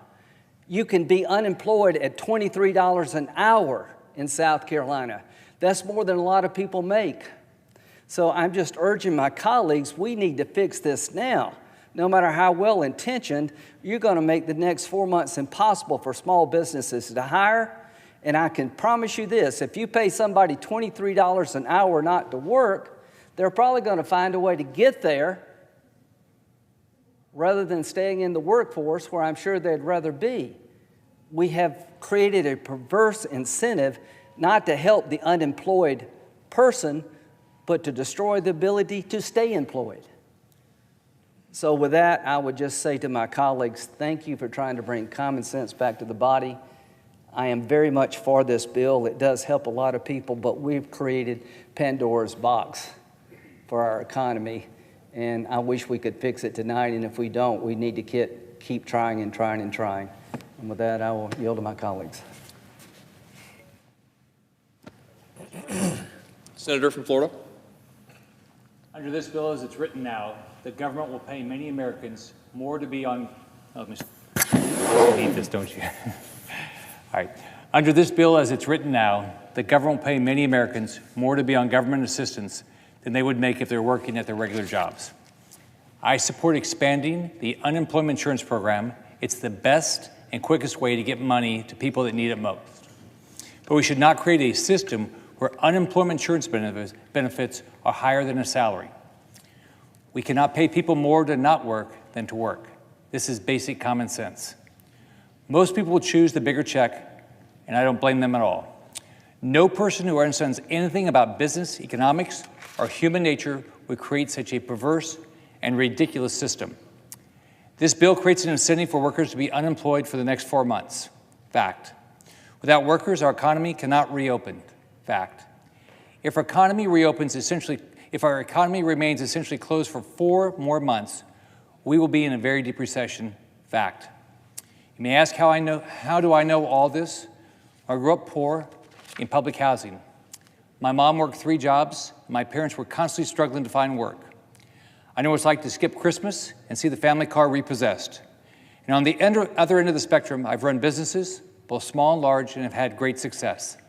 That's exactly how I know these things. This isn't conjecture, these are facts. There are many good things in this bill, and there are many provisions that I wholeheartedly disagree with. But the worst thing we could do right now is create a disincentive to work. We cannot get our economy up and running again. We cannot recover from this. But we can get our economy up and running again. We can recover from this. But it will take a lot longer if we don't amend this bill to eliminate the perverse incentives. I yield the floor. Mr. President. For South Carolina. Thank you, Mr. President. Let me be clear, abundantly clear. I plan to support this legislation tonight, but I do want to fix it first. Our amendment is a very simple amendment. But first, it is our responsibility to the extent possible to take care of the American people. I want to provide 100% of the salary while an American is laid off because of COVID-19. 100% of the salary of someone laid off because of COVID-19. My goal is to do it the right way. The right way is that you get your income as if you're still working because you've been laid off because of COVID-19. Not a raise for not working, not 200% of your income while on unemployment. The goal is simply to keep you whole while you're unemployed because of COVID-19. I cannot stress enough as a former employer and frankly, as a former employee, the relationship between the employer and the employee is critical. Our nation is built on the dignity of work. What this bill does without fixing it is it simply says you can earn more money by being on unemployment than you can while working. That is an incentive that is perverse. We cannot have intended to encourage people not to work and make more money than to go back to work and receive your normal pay. With that, I yield. Mr. President. Senator from Nebraska. Thank you, Mr. President. As Senator Tim Scott just said, and as Rick Scott and Lindsey Graham just said, this amendment is really, really simple. All we're trying to say is that we should help everyone who needs to be helped without us accidentally creating a disincentive to work that's not good for anybody in the country or the country as a whole. We're in the middle of 2 unprecedented crises right now. We have a public health crisis and we have an economic crisis into which we're just entering, and we don't know how long the valley of this recession is going to be, but I want to be sure that every American who's watching tonight understands exactly what this debate has been about this afternoon. This debate is how you can be both pro-worker and pro-recovery, to be kind and charitable and actually also simultaneously affirming the ongoing dignity of work and the necessity of work as our country battles through this virus and ultimately rebuilds our economy. Nobody here is arguing about whether or not we should help workers. Everybody on both sides of the aisle tonight wants to help workers. This is a debate about whether or not we're going to let a poorly drafted bill knock this nation still harder in the coming months by unintentionally increasing unemployment. That's what this debate is about. Right now, as the coronavirus is threatening our economy, we know who the real heroes are. The real heroes are not politicians. There are a lot of people who have been working all night, 5 or 6 nights in a row, but the heroes that are going to beat this virus and rebuild America are not politicians. The heroes are the men and women who are stocking shelves, the men and women who are picking up trash, the men and women who are driving trucks and delivering takeout, many of them converting restaurants which used to be sit-down into takeout restaurants, putting food on the table for a lot of their neighbors. The Americans who are keeping the pharmacies open, they're the heroes. The daycare workers who are doing stuff to watch other ER doctors' kids, those are the heroes. The heroes are the Americans across all 50 states, across every town and village and suburb and city that are doing the work, the ordinary jobs, but now under extraordinarily painful and difficult circumstances. They're the heroes, the scrappers, and the doers, and we should be celebrating them, affirming them, and helping them once we get through this crisis to get back to work. This bill has lots and lots of good stuff in it. I intend to support it as well, but there are pieces of this bill that are broken and that we can fix tonight. And if we don't fix them tonight, it's going to exacerbate our problems, and we're going to be back here in a month and in 2 months trying to fix these problems. These are the Americans who are going to get us through. They're the people who are going to keep our supply chains alive, and those supply chains are the lifeline for lots of Americans right now. Here's what's wrong with the bill. As it's currently drafted, it threatens to cripple the supply chain for many different categories of workers, some in health sectors, some in food prep and food delivery. This bill, as currently drafted, creates a perverse incentive for men and women who are sidelined to then not leave the sidelines and come back to work. This bill creates a perverse incentive for many employers who should be wanting to try to maintain the employer-employee relationship. It creates a perverse incentive for them to sever that employer-employee relationship. Many other pieces of this bill try to tackle this problem in a really constructive way. The $350 billion for the Small Business Administration, it is trying to build bridge loan programs that help employers and employees be connected and remain connected through this downturn. The unemployment insurance piece of this should not work at cross purposes to what the bill is about in the overall argument. Nobody has a problem with the generous unemployment benefits that are in this bill. Nobody has a problem with the generous unemployment insurance benefits that are in this bill. They should be generous amid the national crisis that we're in. But we don't want this piece of the bill to create an incentive for folks to stop working, to have their employers push them away, when the employer and employee should be trying to rally around and together to help us build through this crisis. So we want to do something really simple. We want to fix what's broken here by saying that unemployment insurance benefits should be capped at 100% of the pay you had before you were unemployed. This isn't just about people who've already been made unemployed. This is about people who are going to be made unemployed in the coming weeks. All this amendment says, that we're voting on in a few minutes, is that we should cap the unemployment benefits at 100% of the wages you were just receiving while working. It should not be something the U.S. Congress does to create an incentive where you'll get paid more by not working than you get by working. That's pro-recovery legislation that tries to keep our supply chains humming and tries to help us together. 325 million Americans come together to beat this thing. We should vote for workers, we should vote for recovery, and we should vote to beat this thing and come out stronger on the other side. Thank you, Mr. President. Mr. President. Senator for Illinois. Mr. President, I'd like to address this issue because I think it's important that we explain where we are today and why we've reached this point.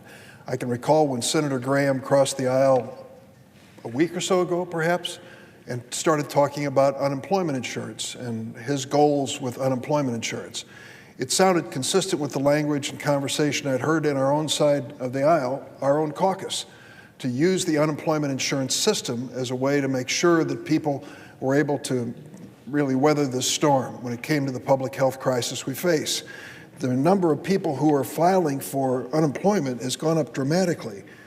2 million new unemployment claims filed last week compared to 218,000 nationwide in previous weeks.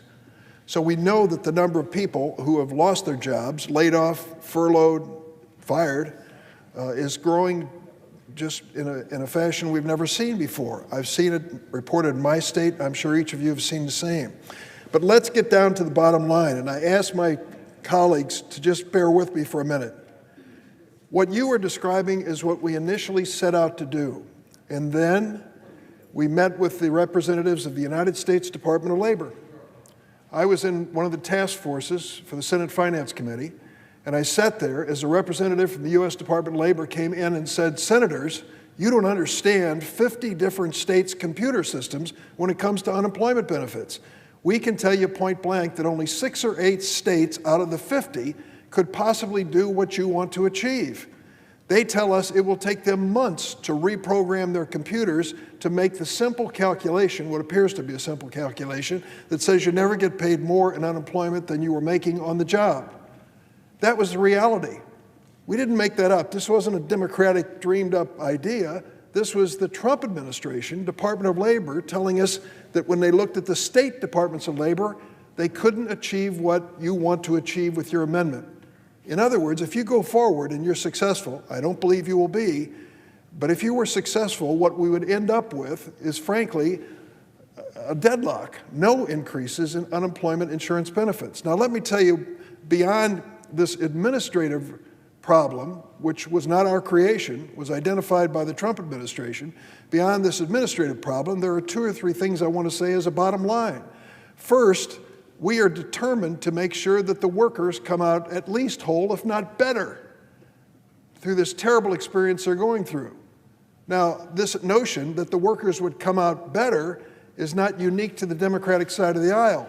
The cash payment proposed by the Trump administration, $1,200 per adult, $500 per child, for some will be a benefit, may even be a small but important windfall that comes their way. So be it. That working families across America would end up with this cash payment from the Trump administration, I don't object to at all. But the Democrats have said that's one and done. That's an airdrop of cash to people. What about the next week and the next month? That's why we brought up the unemployment insurance. Now, the $600 figure we came up with was an attempt to make sure that everyone was whole at the end of the day. I will concede your point. Some workers, some, may end up coming up ahead because of this calculation of $600 a week. They may come out ahead. I'm not going to stand here and say I feel badly about that. I don't feel badly about that at all. When less than half of the people in America have $400 in their savings, the notion that we might end up giving people another $1,000 or $2,000 at the end of 4 months, to me, that is not something that we ought to be ashamed of or run away from. That is a real possibility, and it may happen. I will support that just as I supported the Trump administration's cash payment to that same family. They're going through some tough times, and they have for a long, long time. How many of us have given speeches on this floor about income inequality in America, and some of the hardest working people still unable to make it, paycheck to paycheck, week to week? So let's give them that helping hand and not apologize for it for a minute. We're standing with these workers and their families, and I think you want to as well. But the way you want to calculate it, we are told, cannot be done. It cannot be done in a fashion that brings relief to these families when they need it right now. Gentlemen, let's yield. I will just a minute. I'm happy to yield as soon as I finish, but I want to make this point as clearly as I can. I believe that this is not a windfall. Let's assume that instead of $600 a week, your calculation makes it $450 a week. So $150 times 16 weeks, that's 4 months. How much is that going to come out to? $2,400? Is that going to mean that someone now becomes lazy and won't go back to work? I don't think so. I think a lot of people will use that money and need that money and are given a helping hand and will put it right back in the economy. That's what this is about, that these families can keep their homes, pay their utility bills, put food on the table, and put the money back into the economy. That's part of what we're trying to achieve here. If we err on the side of giving a hardworking family an extra $1,000 or $2,000 because of our approach, so be it. No apologies. We didn't design this system. We were told we had to work within the design of the system. We've tried to do it. We think the $600 a week is a reasonable way to do it. And I'll yield for a question. Thank you, Senator. The $600 a week, I think if I do the math quickly, times 16 is about $9,600 added on top of the additional $1,200 per person or $2,400 for a family or $2,900 if you have kids, is an important number that we should consider. I think you have hit on the point that we should all be willing to agree upon. that the systems of unemployment throughout our country perhaps are working on antiquated equipment that may need to be updated so that we can, in fact, keep people whole during their unemployment. I would love for us to work in a bipartisan fashion to try to figure out through the Department of Labor how to fix the problem so that those folks who deserve the benefits get all that they deserve, but that we actually have a system that's nimble enough for us to meet the need state by state without exceeding the need, so that when we're in this position again, as we're looking at phase 4 or phase 5, we're not again having a conversation about systems that are so antiquated or perhaps even obsolete that we're doing something that was not intended. I'm not suggesting that we can get that done tonight. I'm not even suggesting that we can get that done over the next few months. I am, however, concluding that we should work to get it done. I don't disagree with my friend from South Carolina at all. I agree with you completely. We are in the midst of a national emergency. That's not my announcement. That's the announcement of President Trump. I believe it. When you look at all the people now filing for unemployment, when you look at the hardships they're facing, the lifestyles which they've had to live to try to comply with shelter in place and all the rules that are going out here, the number of people filing these unemployment insurance claims, they tell us the reality of the situation.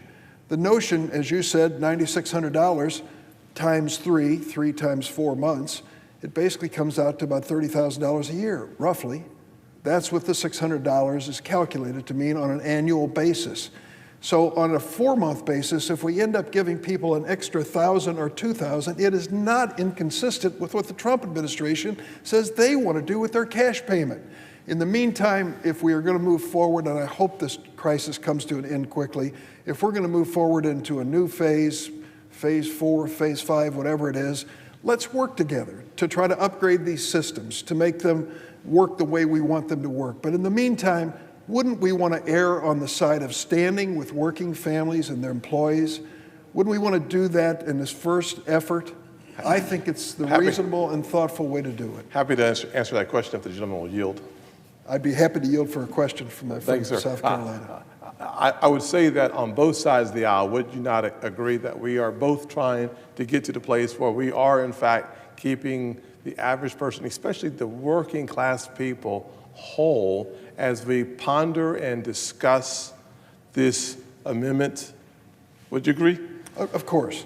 And my final thought is that my goal isn't to come down here and have a disagreement as much as it is to illuminate a very important part of the process, that if we can get it fixed throughout our country, that as we tackle these issues in the future, more folks on both sides of the aisle will have greater confidence in giving these resources to the states so that our people can be whole. That's all I wanted to say. No disagreement. I'd say to my friend from South Carolina, no disagreement.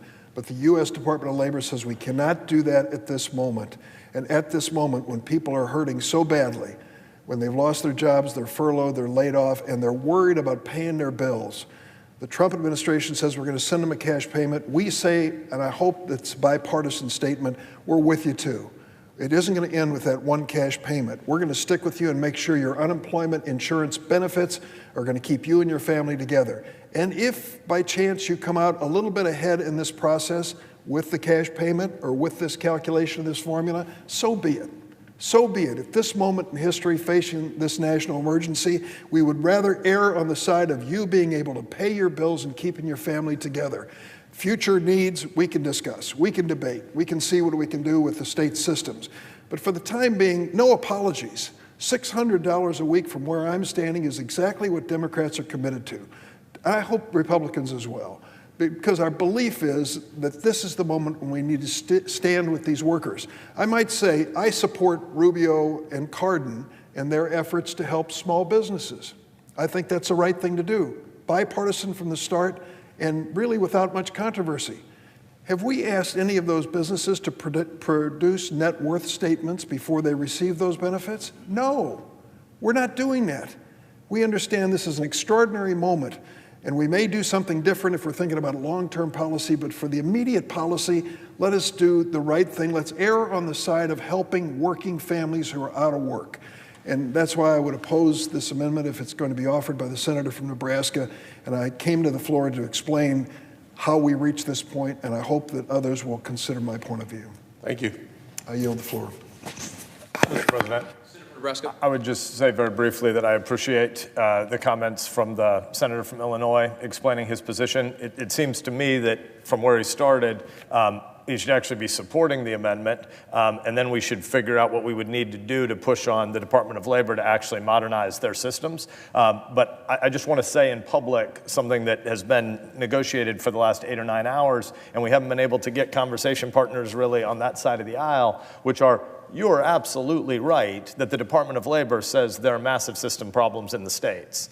And so given that we are entering a recession at this moment, and we're going to have lots and lots of needy Americans, the calls on these state departments of uninsurance benefits are substantial right now. And so I would just say, taking you at good faith, that you'd like to upgrade these systems so that we could do this thing which doesn't accidentally stimulate unemployment by disincentivizing work.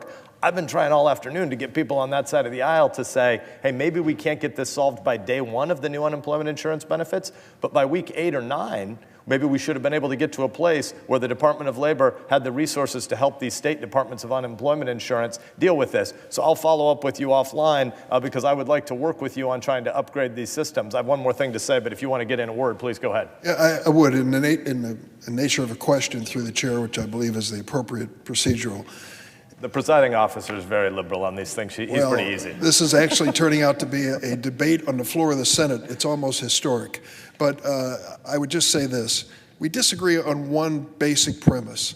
I don't believe giving people $1,200, as the president has suggested, for each adult, or if they ended up with a net gain out of our approach of $2,000, that we've now turned them into lazy people who will not go back to work. They'll just wait for the next government check. These aren't the people I know, and they aren't the people you know. By and large, these are hardworking people who, with an additional $1,000, may finally be able to buy that refrigerator, may finally be able to get that car fixed, may finally be able to get some dental work done. So I don't think paying them a little extra here is going to change their lifestyle and attitude toward hard work. Yeah, so I think it's pretty, but we were agreeing for a while, but I think it is pretty important here to underscore that your math isn't real. The reality is, in lots and lots and lots of states in the country where people are earning $12 or $13 or $14 or $15 an hour right now, the unemployment option they're going to be offered is going to be more like $24 or $25 an hour. We're not talking about $1,000 over the course of these 4 months. We're talking about cases where people might have an annualized wage right now of $30,000 and be looking at an unemployment benefit of $1,000 a week, which is $50,000 annualized. So your math isn't real. The reality is it isn't $600 total. It's $600 on top of what the unemployment benefits already were in that state. And so there are lots of people who are struggling to work hard, to love their neighbor. We got a lot of health aides in Nebraska who make $16 an hour. That's a $32,000 a year job. Their work is important. That's a vocation. People need them. There are sick people from COVID-19 and other diseases right now in Nebraska that need the benefit of those health aides. And you've just told them in this bill, we've just told them in this bill, yeah, your work's a little bit important, but look at this. You could make substantially more money if you didn't do the hard thing of trying to figure out what do we do with our kids today when school's closed and I don't know how to do daycare, and my sister agreed to help take care of my kids, but do I really put the burden on her when I don't actually have to go to work to get this same money? In fact, I can get substantially more money by going on the unemployment insurance program. That's a disincentive to work that I don't think you believe in. I know I don't believe in it. I know nobody in my state believes in it. It's not a Republican versus a Democratic issue. This is an American issue. We believe in workers, and we believe in work, and we don't believe government should come in and say, it's much better off to be a non-worker than a worker. You can make a lot more money being a non-worker than a worker. We're not talking about people who suffered layoffs last week. We're talking about creating a system here which will incentivize more unemployment next week. That's a mistake by this Congress, and we could and we should be doing better than that tonight. I know the senator from Texas has been trying to get in, so Mr. President, I'll yield the floor.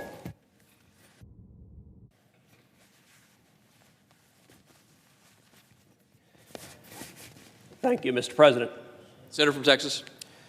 Mr. President, this bill is going to pass overwhelmingly. It may pass unanimously tonight, but I think this amendment would make it substantially better. I expect we'll see a party line vote on this amendment. I think that's unfortunate because the consequence of the system, the unemployment insurance system in this bill right now, is that we're going to substantially disincentivize work, and it's going to hurt workers, it's going to hurt small businesses. Let me give you a concrete example. In Texas right now, the maximum unemployment insurance is $521 a week. After this bill passes, that will rise from $521 a week to $1,121 a week. That is just over $58,000 a year. That means in the state of Texas, we're going to be paying people, offering them basically $28 an hour not to work. Now listen, every one of us recognizes people are hurting. The problem is the incentive. We're creating an incentive that will hurt small businesses. If you've got a waiter or a waitress who's lost their job for a few weeks, they're on unemployment and they're making $25, $26, $28 an hour, suddenly the prospect of going back to that job and seeing the money they're making going down substantially, that doesn't seem too attractive. And suddenly the restaurant owner that's trying to make the small business work can't attract those workers back, and that's bad for everyone. Incentives matter.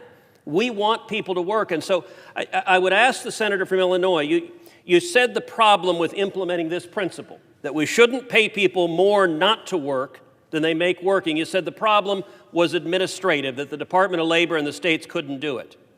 Would the senator agree with this amendment, and would the Democratic Party agree with this amendment if it simply had language inserted to the best extent practicable? So acknowledging that it may not be practicable, but would you agree with the principle that in implementing this, the states and the Department of Labor should try to make sure we're not paying people more not to work than they would make if they were working?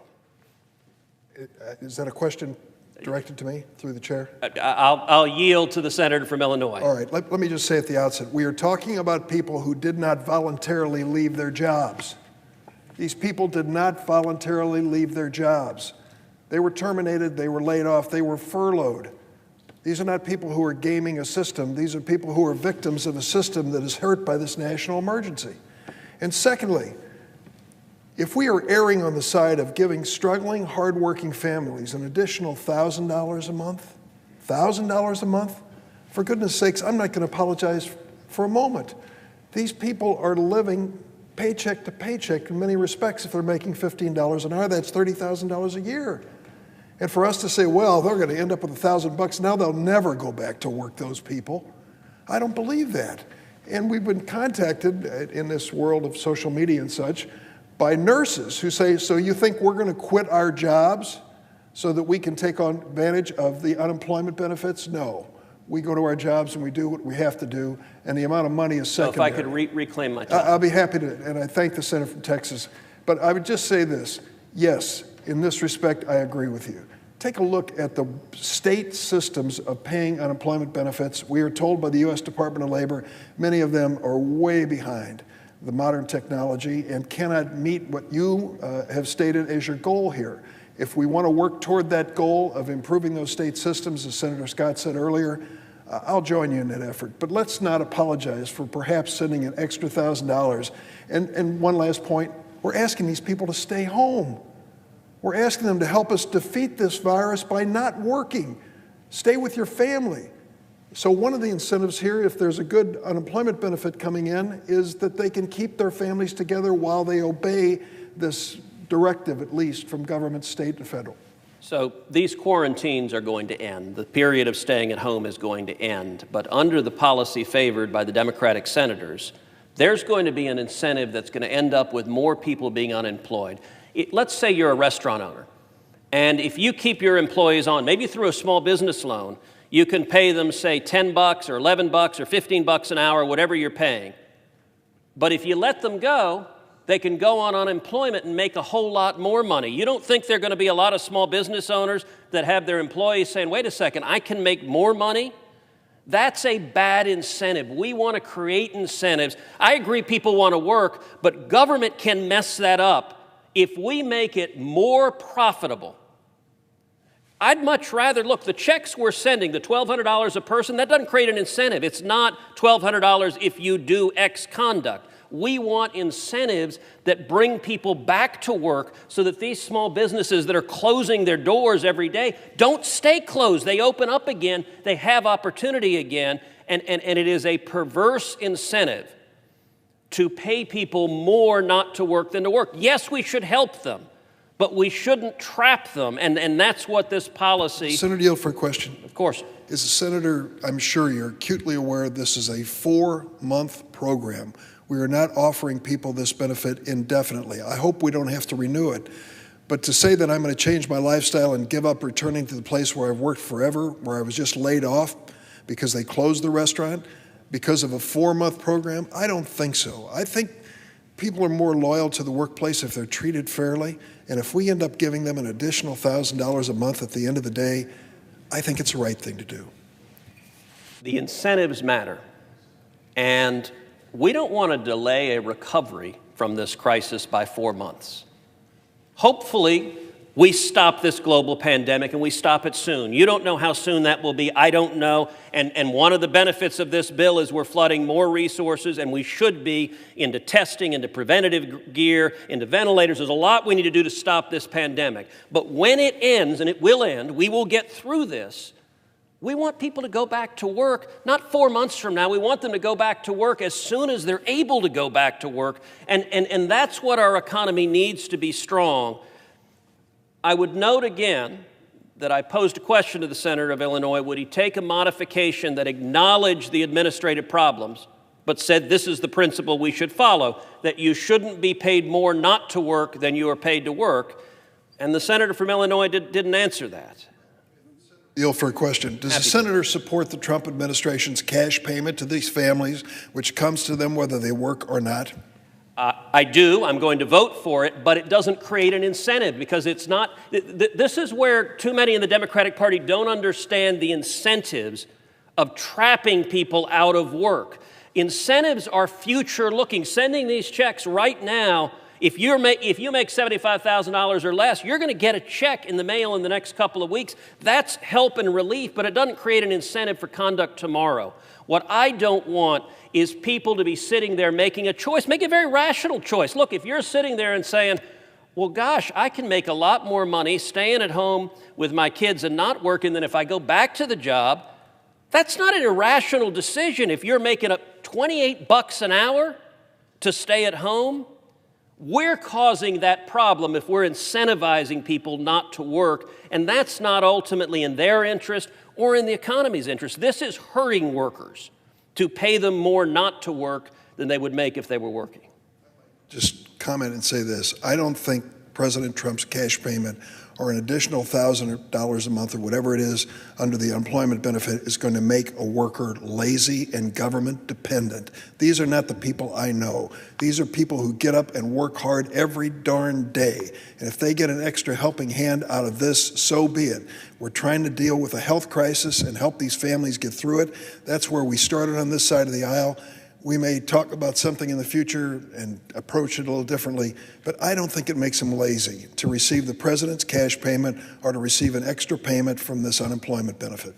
So with respect, the senator from Illinois is suggesting this is somehow some negative moral judgment that it makes them lazy. It's exactly the contrary. I'm saying people behave according to rational incentives. We don't want to, look, our girls are 11 and 8 at home. We have incentives all the time, positive incentives, negative incentives. Incentives work. We don't want to create a system where someone being perfectly rational and reasonable says, well, gosh, I can make a lot more money for my family staying home than I can going to work. If I go to work, my family makes less money. That's not a question of being lazy. That's a question of the government is putting me in a position where if I want to care for my kids, I can do a better job of that by staying home. That is really foolish, and that, unfortunately, is the position right now of what I expect to be the Democratic senators who will vote no on this. That is a bad policy for workers. It's a bad policy for small businesses. It's a bad policy for the economy. We should support jobs, not paying people not to work. Give them a safety net, yes. Give them relief, yes. But don't create incentives that make the problem worse. And that's what this Democratic policy will do. I yield the floor. The senator from Delaware spoke first. Thank you. And is recognized. Thanks very much. To my colleagues, I think Senator from Nebraska and South Carolina know that I have great affection and respect for them and have from the day they got here. I used to be state treasurer.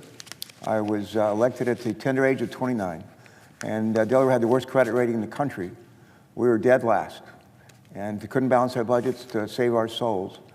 And we had pretty much no money in our unemployment insurance fund. Over time, we straightened out our finances, had elected a guy named Pete DuPont as our governor. I was treasurer for a while, and had a Democratic and a Republican legislature split.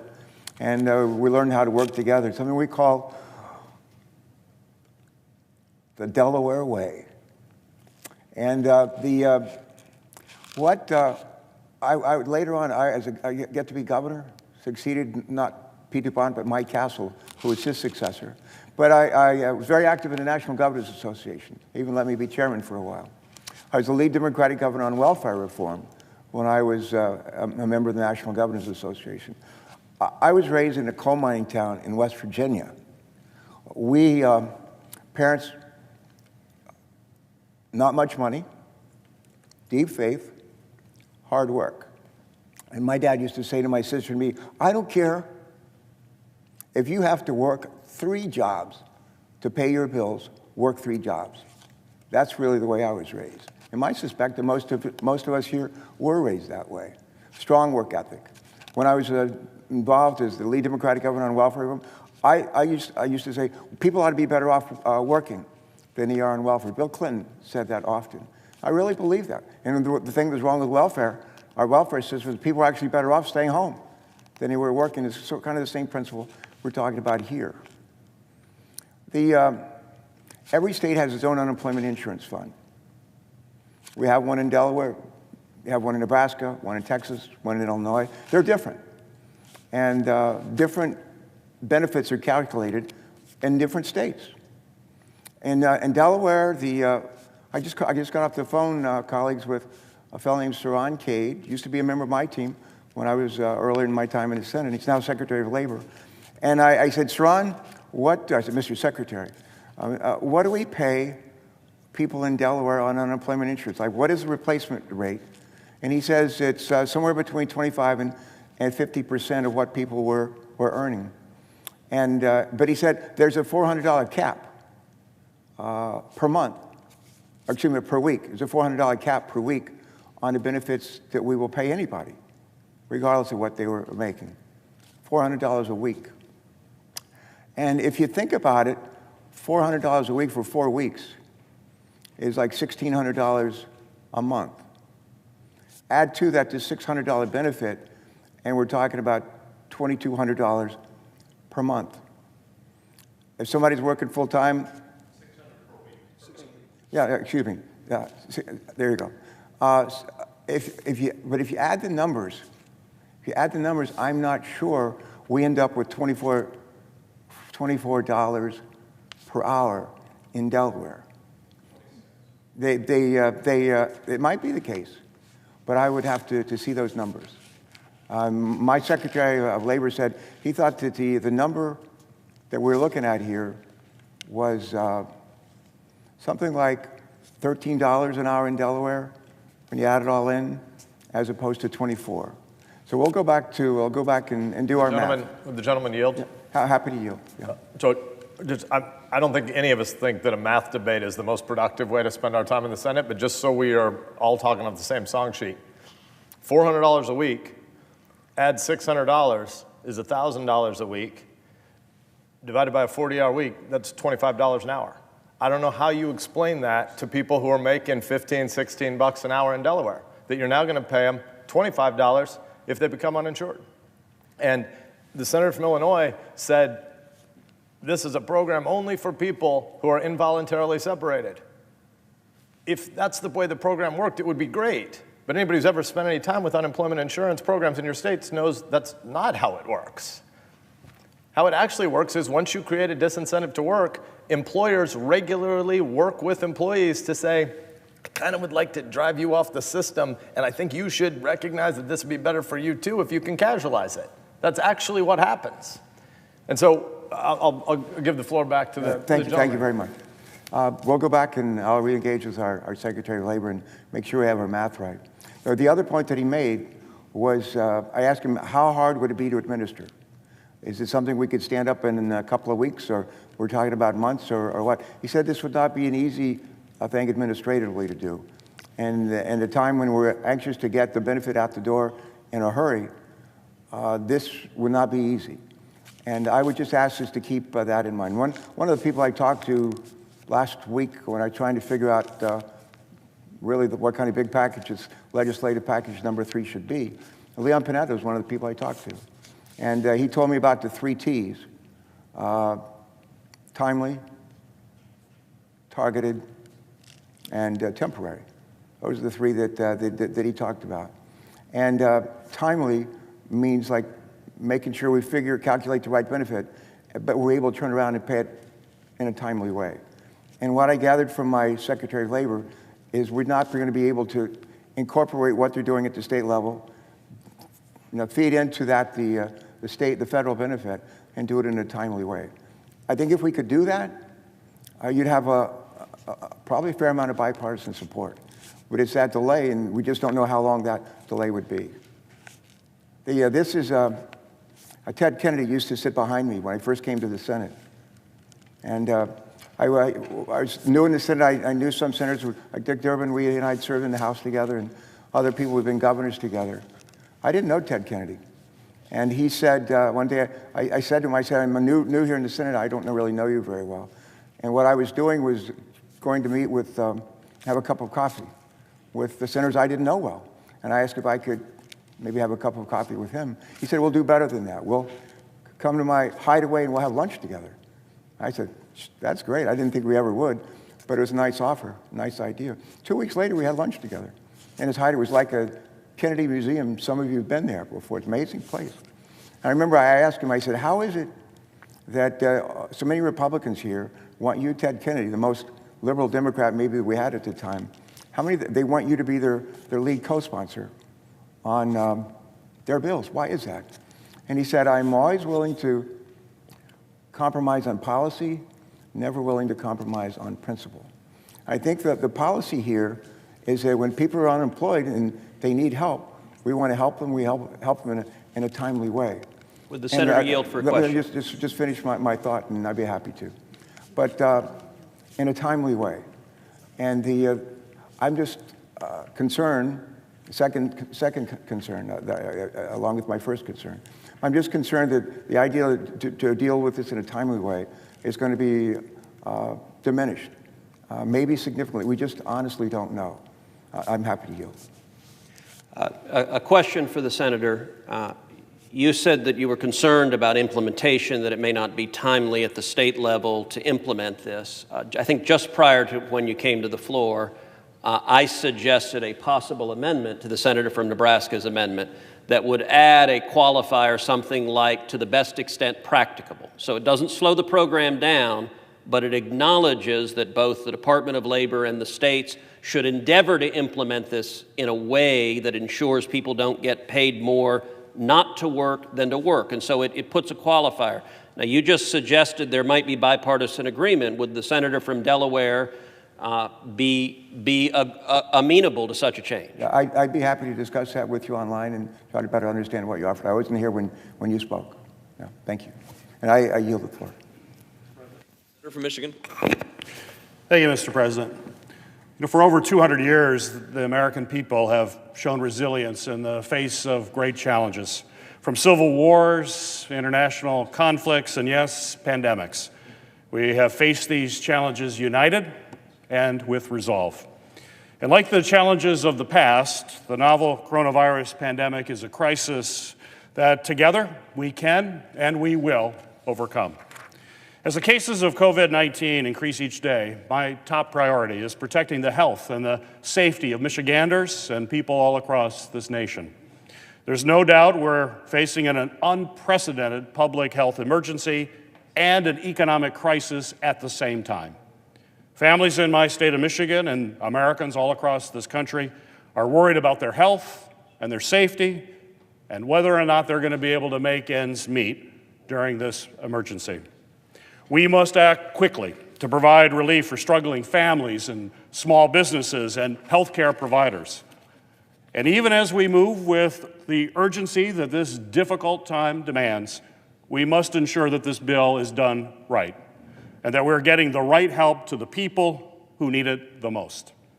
We must act aggressively, and now we must do everything to provide relief to workers and families in Michigan and across the country. Americans are facing an unprecedented personal, health, and financial challenge. Workers in my home state of Michigan who are forced to stay home from work due to coronavirus shouldn't need to worry about whether or not they can pay their bills or put food on their table. That's why I authored legislation that's included in this package before the Senate to expand unemployment assistance. We've never had unemployment benefits in response to a public health crisis, but we have never seen an emergency on the scale of what we are seeing right now. We must support workers who are not receiving a paycheck or have been laid off due to coronavirus. That's why I fought to create an unemployment compensation program to provide federally funded benefits to people who are unable to work during this pandemic. It would expand unemployment benefits to workers who have exhausted their state unemployment benefits. And it would make unemployment benefits available to people who don't usually qualify, including small business owners, freelance writers and workers, independent contractors, seasonal workers, and people who have recently started or were about to start a new job. And it provides workers with extended unemployment insurance so that hardworking families can have some certainty that they can stay afloat financially during this crisis that is likely to last a while. Our small businesses have been hit especially hard, and some are at risk of having to close their doors or lay off their employees. Our small businesses are the backbone of our economy, and they need support now more than ever. That's why I worked with my colleagues on the Small Business Committee to craft legislation to expand funding available for small business loans. And as a result of those efforts, this package now increases the funding for the popular and successful 7A small business loans to $350 billion. I also pressed for additional funding, $240 million for small business development centers and women's business centers that increase the funding for minority business centers as well. These funds will go a long way towards helping small businesses pay their rent and keep their lights on. This legislation also includes significantly more funding that will go to our hospitals and healthcare system. This funding will ensure that our overstretched hospitals can make up for lost revenue, keep their doors open, and make payroll for the dedicated nurses, doctors, and healthcare professionals who are on the front lines fighting day in and day out to stop this pandemic. I've been working closely with the hospitals and healthcare providers in Michigan, and they cannot stress how critical this funding is to their ability to continue providing the care and comfort during this pandemic. I will keep fighting to ensure that they have the resources, the supplies, the gloves, the mask, and the medical equipment that they need to protect themselves and their patients from coronavirus. Finally, as the ranking member of the Homeland Security and Government Affairs Committee, I work closely with Chairman Ron Johnson to ensure that this legislation has strong oversight provisions in place. We must ensure that the funds we are authorizing are going to the people, the small businesses, and the healthcare providers who need them the most. Our oversight provision creates a Pandemic Response Accountability Committee, a board that is made up of agency watchdogs who will be charged with auditing and investigating the administration's coronavirus response efforts and how Americans' hard-earned tax dollars are being used to address this serious crisis. We are also requiring the Government Accountability Office to audit where these funds are going and keep Congress and the American people up to date through real-time, publicly available reports. This model was used to successfully track spending from the 2009 Recovery Act during the Great Recession, and I was proud to work with my Republican chairman to get this important accountability measure included in this bill. This bill is an important step forward to addressing this crisis head-on and ensure our nation can get back on track once we have addressed the serious public health threat and the resulting economic crisis as well. It's an important step, but it's not the last action we'll need to take before this pandemic is over. I'm going to do everything possible to continue working with my colleagues in a bipartisan manner to ensure Michigan communities and families have the resources and the support that they desperately need. I will also continue working closely with Michigan Governor Gretchen Whitmer, local leaders, public health experts, and national security officials. It will continue to take each and every one of us doing our part and working together to prevent the spread of this pandemic, protect public health, and continue to address this economic crisis. But together, Mr. President, I know that we will get through this, and we will come out stronger on the other side. I yield the floor. Mr. President. Senator from Vermont. Thank you. Mr. President, let me be very honest and tell you that there is much in this bill, and we have not yet seen the printout yet, that I am concerned about. I am especially concerned that the administration will be able to expend $500 billion in virtually any way they want, any corporation they want, with virtually no strings attached. The American people, at a time of massive income and wealth inequality, do not want more corporate welfare, and they do not want policies which will allow corporations, in some cases, to receive loans or grants and then do stock buybacks to enrich their stockholders, provide dividends, or maybe raise the compensation benefits of their already wealthy CEOs.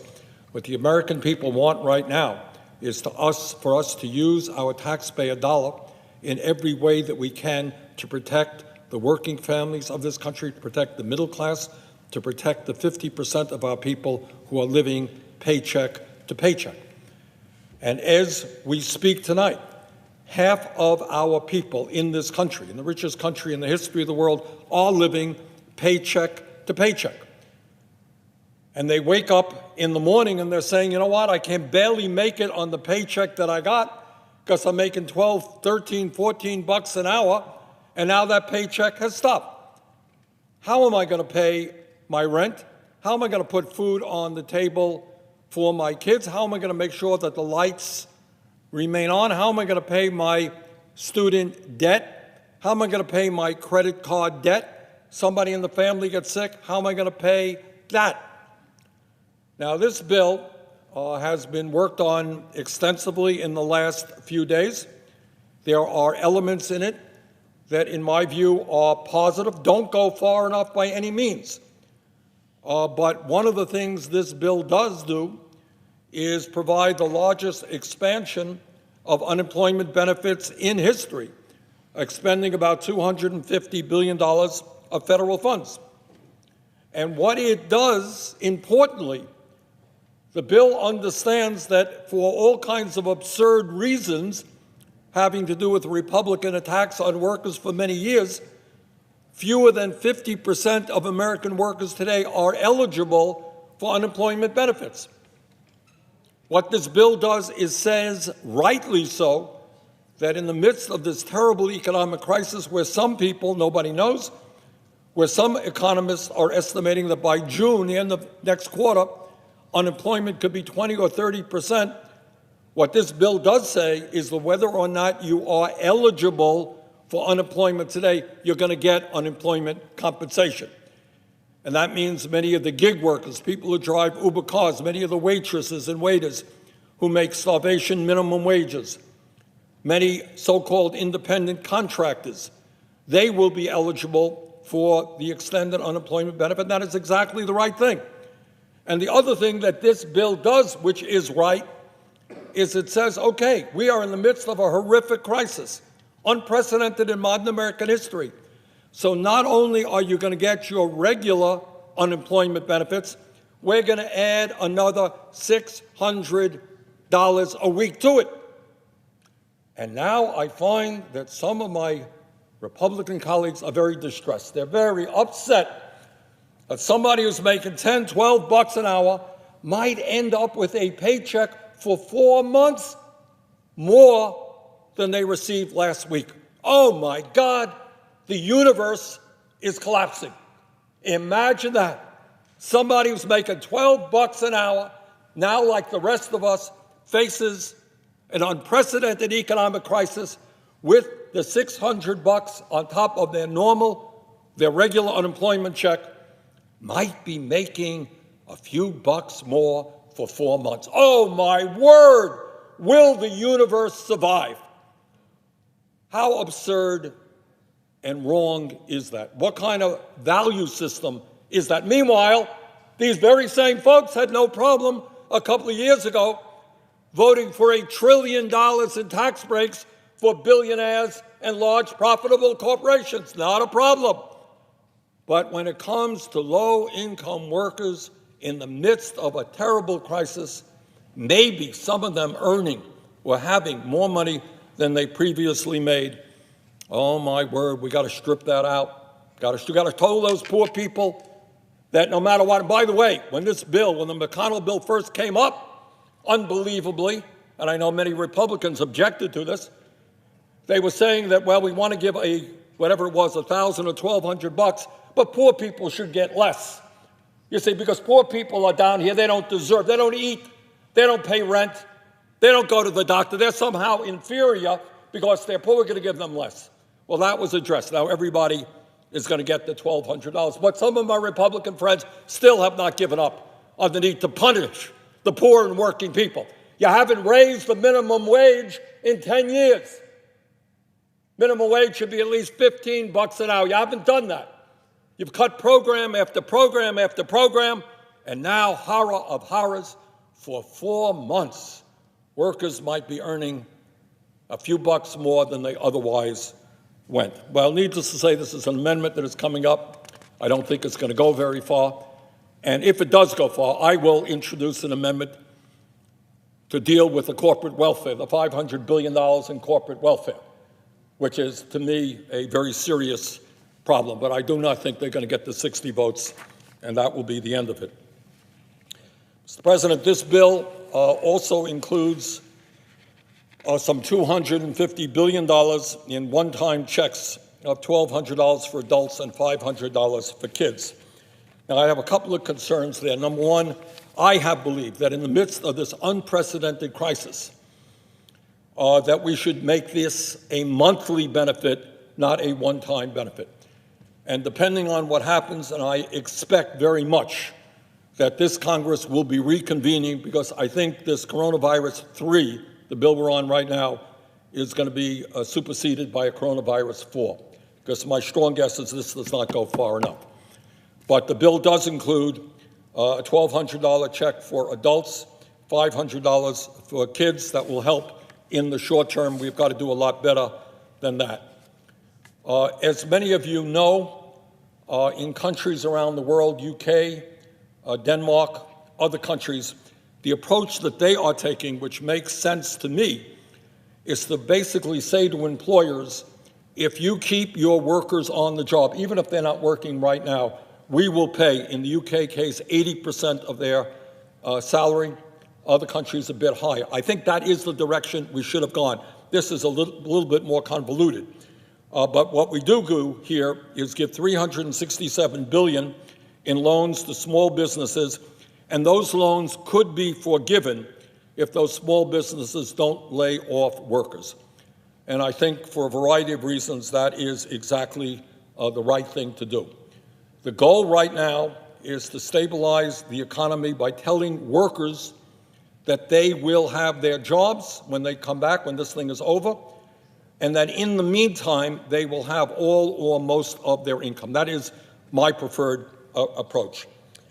This bill provides $150 billion to states and cities. And I can tell you that in Vermont, and I'm sure in every other state in this country, states and cities are hurting because we all know there has been a major decline in tax revenue. And that is an important thing to do because, by the way, in the midst of this crisis, a lot of the responsibility is going to fall on local and state government. And one of the concerns of many that I have about this bill is that in the best of times, this bill requires an enormous amount of work by the federal, state, and local governments. How do you get all these unemployment checks out? How do you deal with all of these small businesses who may apply for these loans? This is hard stuff, and it becomes even more difficult when so many workers who work for local and state government are not coming into work because of the coronavirus. And one of the issues that we are going to have to focus on big time is the implementation. If anyone thinks just passing this bill, tomorrow everything is going to flow smoothly, you are terribly mistaken. This is a complicated, multifaceted bill, and it is going to take an enormous amount of work to make sure that the money goes where it should go in a cost-effective way. This bill does a lot of other things as well that I think will help the American economy. So to conclude, Mr. President, this is not the bill that I would have written. Frankly, I don't think it's the bill that most Americans would have written. I think most Americans are very, very apprehensive that 1/4 of this bill is going to go to large corporations with very little accountability. And in a political season, let me make the radical suggestion that we have a president of the United States who may end up targeting some of this money to states that he needs to win. So this bill has some good things. It has some issues of real concern. But one thing we must not do is to punish low-income workers who might get a few bucks more than they previously earned. Thank you very much, Mr. President. Mr. President. Senator from Nebraska. I've just listened to the senator from Vermont's speech, and there's obviously a lot we don't agree on in life and policy, politics, and economics. He caricatured the entire purpose of this amendment tonight. The purpose of this amendment tonight is to affirm work. Under his vision, I don't know exactly where he thinks the workers who stock shelves and drive trucks right now would come from, because he made an argument about government subsidies that would be on a permanent basis higher than the wages of all those jobs. So I don't understand how his economic system would ever actually work, but I'd actually like to just praise him here. Two things. One, he said something that the politicians usually don't say. Usually when people are going to vote for something, they say the bill's salvific and utopian and going to do everything right. And if they're going to vote against something, they say it's the worst thing that's ever been written. And Senator Sanders just said that this bill has a lot in it. It's big, it's clunky, we're in the middle of a national emergency, and there's some good and there's some bad in it, and he's going to vote for it. I also believe this bill is big and clunky and stinky. There's a lot that's broken in it. There's some that's good and urgent and necessary and important, and there's a lot that's bad and poorly thought out and not going to be implemented very effectively. And on that, I'm also inclined to vote for it. So I appreciate his candor in admitting that this is kind of a big crap sandwich. But in addition, I want to praise the senator from Vermont for his candor in saying something that I totally oppose, but I appreciate his integrity and honesty in admitting it. He said, I believe, correct me if I'm wrong, sir, please, he said he wishes the $1,200 monthly payment would be made, or the $1,200 emergency payment would be made monthly and permanent. Is that right? No, not permanent, but during the crisis, yes. Okay, that's helpful clarification. You were saying a lot of different things, and I thought you were arguing for a UBI of 14 grand. So I just wanted to clarify that point, but I appreciate the fact that you believe a lot of things very differently. The senator believes, speaking in the third person, a lot of things very differently than I do, but he argues forcefully for his positions. And I think that this body would benefit from more people who spoke as bluntly and directly as the senator from Vermont. I hope his positions are voted down again and again and again and again, but I appreciate the way he argues for his positions. Thank you, Mr. President.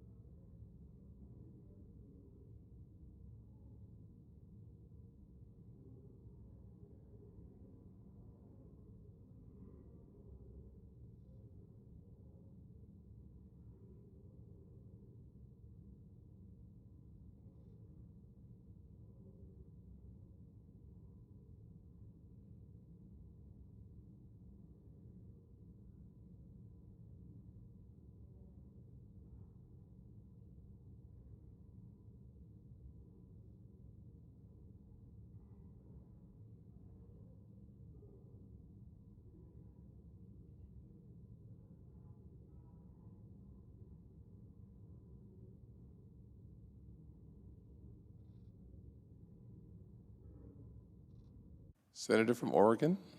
Mr. President, several senators on the other side have been arguing against the provisions in this bill to supercharge unemployment insurance right now, something that Senate Democrats have negotiated with the Trump administration, Secretary Mnuchin, and Chairman Grassley.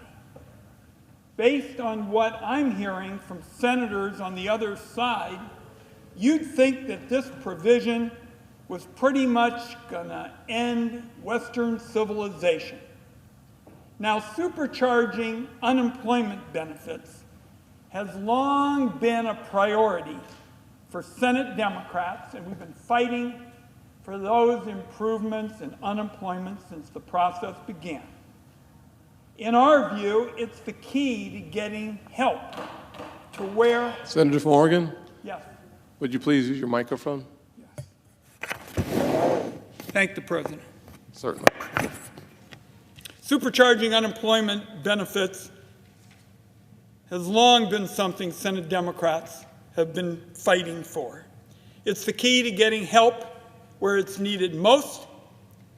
And believe me, colleagues, when you see the unemployment claim numbers tomorrow, if the numbers are accurate, this chamber is going to see that the unemployment crisis is exploding in America.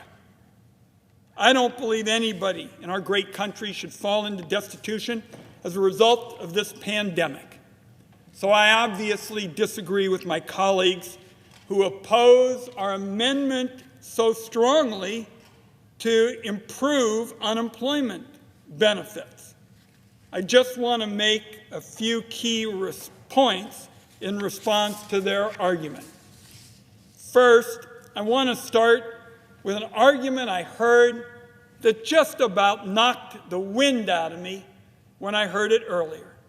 It's the idea that nurses are going to quit their jobs as a result of this legislation. Mr. President, nurses are not going to be quitting their jobs to get unemployment benefits, because that's not how nurses think when they get up in the morning. By now, everyone has seen the Herculean efforts of our nurses fighting the pandemic. Nurses in America are brave. They care. They're the true professionals. From Portland, Oregon to Portland, Maine, they're on the front lines of this fight, putting themselves in harm's way to save the lives of our neighbors, whether it's in South Carolina, Oregon, or anywhere else. They don't cut and run. In contrary to the suggestion of my colleague from Nebraska, retired nurses have been coming out of retirement in droves to help treat patients who are suffering because of the coronavirus. Second, it's a head-scratcher to me that my colleague from Nebraska is raising this objection now. I'm the ranking Democrat in the Finance Committee. I learned about his objection when I watched his press conference, and then I called him about it. The proposal's been out there for days. Senators have known about it the whole time. It's not a drafting error. It's not a last-minute surprise. What the senator from Nebraska wants to, in effect, drop now was part of the bill. And Mr. President, you're a member of our committee, and I enjoy working with you. What the senator from Nebraska wants to drop now, in fact, was part of the bill that Republican leader McConnell introduced on Saturday. He introduced it on Saturday because Senate Democrats insisted on it being part of the package. And as Secretary Mnuchin said this afternoon on national television, we all heard it, Republicans agreed. I'll have a little more to say about Secretary Mnuchin's remarks in a minute. Third, I want to talk about why this is so needed. why my Democratic colleagues and I have worked so hard to help the millions hit by this economic wrecking ball get through these horrendous times. For most Americans, the old unemployment rules would cover only a third to half of their lost wages. That's it. Pretty hard to pay the rent, put food on the table with that. Even before this crisis, Mr. President, the Federal Reserve found that nearly half of Americans wouldn't have been able to come up with $400 cash to cover costs in an emergency. So let's face it, millions of Americans were walking on an economic tightrope, balancing their rent against their food and the food against the fuel, and that was before the pandemic. That's why we on our side feel so strongly, so appreciative of the work of Senator Peters, Senator Menendez, who helped in the negotiations, and of course, the leader. We all said we need an improved supercharged unemployment benefit to replace people's lost wages. Those are people who shouldn't face a choice between homelessness, hunger, or bankruptcy because a virus has shut down our economy and cost them their job. This isn't the fault of any workers in South Carolina or Oregon or anywhere else. And while the consumer economy is shuttered, the Congress has a responsibility to make sure that Americans can bounce back in a matter of weeks or months. Otherwise, millions are going to struggle slowly to recover from the economic crisis, and many might not make it if the Senate doesn't move to help them now. Now. The panic people feel over the virus is already too much, and the least we can do as lawmakers is to have their backs when it comes to surviving this economic crisis. Now, all my colleagues know we're on the third bill in the fight against the virus. Mitch McConnell's first version of this bill did virtually nothing for those who are losing their jobs. I read it carefully. Out of 247 pages in the Republican leader's first bill, 8 lines of text, not 8 pages, 8 lines, and those 8 lines only dealt with filing for unemployment online. Now, that bill had an awful lot of corporate goodies, lots of slush funds for big corporations, but just a few measly lines for people hurting, for workers hurting, workers losing their jobs.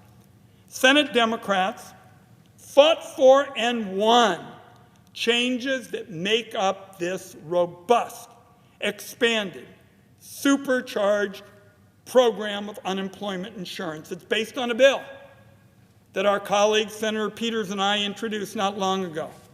First, in these punishing economic times, Americans are going to need more weeks of coverage than they would otherwise get from unemployment insurance. The existing length of unemployment benefits will not cover the time this crisis will last. Second, the Senate needed to modernize the unemployment insurance program because it really hasn't changed much since it was developed in Wisconsin in 1932. Mr. President, 1932, nobody was talking about gig workers. And that unemployment program that was invented then hadn't changed all that much. Certainly hasn't been built to take on the kind of challenge our country faces right now. Democratic senators and I looked at that system and said this old system wouldn't be good enough for independent contractors, the self-employed, gig workers, part-time workers, and freelancers. They're a big part of the face of the modern economy. They weren't the kind of workers anybody was thinking about in 1932 when the program was invented. Senate Democrats led the effort to get those people coverage, and I'm glad that at one point in the negotiations, we could get bipartisan support for it. For people who still have their jobs but have their hours slashed, we're going to bat for them. For people in the service economy, restaurants, salons, gyms, you name it. All those people who are suffering because their jobs and their businesses have been put on pause, we're going to bat for them. We're talking about millions and millions of Americans, people who are looking at hard times ahead, and they need our help now. The old unemployment insurance system wasn't working, so Senate Democrats said, we're going to come together and we're going to go to bat for all those independent contractors and the self-employed and the freelancers and the gig workers. And now I think not only are we going to help them over the next 4 months, but I think we have developed some ideas that can be part of reforming the unemployment compensation system after those 4 months. Now, I want to turn to why this agreement raises benefits specifically by $600 per month. I've heard my colleagues and their strenuous objections to that amount. The reason it is $600, Mr. President, is because Labor Secretary Scalia, after meeting with the Senate negotiators, myself, Senator Grassley, Secretary Mnuchin, Senator Menendez, Senator Portman, big group of us. Secretary Scalia, after meeting with Senate negotiators, left us with no other way to get benefits to workers quickly. Secretary Scalia said that the states had no other way to get the benefits to workers in time. We needed a simple solution. And I know my colleague, the distinguished President of the Senate, and others who are sponsoring this proposal to unravel what Senate Democrats did with Secretary Mnuchin, the Trump administration, and Chairman Grassley may not believe me, but I want to share the words of Secretary Mnuchin himself, and specifically on this question of why we were focused on making sure that workers could get that extra $600 a week. Just today, Secretary Mnuchin said, and I'm going to quote here, most of these state systems have technology that's 30 years old or older. If we had the ability to customize this with much more specifics, we would have.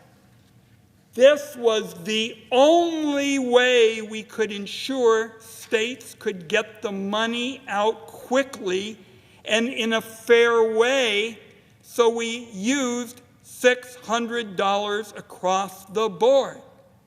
I don't think it will create incentives. Most Americans want what they want. They want to keep their jobs. That is what Secretary Mnuchin said today in defending the language that is in the bill as, in effect, the fastest, simplest way for workers to get their benefits, and why we disagree so strongly with the amendment from the senator from Nebraska to unravel that approach. The math shows that a standard payment of $600 is the simplest way to get to full wage replacement without causing, as of now, an administrative train wreck. So I'm going to close on this. I'm sure that everybody here read that unemployment claims are expected to go up by $2.5 million in 1 week when the statistics are released tomorrow. Let me say that again, 2.5 million. That's almost as many jobs that were lost in the entire year of 2008 when the Great Recession hit our country so hard. It's the single largest rise in unemployment since that figure began to be tracked. 12 entire months' worth of Great Recession job losses, that's how many unemployment claims economists expect to see in a single week. This country has never faced anything like it. It's not a normal recession. This isn't a normal bill to try to stimulate the economy in which the government tries to give the economy a shot of fiscal adrenaline. This is a time when we face a shutdown of entire sectors of our economy. What the Congress needs to do is keep our economy alive and act now. We're not going to do that by shortchanging workers who are losing jobs, losing hours, or losing gigs. I feel so strongly. Americans want to work. Businesses want to keep their employees on the job. Americans want the economy to spring back to life once the pandemic is under control. And that's what supercharging unemployment benefits is all about. So here's the bottom line on the provision that Senate Democrats agreed with the Trump administration, Secretary Mnuchin, and Chairman Grassley on. Our proposal was not a drafting error. It didn't pop out at the last minute. It's not going to bring about the end of Western civilization. I hope my colleagues on the other side of the aisle will review what Secretary Mnuchin had to say this afternoon on national television, supporting what Democrats, Senate Democrats, negotiated with him and the administration, and join us in making sure millions and millions of Americans don't fall into destitution. I yield the floor. Mr. President. Senator from Vermont. Thank you, Mr. President. I don't wish to delay things, but I just want to make a couple comments. I did speak earlier this afternoon about this. It's almost an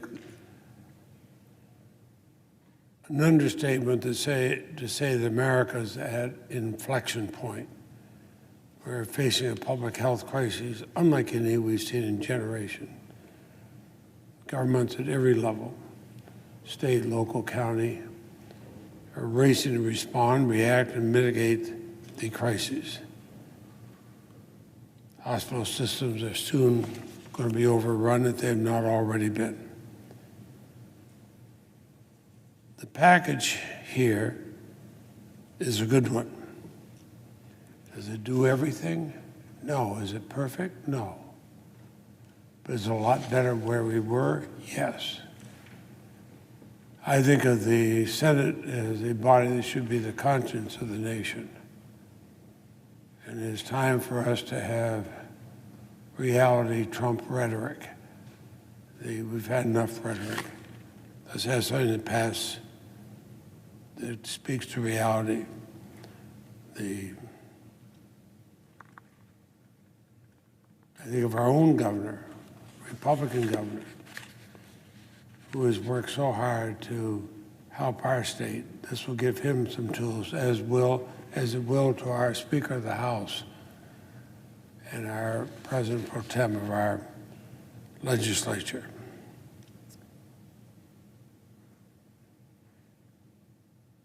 But with this bill, we support the victims of this terrible virus, the healthcare providers and first responders on the front lines tending to their care, the essential workers that are keeping our stores shelves stocked and necessities available, the families hit by the fallout from this pandemic. I have been fortunate. Been married now for almost 58 years to the best medical surgical nurse I've ever known. I hear her tell what it is. Marcel tells me what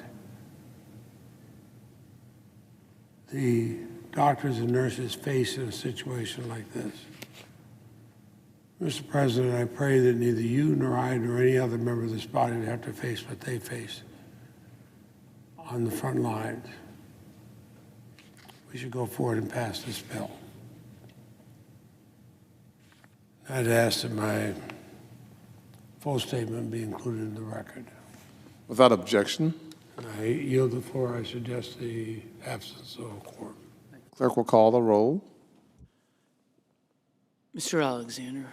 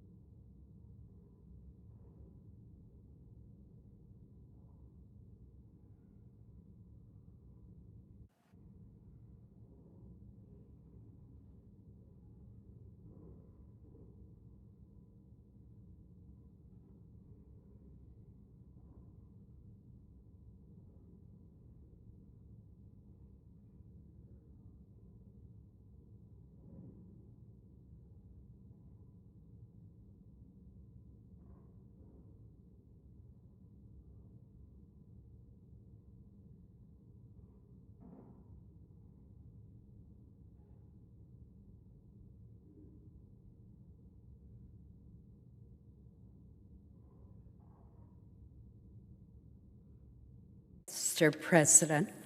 Senator from Maine.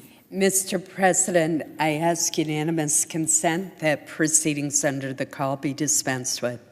Without objection. Mr. President, I see that the senator from Maryland is on the floor, and I think he arrived a minute or two before me, so if he'd like to go first, I would want to give him that opportunity. I'm grateful. Thank you, Senator from Maine, but I'm happy to have you go first. Thank you. Mr. President, all across the country, Americans are stepping up in response to the coronavirus pandemic sweeping our nation.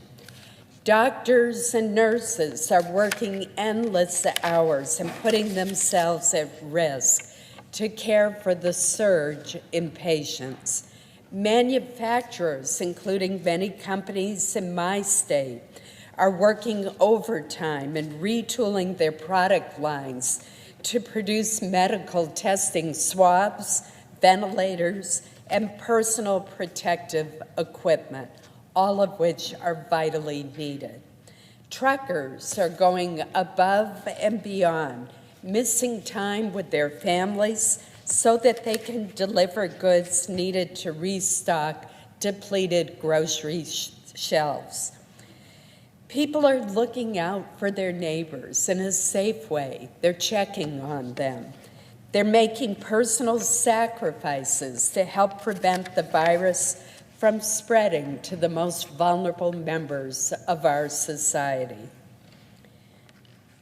Help is on the horizon for small businesses and their employees who are facing economic devastation through no fault of their own. Mr. President, I have talked to small business owners all across our state, including small mom and pop operations like a third-generation diner operated and owned by the Simonis family in Lewiston, Maine. For the first time ever in 3 generations, they have had to close their doors. They've had no choice. As Linda Simonis told me in tears earlier this week, we've never been unemployed. Our son is unemployed. Our friends who have worked with us at this diner for years are unemployed. Mr. President, the agreement finally reached today includes a $377 billion small business economic relief plan that Senator Rubio, Senator Cardin, Senator Shaheen, and I authored as members of the Small Business Task Force. It is intended to help workers and small businesses just like the one owned by the Simonis family in Lewiston. And our group worked day and night to get this bipartisan package included in the broader legislation. And I want to do a shout out to our staff because I don't think they've been to bed before 4 a.m. in the morning in any day in the last week. That's how hard they've worked too. Under our bipartisan approach, small businesses would be eligible for a 100% federally guaranteed emergency loan to cover 8 weeks of payroll, as well as certain expenses like rent or mortgage payments and utilities. If these businesses keep their employees on the payroll, in other words, if they keep issuing those paychecks, their loans would be completely forgiven. Here's how it would work. Small employers with 500 employees or fewer would be eligible to apply for these federally guaranteed loans. The loans would be available immediately through existing Small Business Administration certified lenders, including certain banks, credit unions, and other financial institutions. And a streamlined process would be created to bring other additional lenders into the program. The size of the loans would be tied to a formula based on the small business's average monthly payroll, and that would go back to February 15th, since that's when the coronavirus really started to come to our country and have an impact. The maximum loan amount would be $10 million. So as long as these small businesses retain their employees and issue those paychecks, which, keep in mind, also means in many cases that those employees will get their health insurance as well. The portion of the loan used to cover payroll and mortgage, interest, rent, and utility payments would also be forgiven. Furthermore, and this is important to states like those of the presiding officer and mine, which have large numbers of tourists coming each year, Employers with tipped employees would receive forgiveness for the additional wages paid to such employees. In addition, I want to point out that workers who have already lost their jobs due to this crisis can be rehired and paid under our program, and that should be our goal. Mr. President, this vital assistance cannot come a moment too soon. There are so many small businesses that have already shut down or are on the verge of doing so. They are trying to hang on just a little longer to avoid laying off their employees who are like members of their own family. In fact, in many cases, they are members of their own family. Without this package, we face an unemployment tsunami that could reach as high as 20%, according to the Secretary of the Treasury. Not only would this cause tremendous harm to millions of families, but it would also take a massive toll on the federal budget, far exceeding the $377 billion that we're using for this small business assistance program to keep workers paid and employed. What we want is to make sure those small businesses survive, that they're here when we've transcended this crisis, and that their employees are still able to come back to work for them. We don't want to break that link, that connection. We don't want those small businesses to give up and shutter their doors forever, decimating our downtowns and causing permanent job loss for the workers that are so much a part of their business. Now, larger businesses that are facing cash flow issues would be eligible for certain loans so that they can avoid laying off their workers. However, unlike the small business assistance programs, which would have their loans forgiven as long as they keep their workers employed, the larger businesses would be required to repay these loans in full. And I want to make clear that these large businesses would be barred from stock buybacks and increasing executive pay for the duration of the loan. And I fully support those restrictions. Of course, many of those small businesses don't have shareholders, so the idea of a stock buyback doesn't exist. Now, some of them, Subchapter S may, but many of them do not. I'm also pleased to say that we would cover the sole proprietor, the independent contractor, those many individuals who we rely upon to make our economy work. Mr. President, following my advocacy along with members from other coastal states, I'm also pleased that the bill includes $300 million to assist workers and businesses in our nation's fisheries, which support thousands of jobs in the great state of Maine. With this legislation, harvesters, fishing communities, aquaculture operations, and other fishery-related businesses will be eligible for this $300 million in assistance, which may include some direct relief payments.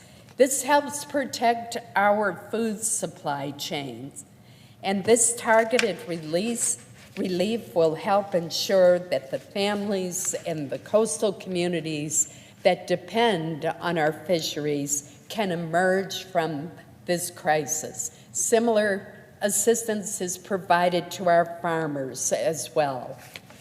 Mr. President, this bill also provides more than $30 billion for states, school districts, colleges, and universities to help them meet the unexpected expenses that have flowed from the coronavirus crisis. Our schools, our K-12 schools, will have access to $13.5 billion, which will help them support remote learning and meeting the needs of their students. And I want to take a moment to recognize the dedication of those teachers, administrators, school food service workers, and bus drivers who are not only making sure that students have access to remote learning, but are making sure that students have access to meals off-site. This bill provides funding to help them provide those meals in creative, but unfortunately more costly ways, such as delivering prepackaged meals along bus routes or directly to students in their homes so that they won't be hungry. We all know how important the school breakfast and school lunch programs are to our low-income families. When colleges and universities made the very tough decision to send students home for the semester, I spoke with several presidents in Maine, and they told me about the steps they were taking to make sure that their students could still receive a quality education, albeit online or remotely.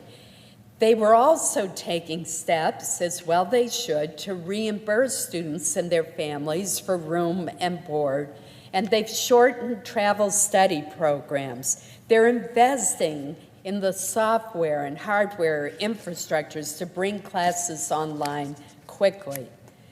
They're doing even more than that, Mr. President. The University of Maine, for example, has partnered with the state to prepare its dorms and its facilities for emergency uses if necessary. So the direct aid to colleges and universities is needed to help these institutions offset these sudden revenue losses and unexpected costs. There's also temporary flexibility applied to student aid, to student loans that also will be very helpful. This agreement, Mr. President, is not only a lifeline for workers, small businesses, and schools. It builds on the previous two packages that Congress has passed to promote the health and safety of Americans. It makes substantial investment in our nation's health system, biomedical research, and education, including a $130 billion infusion for our hospitals and healthcare providers that are struggling to cope with this influx of patients, and it provides $20 billion for additional resources for veterans' health care. It authorizes an $11 billion catalyst toward the development of an effective vaccine and therapeutics, effective treatments for those struck by this virus. It provides $1 billion for community services block grants to support critical social service programs for millions of low-income individuals. It gives the Centers for Disease Control additional funding to enhance its vital work.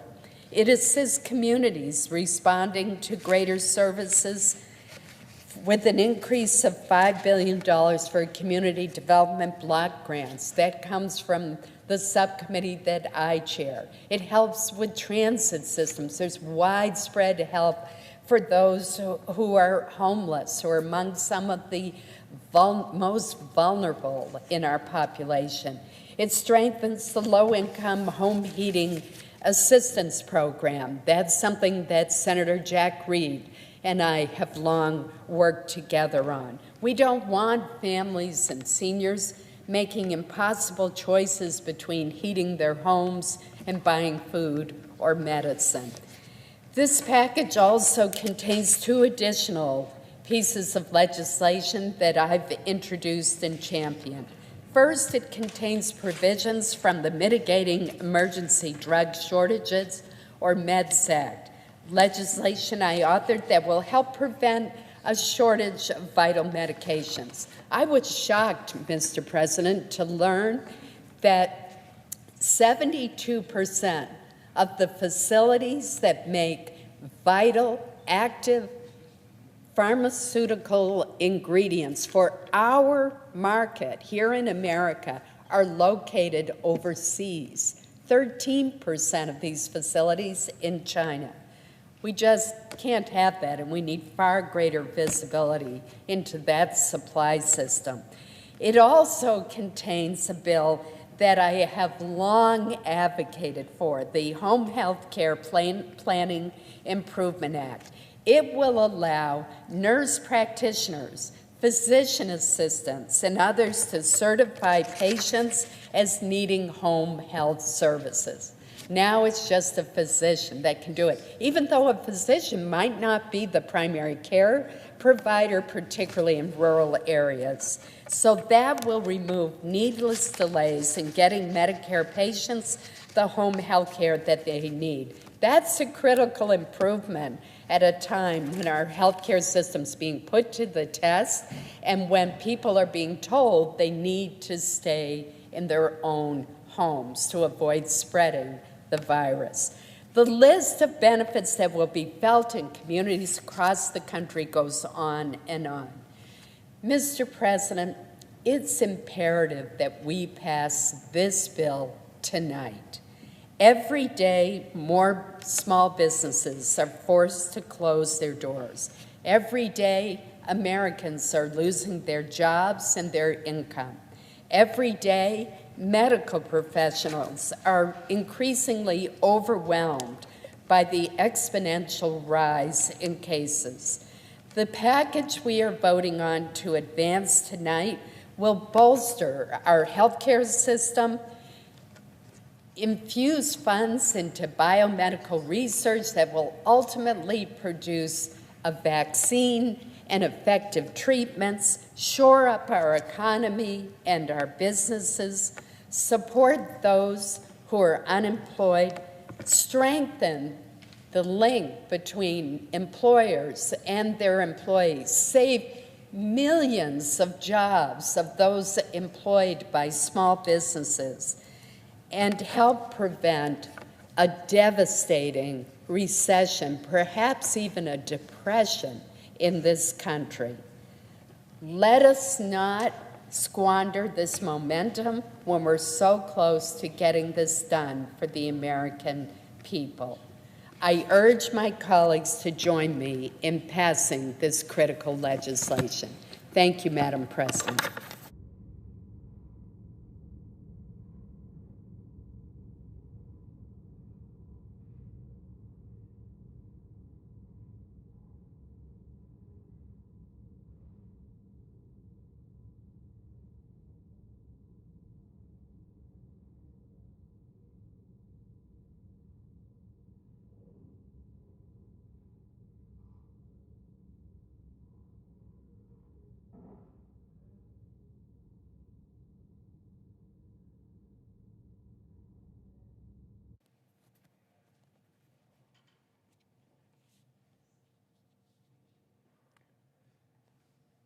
Madam President.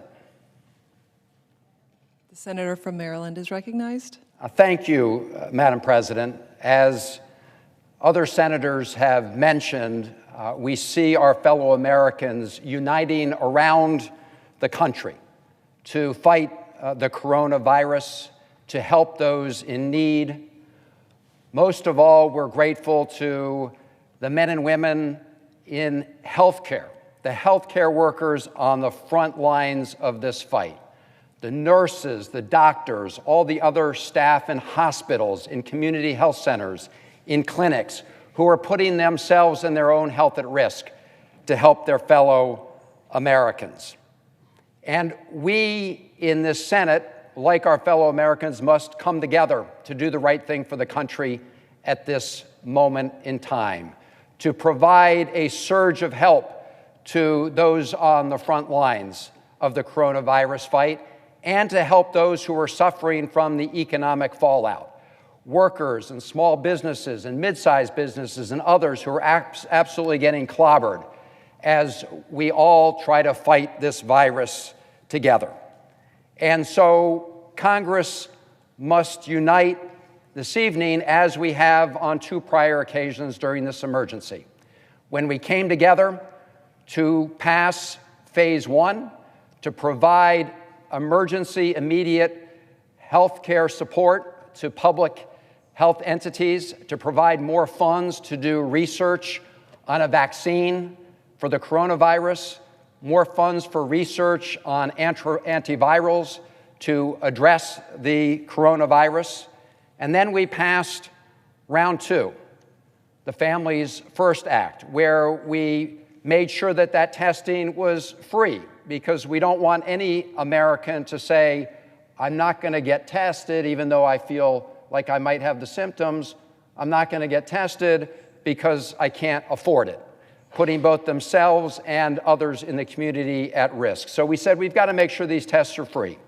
And we also provided sick leave because we don't want anybody going to work when they feel sick and may have the virus, if going to work is the only way they can put food on the table by getting a paycheck. So we said, look, stay at home and we'll provide for paid leave. Now, there was a gap, a big gap in that still needs to be addressed. But we took some important measures in phase one and phase two, and now here we are this evening on phase three, where we're not only providing additional dollars to fight the coronavirus and the health emergency, but also dealing with the economic fallout, which is growing by the day. And I'm not going to go through all the provisions that do that. And I will say that this bill is far from perfect.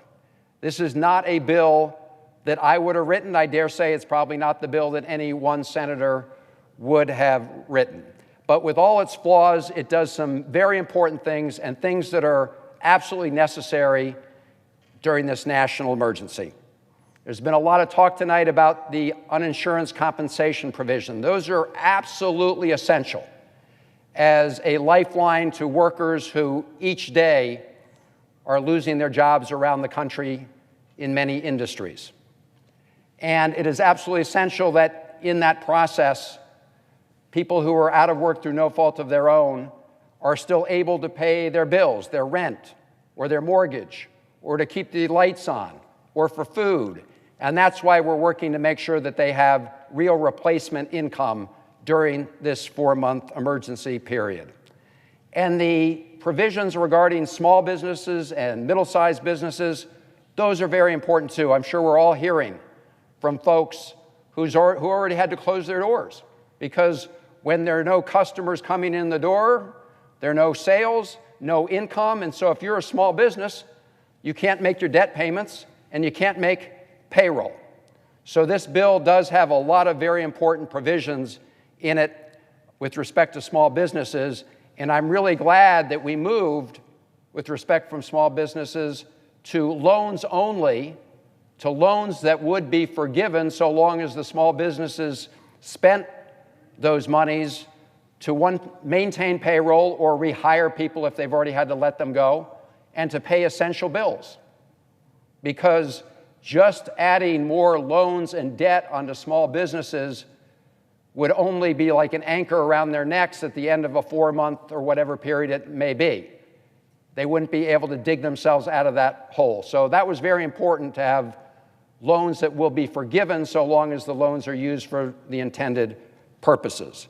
And we also made important provisions for nonprofits who hire millions of Americans, and as well for mid-sized businesses. With respect to some of the largest industries in the country that have been hard hit, it's appropriate to also give them help, but it's also important that as we do that, we safeguard the American taxpayer and the public interest. And when the proposal first arrived here in the Senate from the White House, we were looking at about a $500 billion slush fund with no strings attached. No real accountability, no real transparency. And so we've tried to tie that down so that we will have an inspector general with subpoena power, so that we will ensure that there will be no stock buybacks with these emergency funds. Now, we're going to still look at the fine print, but we've come a long way from the proposed blank check to the President and the Secretary of Treasury, which was in the bill as it arrived here as proposed by the administration. There's another thing that's in the bill that's before us tonight that was not in the bill proposed by the administration, and that is badly needed help for states and cities and towns who are on the front lines of this battle across the country. We heard about 5-6 days ago from the majority leader, oh, well, let's just wait. Maybe we can do that sometime down the road. Well, we've heard from a bipartisan group of governors through the National Governors Association that they need that help now. And if I'm sure you've all been fielding calls from your elected officials, your governors and others, about how they desperately need additional help to fight this virus. And so I'm glad that this bill contains $150 billion to help those states. Now, Madam President, I want to raise tonight something that I discovered about this bill just a few hours ago that gives me real heartburn and actually, I believe, reflects badly on this United States Senate. Here's how we distributed the funds to the states. Each state, regardless of population, gets $1.2 billion. And then the remainder of the money, up to $150 billion, is distributed to states based on population. Now, you can question whether that's the best and most effective way to essentially allocate resources when you're fighting a coronavirus like this, which is more intense in some places than others. But that's not my overall point right now.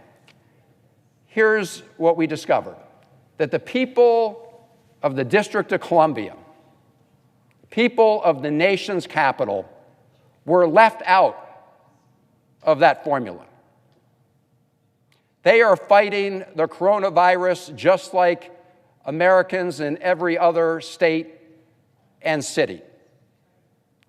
They are part of other federal formulas, for example, Title I for education, highway funds, and other federal formula dollars go to the people of the District of Columbia. They have a population that is higher than 2 of the 50 states. There are more residents of the District of Columbia, the nation's capital, than the state of Wyoming and the state of Vermont. But they were left out of that category that they're usually put in. And instead, they were put into a formula with Puerto Rico, the Virgin Islands, American Samoa, and some of the territories. And the net effect of that, the net effect of putting the people of the nation's capital in that formula versus the formula with the states, will cost the District of Columbia about $700 million. And that's because that other formula is based entirely on population. And Puerto Rico has about 3 million people in it. And so when you put the District of Columbia into that funding kettle, into that funding pot, they get shortchanged $700 million. And that's the case even though the people of the District of Columbia send the federal treasury more tax dollars than the people of 22 other states. Let me say that again. The people of the District of Columbia send the IRS more tax revenues than the people of 22 other states. And yet, when it came time to write the formula for distributing emergency funds under the coronavirus, they weren't part of the kind of funding formulas they normally are. Now, I asked about this because I thought maybe this would be a simple fix. I mean, surely in a bill of $2 trillion in emergency relief, we can do right by the people of the District of Columbia and not shortchange them $700 million. And the answer I got back was no. No, this was not a mistake. This was not an oversight. That Republican negotiators insisted on shortchanging the people of the District of Columbia. And if I'm wrong about that, it would be a very easy fix in an amendment that could be offered by the majority leader and I'm sure accepted unanimously. Accepted unanimously, except for the fact that this actually was a point that was negotiated. Now, Madam President, I'm not going to hold up a $2 trillion emergency rescue package that is urgently needed by the country for this, but I think it's shameful. I think it's shameful that in a $2 trillion emergency rescue package, we would shortchange the people right here in the nation's capital. People who we see coming into work every day. Many of the federal employees who work day in and day out for the federal government.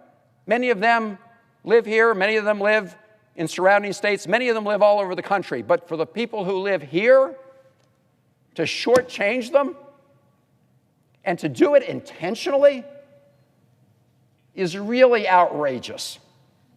And so here we are coming together, and that's the right thing to do. As I said, this bill has many, many flaws and many, many problems. I certainly wouldn't have written it this way, and I would never have done wrong by the people of the District of Columbia the way this was intentionally done, apparently, in this bill. But overall, we need this bill for the country.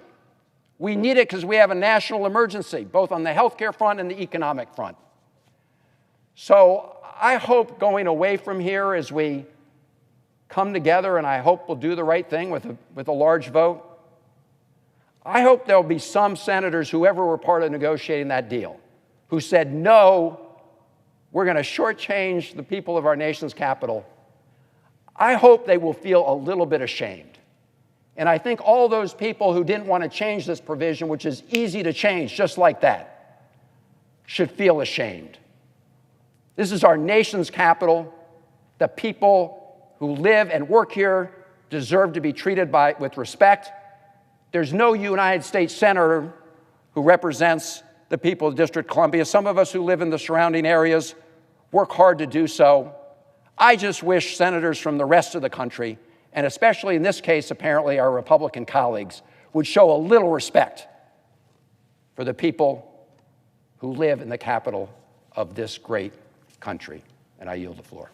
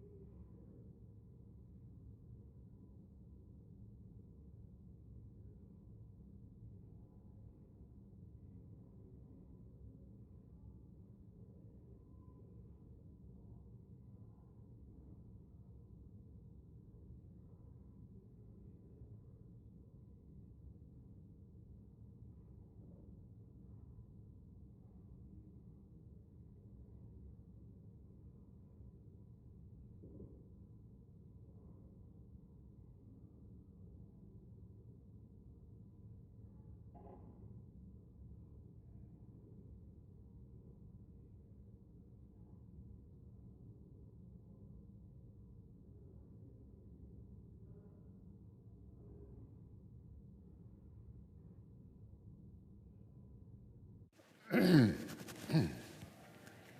President. The Majority Leader is recognized. I ask unanimous consent that cloture motion with respect to the motion to proceed to H.R. 748 be withdrawn. Is there objection? Without objection. I ask unanimous consent the Senate proceed to the immediate consideration of H.R. 748. Further, that the only amendments in order be amendments to be offered by Senator McConnell, 1578, and Senator Sass, 1577, or their designees. Further, that the Senate vote on the Sass Amendment with a 60-vote affirmative threshold for adoption. Further, following disposition of the Sass Amendment, the McConnell Amendment as amended, if amended, be agreed to. The bill as amended be read a third time. And the Senate vote on the passage of the bill as amended with a 60 affirmative vote threshold for passage. Finally, if passed, the motion to reconsider be considered made and laid upon the table, and that all roll call votes in this series be 30 minutes in length. Is there objection? Without objection. The clerk will report the bill. Madam President. Calendar number 157, H.R. 748, an act to amend the Internal Revenue Code of 1986 and so forth. Madam President, I ask consent that I proceed under my leader time. Without objection. So here we are, colleagues, for the information of all of our senators. We will first vote on the adoption of the Sass Amendment at a 60-vote threshold, and then our second and final vote will be on passage of the CARES Act, also at a 60-vote threshold. We're going to pass this bipartisan relief package, send it over to the House so they can put it on the President's desk. When the Senate adjourns this evening, our next scheduled vote will be the afternoon of Monday, April the 20th. Of course, during this unprecedented time for our country, the Senate is going to stay nimble. As always, we'll convene regular pro forma sessions, and if circumstances require the Senate to return for a vote sooner than April the 20th, we will provide at least 24 hours notice.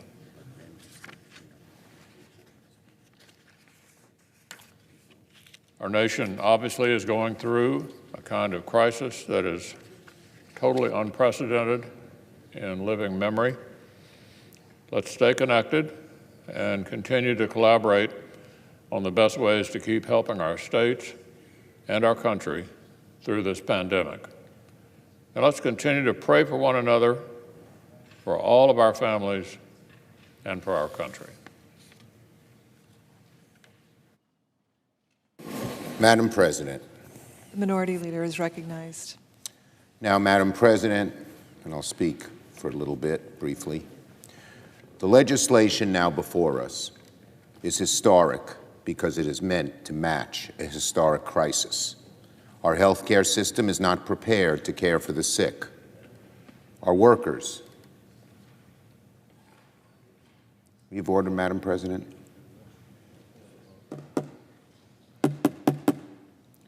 Our workers, our healthcare system is not prepared to care for the sick. Our workers are without work. Our businesses cannot do business. Our factories lie idle. The gears of the American economy have ground to a halt. Our country has faced immense challenges before, but rarely so many at the same time. Over the past few days, the Senate has stepped into the breach. We packed weeks or perhaps months of legislative process into 5 days. Representatives from both sides of the aisle and both ends of Pennsylvania Avenue have forged a bipartisan agreement in highly partisan times with very little time to spare. It's been a long, hard road with a remarkable number of twists and turns, but for the sake of millions of Americans, it will be worth it. It will be worth it to save millions of small businesses and tens of millions of jobs. It will be worth it to see that Americans who have lost their jobs through no fault of their own will be able to pay their rent and mortgages and put food on the table because we passed the greatest expansion of insurance to the unemployed in decades. It will be worth it to send gloves and masks to our nurses and to our doctors. It will be worth it to send ventilators and beds to our hospitals and begin rebuilding the public health infrastructure in America, a Marshall Plan in this new century for our medical system. It'll be worth it to save industries from the brink of collapse in order to save the jobs of hundreds of thousands of Americans in those industries. It will be worth it to put workers first. It was a long, hard road. Neither side can be completely happy with the final product, but it will be worth it. And I'm damn proud of the work we did over the past few days, because we put in the work, because we tested the limits of exhaustion, because we didn't immediately accept a bill drafted by only one party. The legislation before us tonight is better. Better for our health care system and the 65,000 Americans now afflicted with COVID-19. Better for our workers, better for our small businesses, better for our Indian tribes, better for our economy, and better for the American people. And so I must thank my colleagues on both sides of the aisle, especially the chairs and ranking members and their staffs. The past few days have been filled with drama. The past few hours were no exception. I know a few of my Republican friends still harbor reservations about voting for this legislation. But when there's a crisis of this magnitude, the private sector cannot solve it. Individuals, even with bravery and valor, are not powerful enough to beat it back. Government is the only force large enough to staunch the bleeding and begin the healing.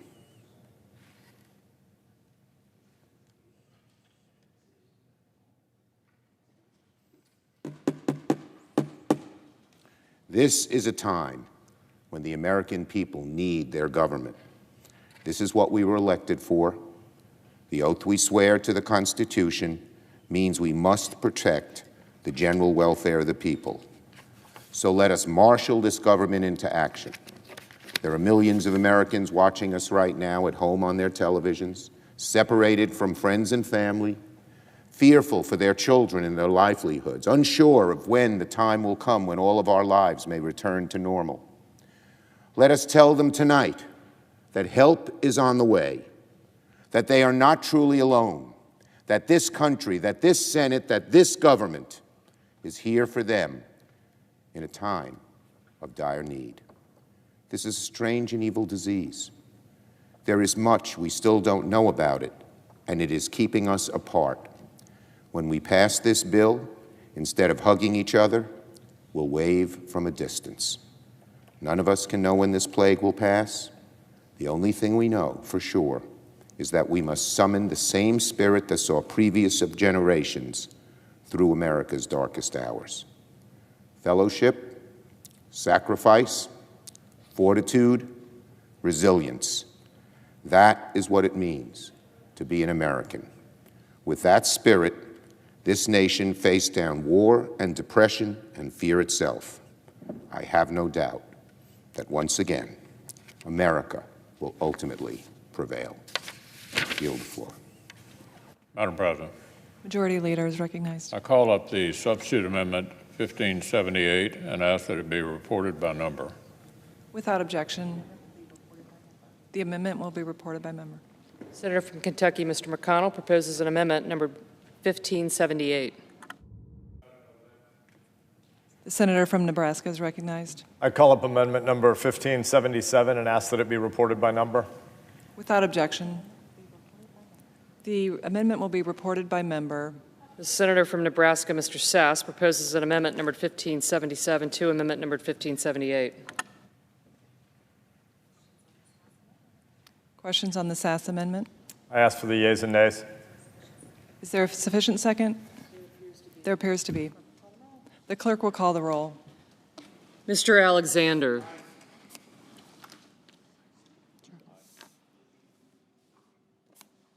Ms. Baldwin. Mr. Barrasso. Mr. Bennett. Mrs. Blackburn. Mr. Blumenthal.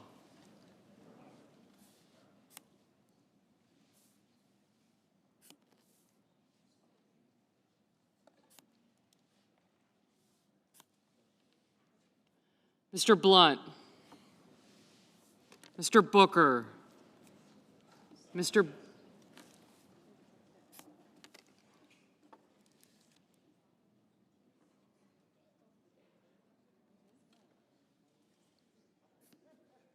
Mr. Bozeman, Mr. Braun,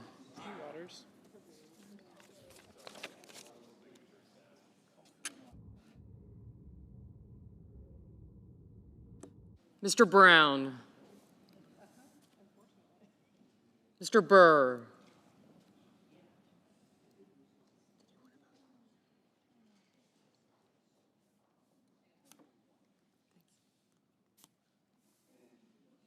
Ms. Cantwell, Mrs. Capito,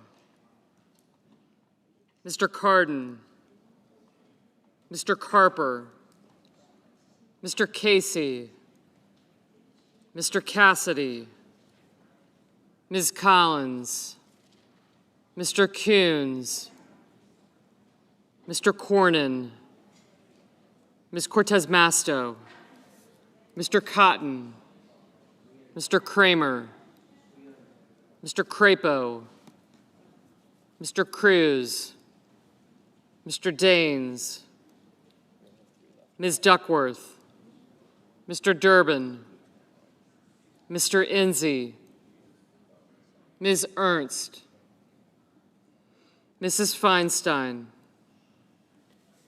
Mrs. Fisher, Mr. Gardner, Mrs. Gillibrand,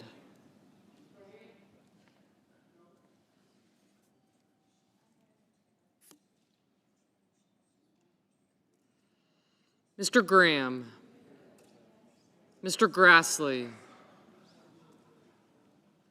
Ms. Harris, Ms. Hassan, Mr. Hawley, Mr. Heinrich, Ms. Hirono,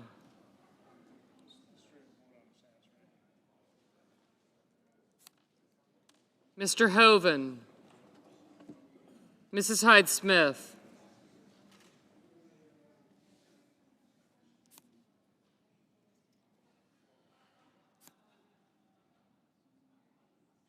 Mr. Inhofe, Mr. Johnson, Mr. Jones, Mr. Kane, Mr. Kennedy, Mr. King, Ms. Klobuchar, Mr. Lankford, Mr. Leahy, Mr. Lee, Mrs. Loeffler, Mr. Manchin, Mr. Markey, Mr. McConnell, Ms. McSally, Mr. Menendez, Mr. Merkley, Mr. Moran, Ms. Murkowski, Mr. Murphy, Mrs. Murray, Mr. Paul, Mr. Perdue, Mr. Peters, Mr. Portman, Mr. Reed, Mr. Risch, Mr. Roberts,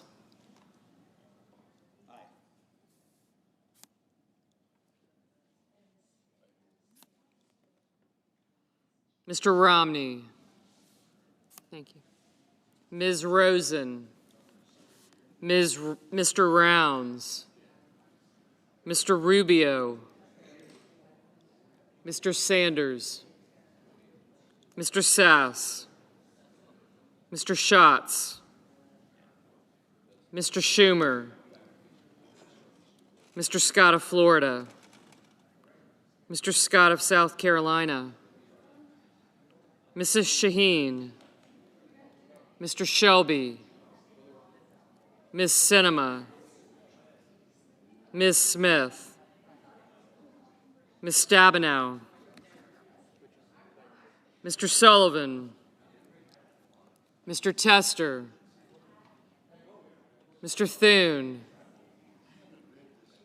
Mr. Tillis,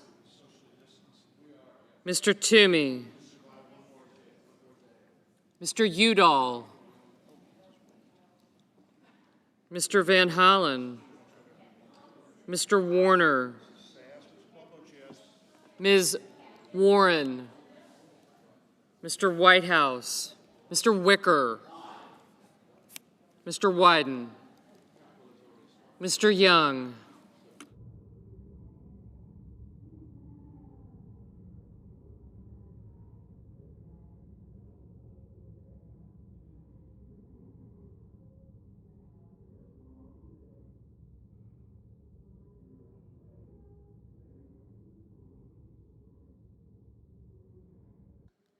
Senators voting in the affirmative: Alexander, Barrasso, Blackburn, Blunt, Braun, Kramer, Daines, Enzi, Fisher, Hyde-Smith, Inhofe, Johnson, Loeffler, Manchin, McConnell, Perdue, Risch, Rubio, Sass, Scott of Florida, Scott of South Carolina, and Wicker. Senators voting in the negative: Durbin, Schatz, and Schumer. Ms. McSally, aye. Mr. Bozeman, aye. Mr. Rounds, aye. Mr. Tester, no. Mr. Whitehouse, no. Mr. Lankford, aye.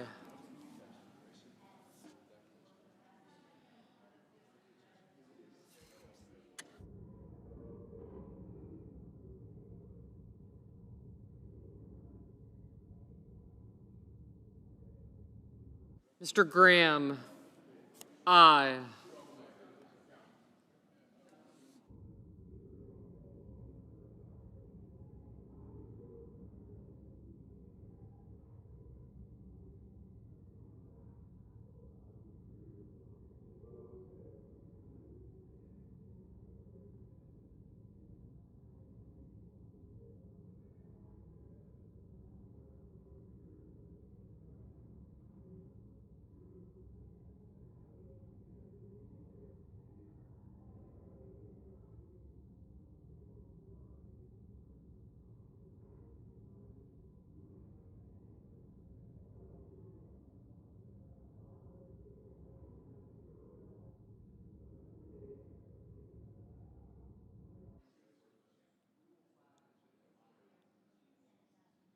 Mr. Kennedy, aye.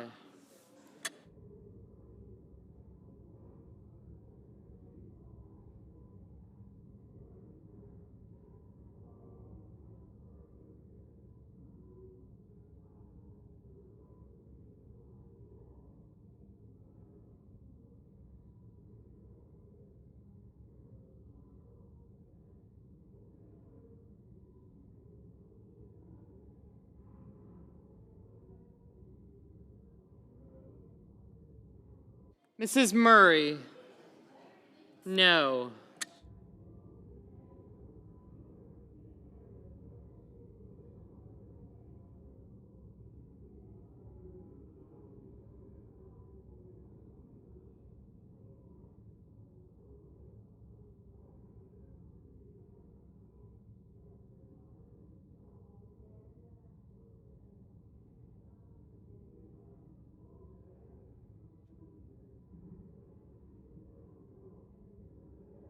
Ms. Ernst, aye.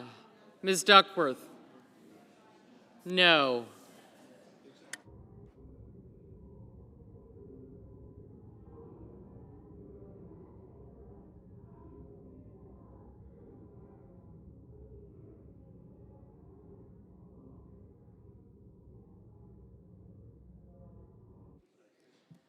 Mr. Murphy, no.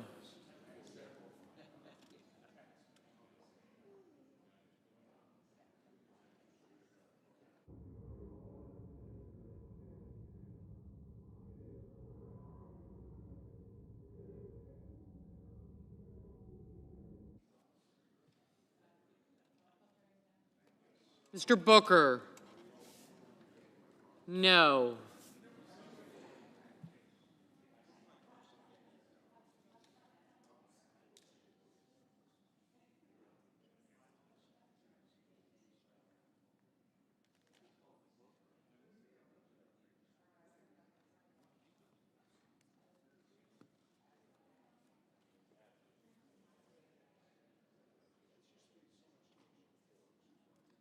Who?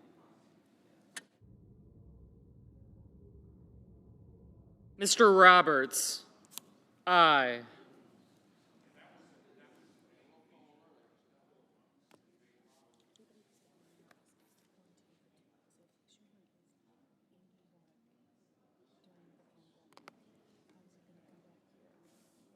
Mr. Casey? No.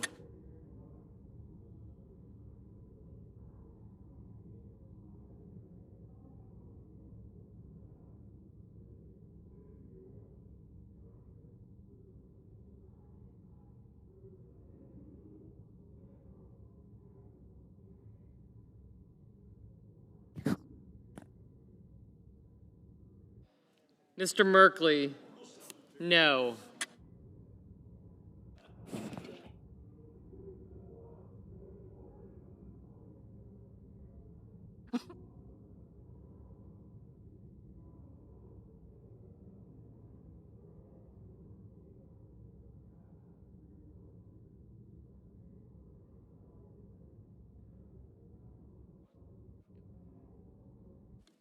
Mr. Young, aye.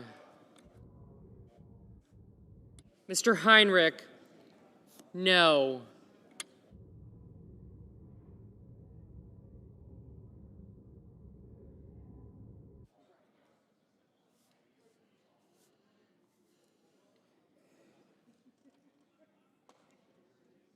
Mr. Cruz? Aye.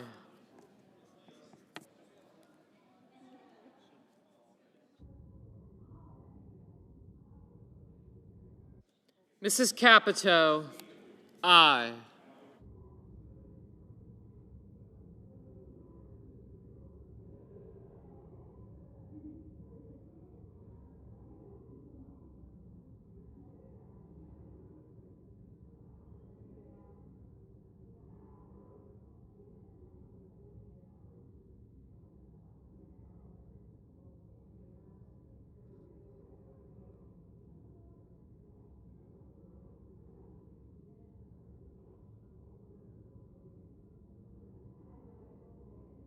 Mr. Toomey?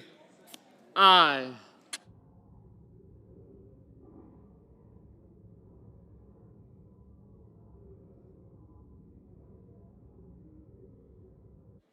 Mr. Risch? Aye.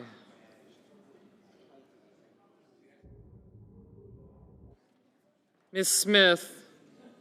No. Ms. Cortez Masto?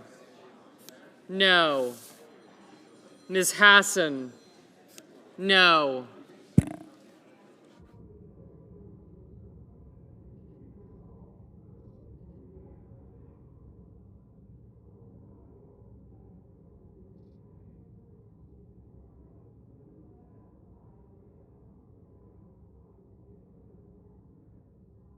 Ms. Rosen?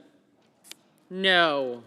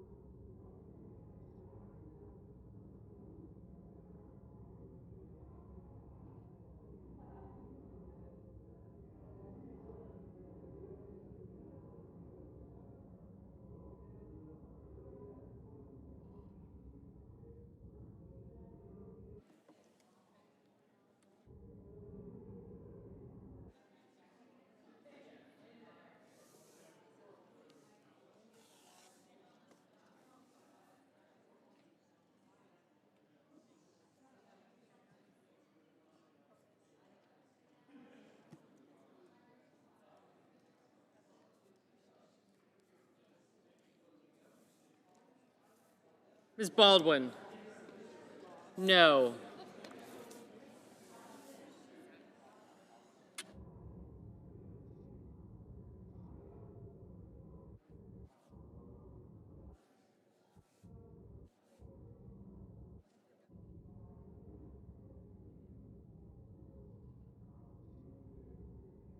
Mr. Cornyn? Aye. Mr. Tillis? Aye. Thank you. Mr. Crapo? Aye.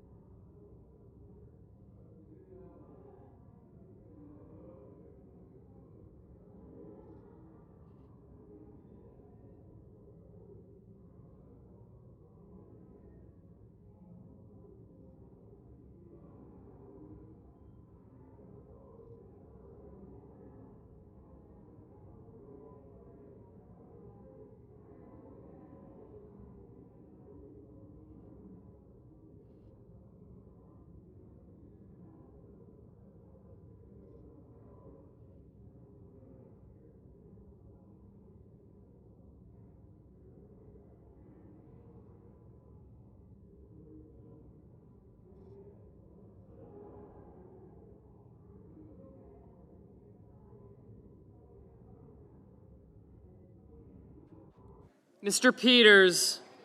No. Mr. Udall? No. Mr. King? No. Mr. Leahy? No. Ms. Harris? No.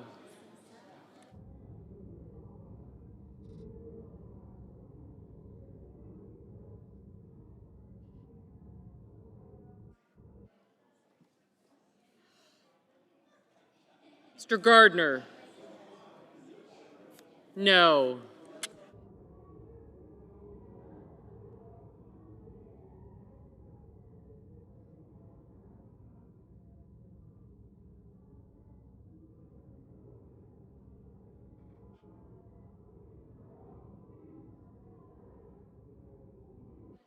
Mr. Jones?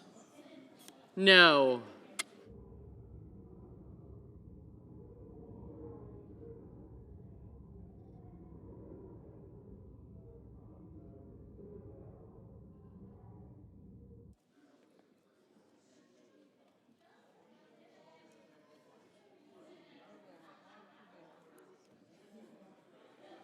Mrs. Feinstein? No.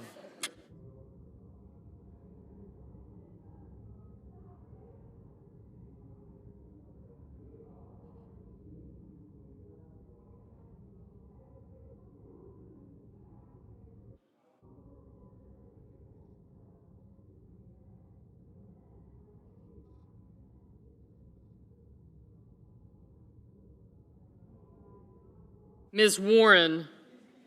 No.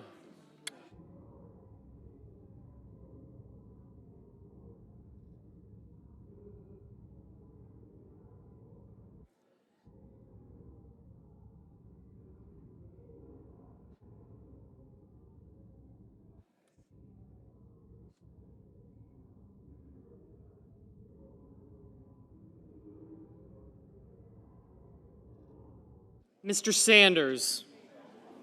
No.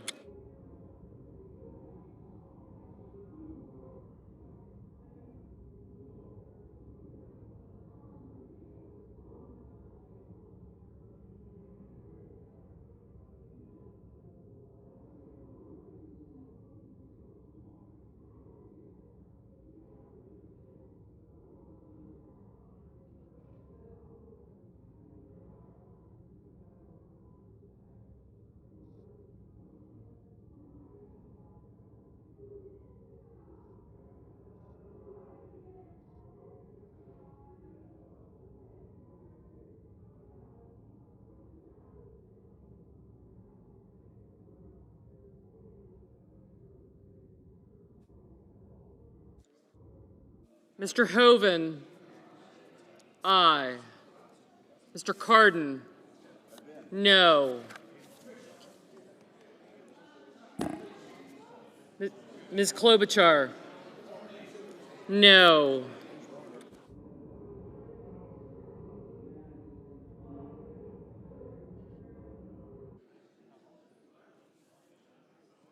Mr. Warner, no.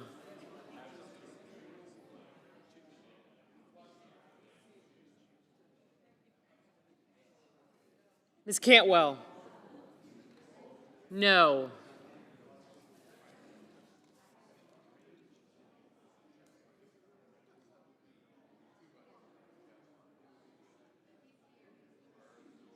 Mr. Burr, aye.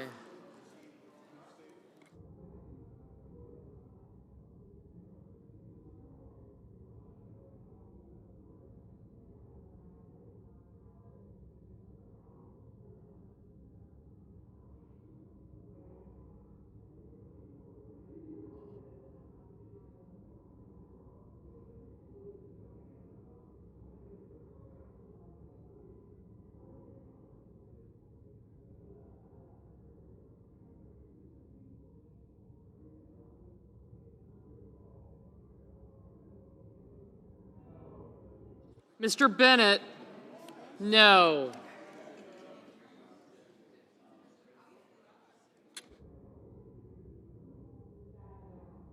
Ms. Stabenow, no.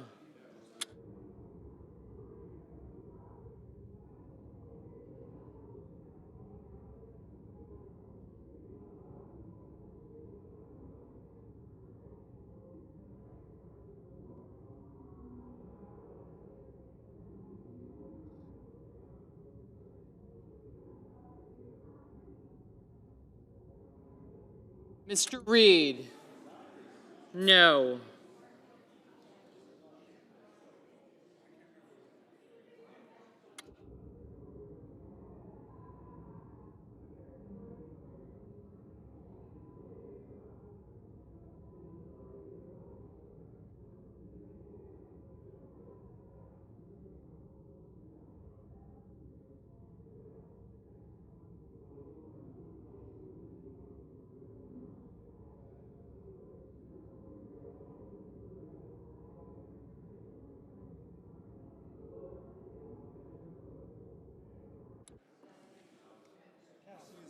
Mr. Cassidy, aye.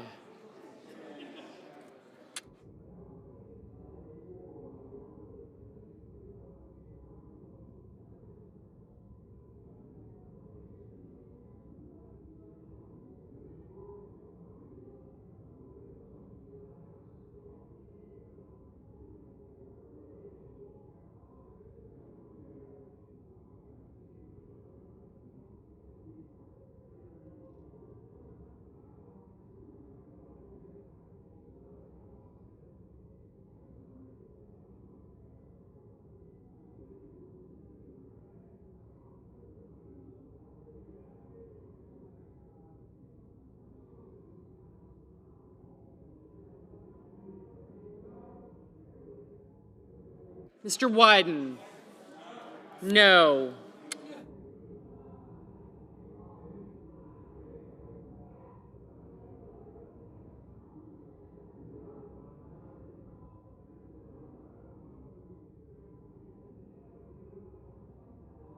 Mr. Moran, aye.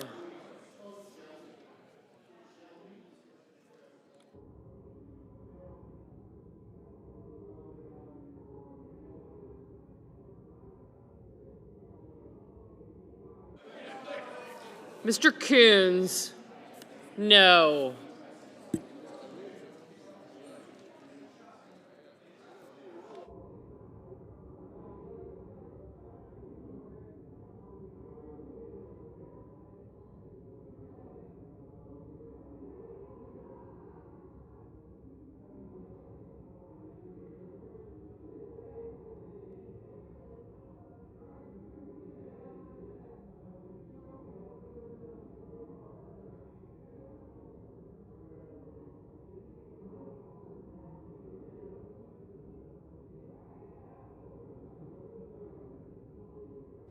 Mr. Portman, aye.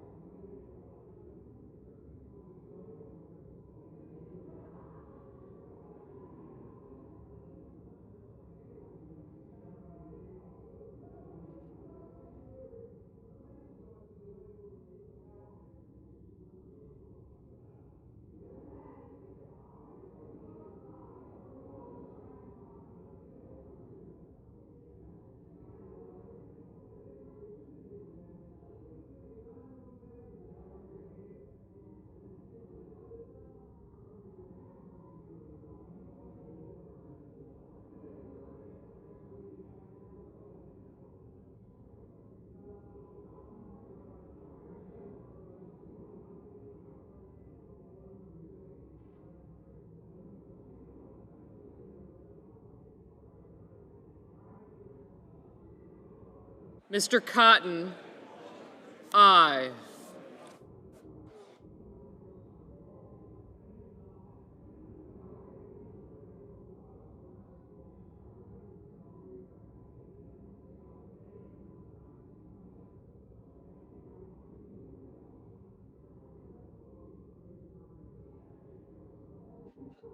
Mr. Kane, no.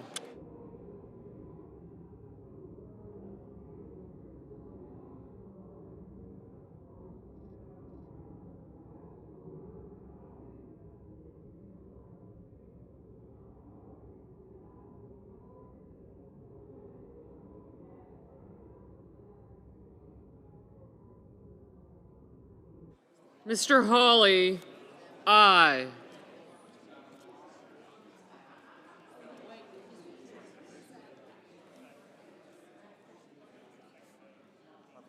Mr. Carper, no.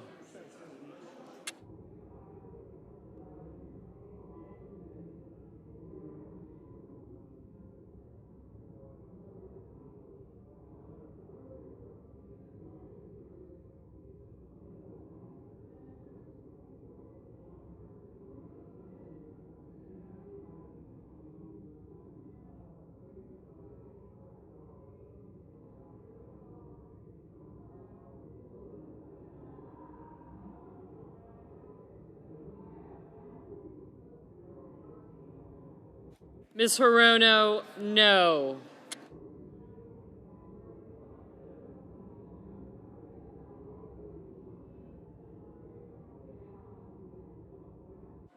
Mr. Blumenthal, no.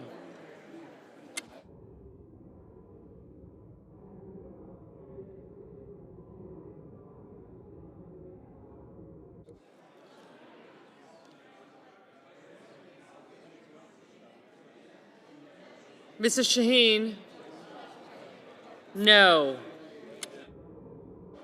Ms. Sinema, no.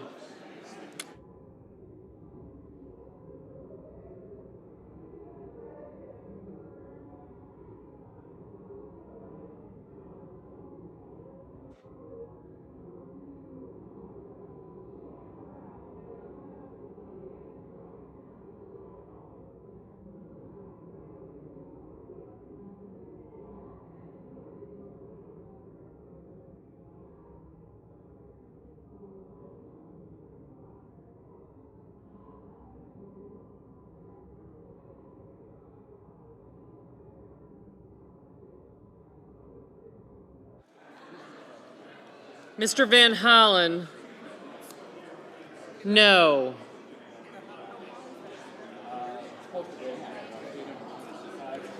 Mr. Markey, no.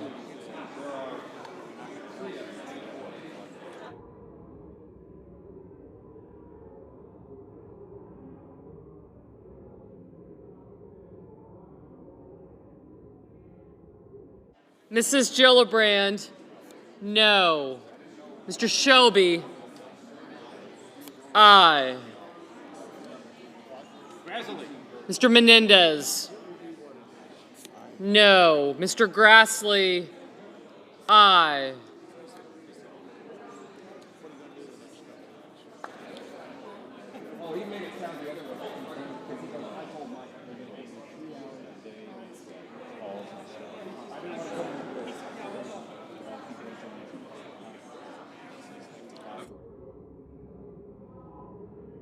Mr. Brown? No.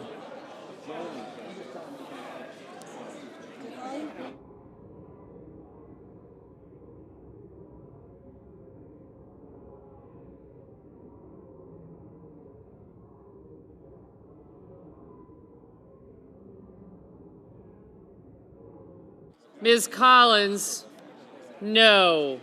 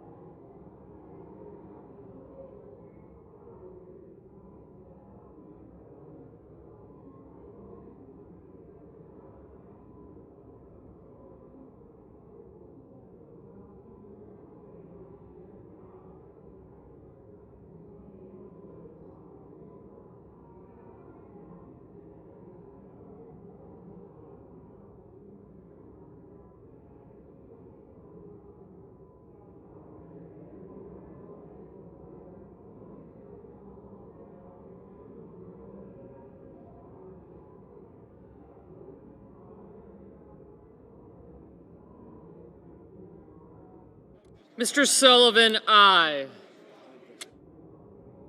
Ms. Murkowski, aye.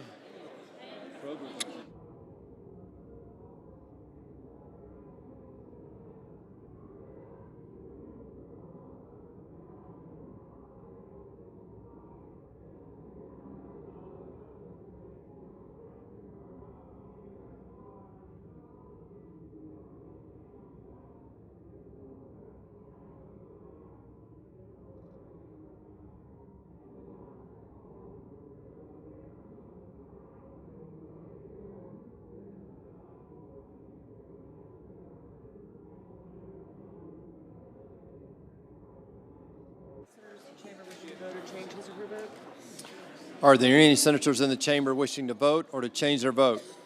If not, the yeas are 48, the nays are 48. The 60-vote threshold having not been achieved, the amendment is not agreed to. Under the previous order, amendment number 1578 is agreed to. The clerk will read the title of the bill for the third time. Counter number 157, H.R. 748, an act to amend the Internal Revenue Code of 1986 to repeal the excise tax on high-cost employer-sponsored health coverage. The question is on passage of H.R. 748 as amended.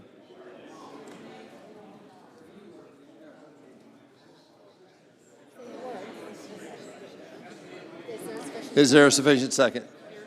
There appears to be. The clerk will call the roll. Mr. Alexander.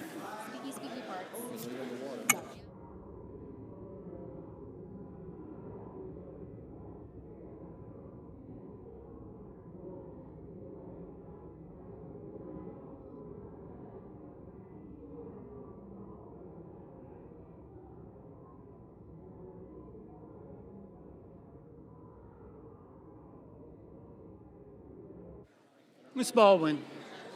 The Sasson 1977 was not agreed to. The McConnell Amendment 1578 is agreed to. Thank you. John's going to have me at 11:30. No, we're good. Thank you, Gardner. I'm going to take those on the line. I have the sanitizer.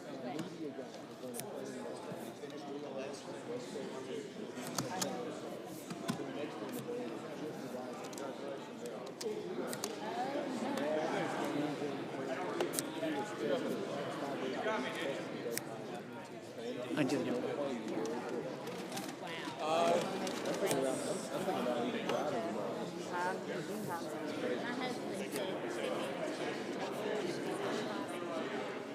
Well, we talked about that. So I'm thinking media people, we might do that. Next time this happens, we gotta talk about charge something. We could probably make that work if we got 3 or 4. There's money in this bill. They grant the IAS.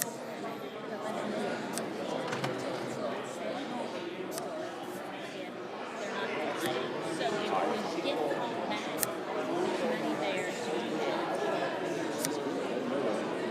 I'm sure. So, Of course, the military's still out there. They can get it through. If we need to run it, then they'll get it through. That's good to know that. Thank you. Be safe.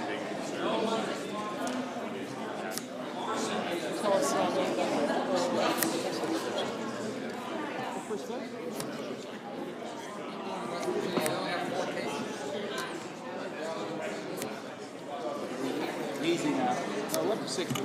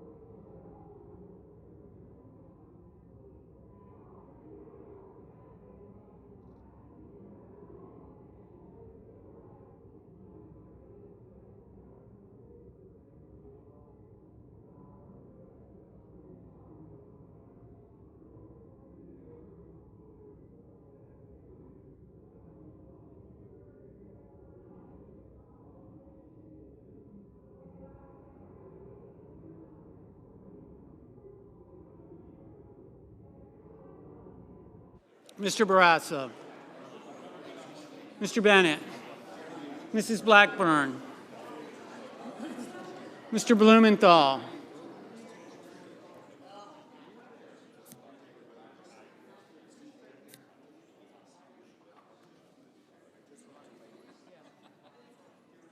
But they lost 2.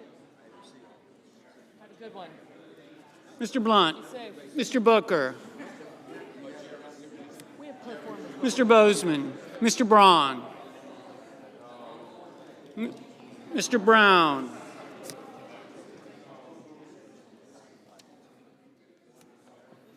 Mr. Burr, Ms. Cantwell, Mrs. Capito, Mr. Cardin, Mr. Carper, Mr. Casey, Mr. Cassidy,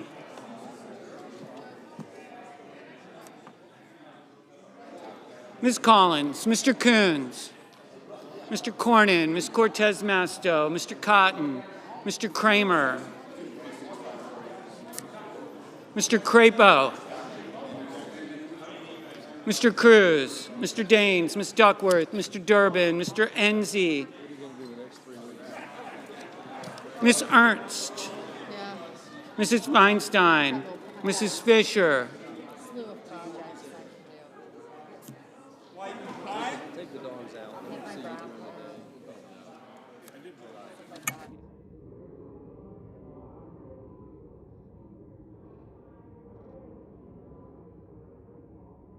Mr. Gardner, Mrs. Gillibrand, Mr. Graham, Mr. Grassley,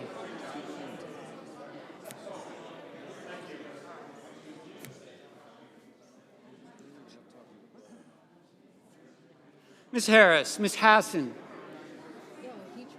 Mr. Hawley, Mr. Heinrich,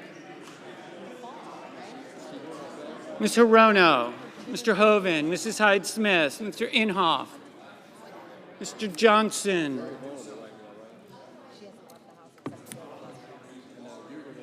Mr. Jones.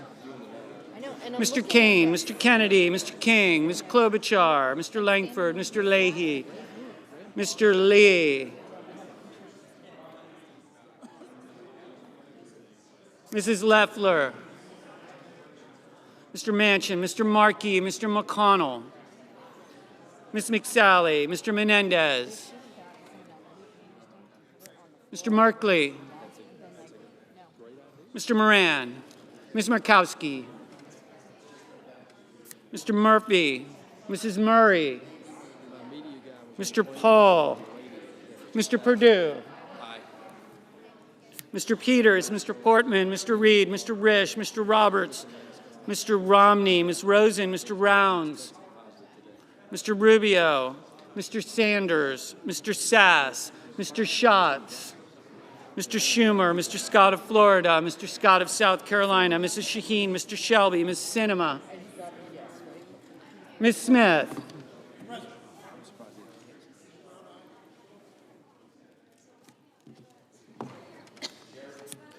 Ms. Stabenow,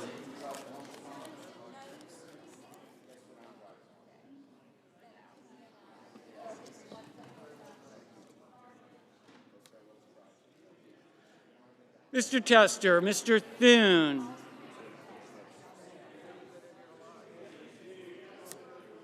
Mr. Tillis, Mr. Toomey,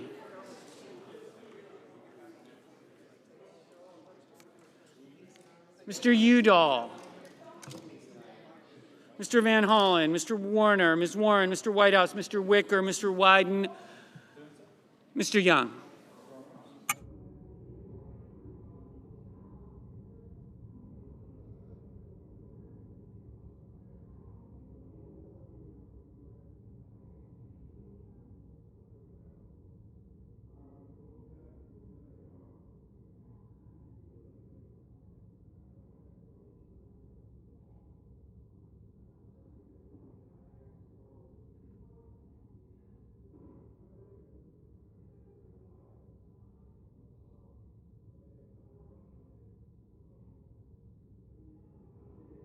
Senators voting in the affirmative: Alexander, Baldwin, Barrasso, Bennett, Blackburn, Blumenthal, Blunt, Bozeman, Braun, Brown, Burr, Cantwell, Capito, Cardin, Carper, Casey, Cassidy, Collins, Coons, Cornyn, Cortez Masto, Cotton, Kramer, Crapo, Daines, Duckworth, Durbin, Enzi, Ernst, Feinstein, Fisher, Gardner, Gillibrand, Graham, Grassley, Harris, Hassan, Hawley, Hirono, Hoven, Hyde-Smith, Inhofe, Johnson, Kane, Kennedy, King, Langford, Leahy, Manchin, Markey, McSally, Menendez, Merkley, Moran, Murkowski, Murphy, Perdue, Peters, Portman, Reed, Risch, Roberts, Rosen, Rounds, Rubio, Sanders, Sass, Schatz, Schumer, Scott of Florida, Scott of South Carolina, Shaheen, Shelby, Sinema, Smith, Stabenow, Sullivan, Tester, Tillis, Van Hollen, Warner, Warren, Whitehouse, Wicker, Wyden, Young. No senator voted in the negative. Ms. Klobuchar, aye. Mr. Booker, aye. Mrs. Murray, aye.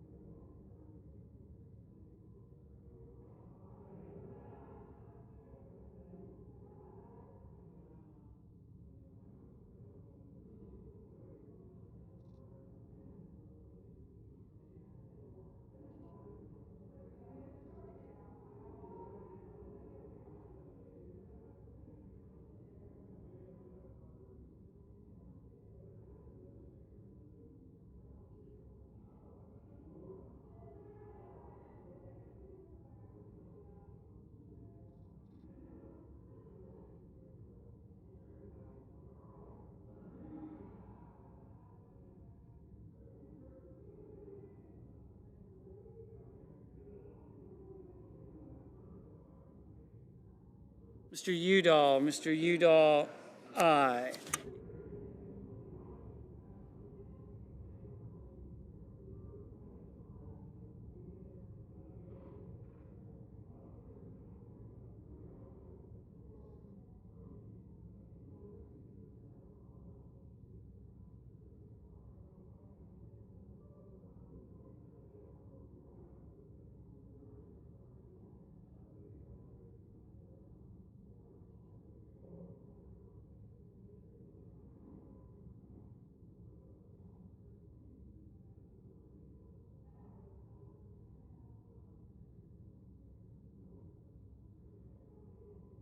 Mr. Toomey, aye.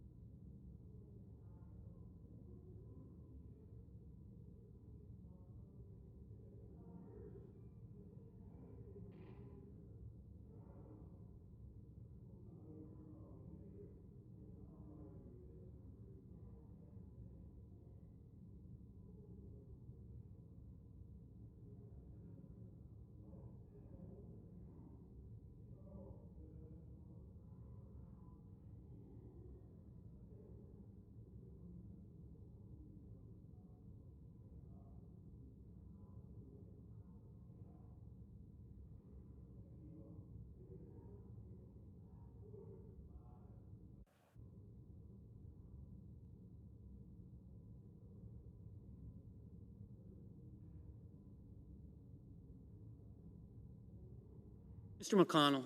Mr. McConnell, aye. Tony was.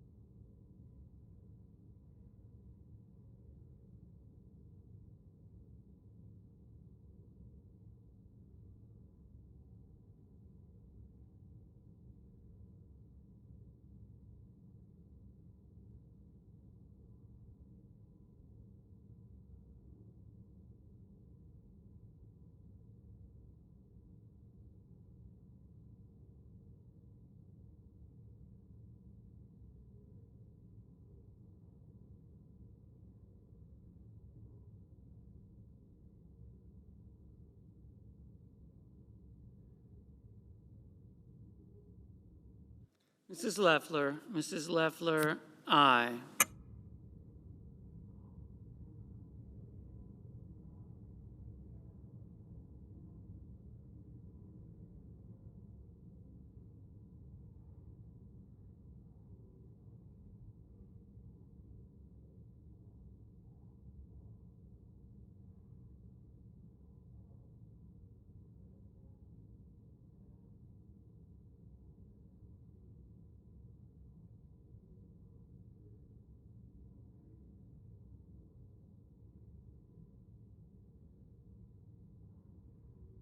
Mr. Heinrich, aye.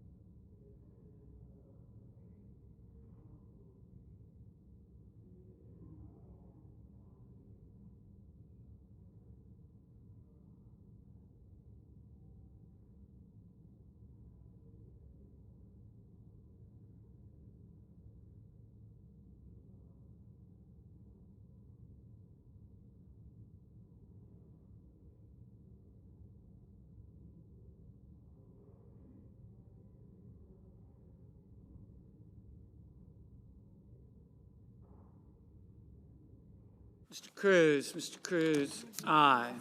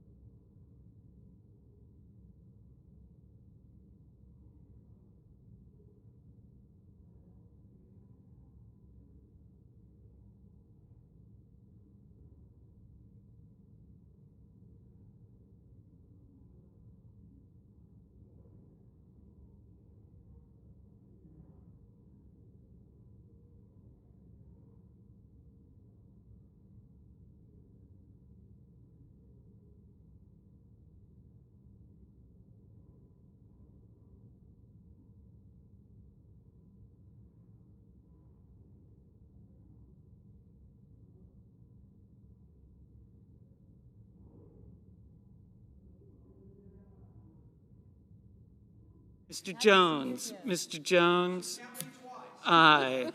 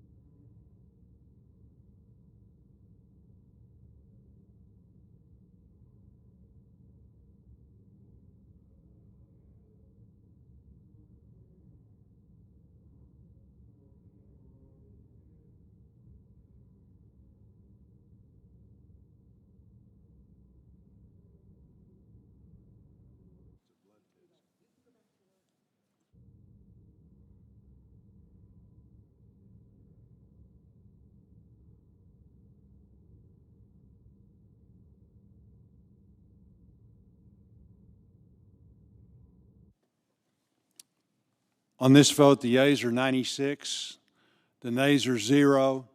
The 60 vote threshold having been achieved, the bill is passed.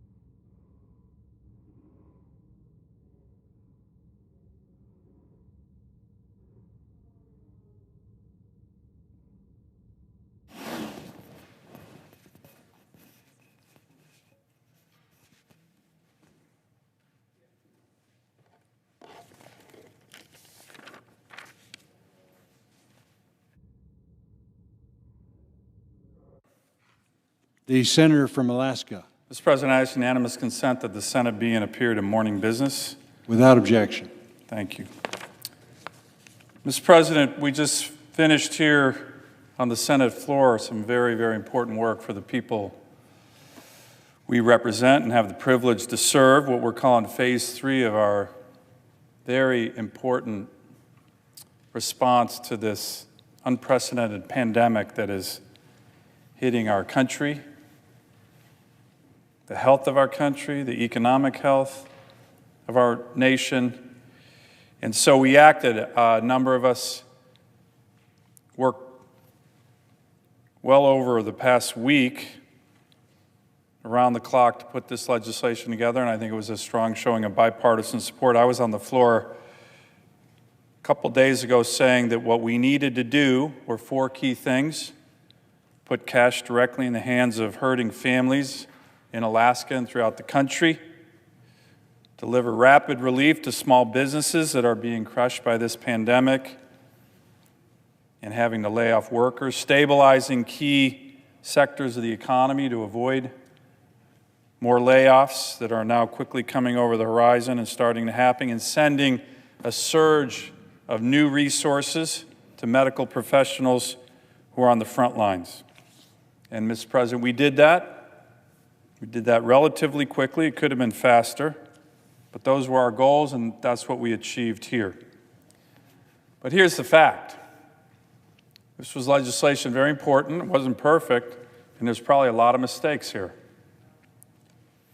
And we're going to need to correct them quickly. There's probably Americans who weren't covered in some way, shape, or form by this legislation who need help, and we're going to need to cover them quickly.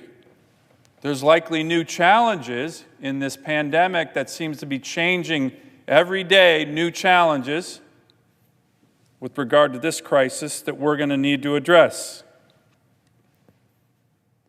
And the final thing, Mr. President, is when we look at what we just did here, this was focused on the immediate crisis. Business interruptions, the health crisis. But what we need to be looking at is when we get through this crisis, and we will, more resilient, more stronger than ever. As I mentioned in my remarks the other day, some Washington Post reporters a couple days ago questioned the mettle and resiliency of Americans. Maybe we're not as tough, strong as we used to be to get through these crises.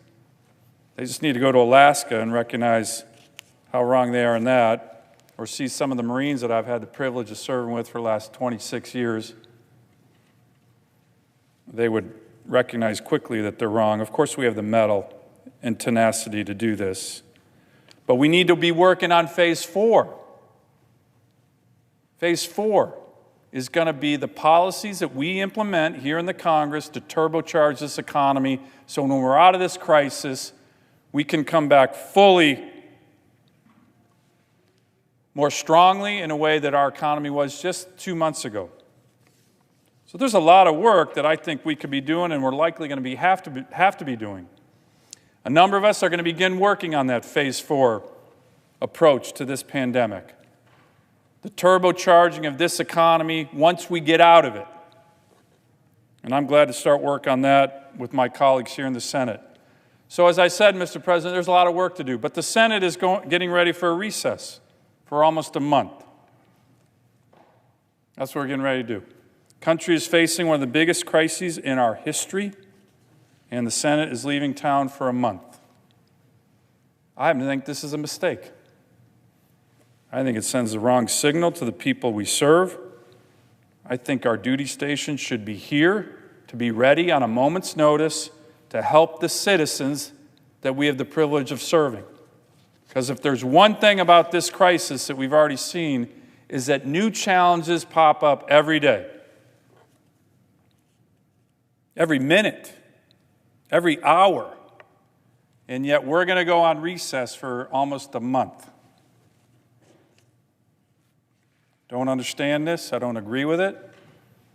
And I certainly hope, Mr. President, if and when our country needs us, if we see some big mistakes in this legislation, if we recognize whole groups of Americans don't get the It's crazy. If Democrats had done something like this in the House, he would have raised Cain over in the dark of night, blah blah blah. Yeah, I thought it was a fair question. I think they're so exhausted. Yeah, I think that's it. Well, I think to me it was a sign of the pressure that he himself has been under. I'm guessing Kristen 6 is. And then he just the whole tension of the last few days and all the anger boiling and everybody. Yeah, I think they're all very stressed out. Yeah.